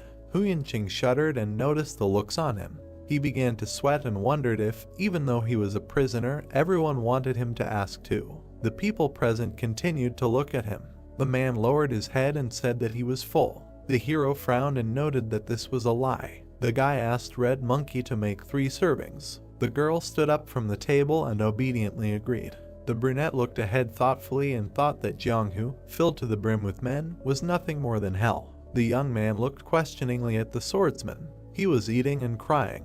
Jaha leaned over to the blonde and asked what was wrong. Sungti assumed that the man was crying from the wonderful taste of those meat buns. He was surprised that his interlocutor was crying so much over a bowl of noodles after he had finished the battle so fearlessly. The blonde suddenly fell silent and looked away, remembering that Huyanqing would be his teacher and he should stop teasing him. The swordsman rubbed his eyes and muttered that it was not like that. He would give his all during the training anyway. The hero looked at Sungti seriously and addressed him. The subordinate turned around. The guy was sitting opposite him and smirking. The leader asked what he would do now that his carefree days were over. They laughed. Red Monkey returned with bowls of noodles and asked what had made them so happy. She began to set out the dishes. The young man turned to her and replied that when he thought about what awaited his protege and how he would get beat up, he immediately wanted to laugh. The girl agreed that it was indeed funny. Jaha began to gobble up the noodles. The others ate with gusto. The men gestured to praise Red Monkey's cooking. The door opened. The hero raised his head and looked in that direction. Chuliang and Yanggi appeared on the threshold. The chief blacksmith smiled and noted that it was difficult to meet with the chief. Everyone rose from the table. The guy asked what brought the guests to them. The red-haired man grinned and replied that he had finished. The brunette looked at him in surprise and asked again. The blacksmith put the box down and opened it. Everyone present looked at the contents in amazement. There was a sword lying there. The hero examined it carefully and thought that the weapon was a little shorter than he expected.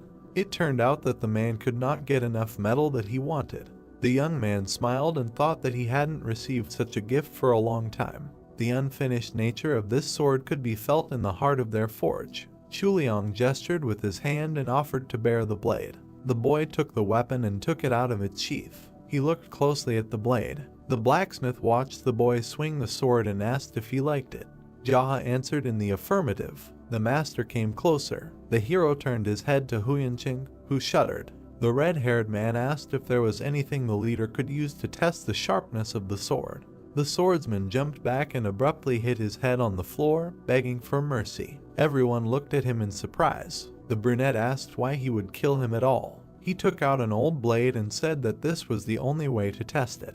The blacksmith narrowed his eyes and asked if the boy really wanted to lose such a good sword. The hero directed energy into both blades, and they began to glow. The young man crossed them. A ringing sound was heard and the blade flew off. The people present looked on in shock. The swordsman turned around in fear. A hero silently looked at the broken and just given sword. The blacksmith frowned and exclaimed where the young man had gotten such a legendary sword. The brunette turned to him and replied that the head of the Black Rabbit Union owned this sword. The master lowered his head and muttered that he would like to know where he got something incredible. He darkened and said that he would go and do something else. Yonggi quickly picked up the remains of the blade and ran after the head blacksmith. The guy patted him on the back encouragingly. The hero watched them go. The blonde laughed, but Jaha quickly stopped him. The head looked menacingly at his subordinate and said that everyone makes mistakes, even him.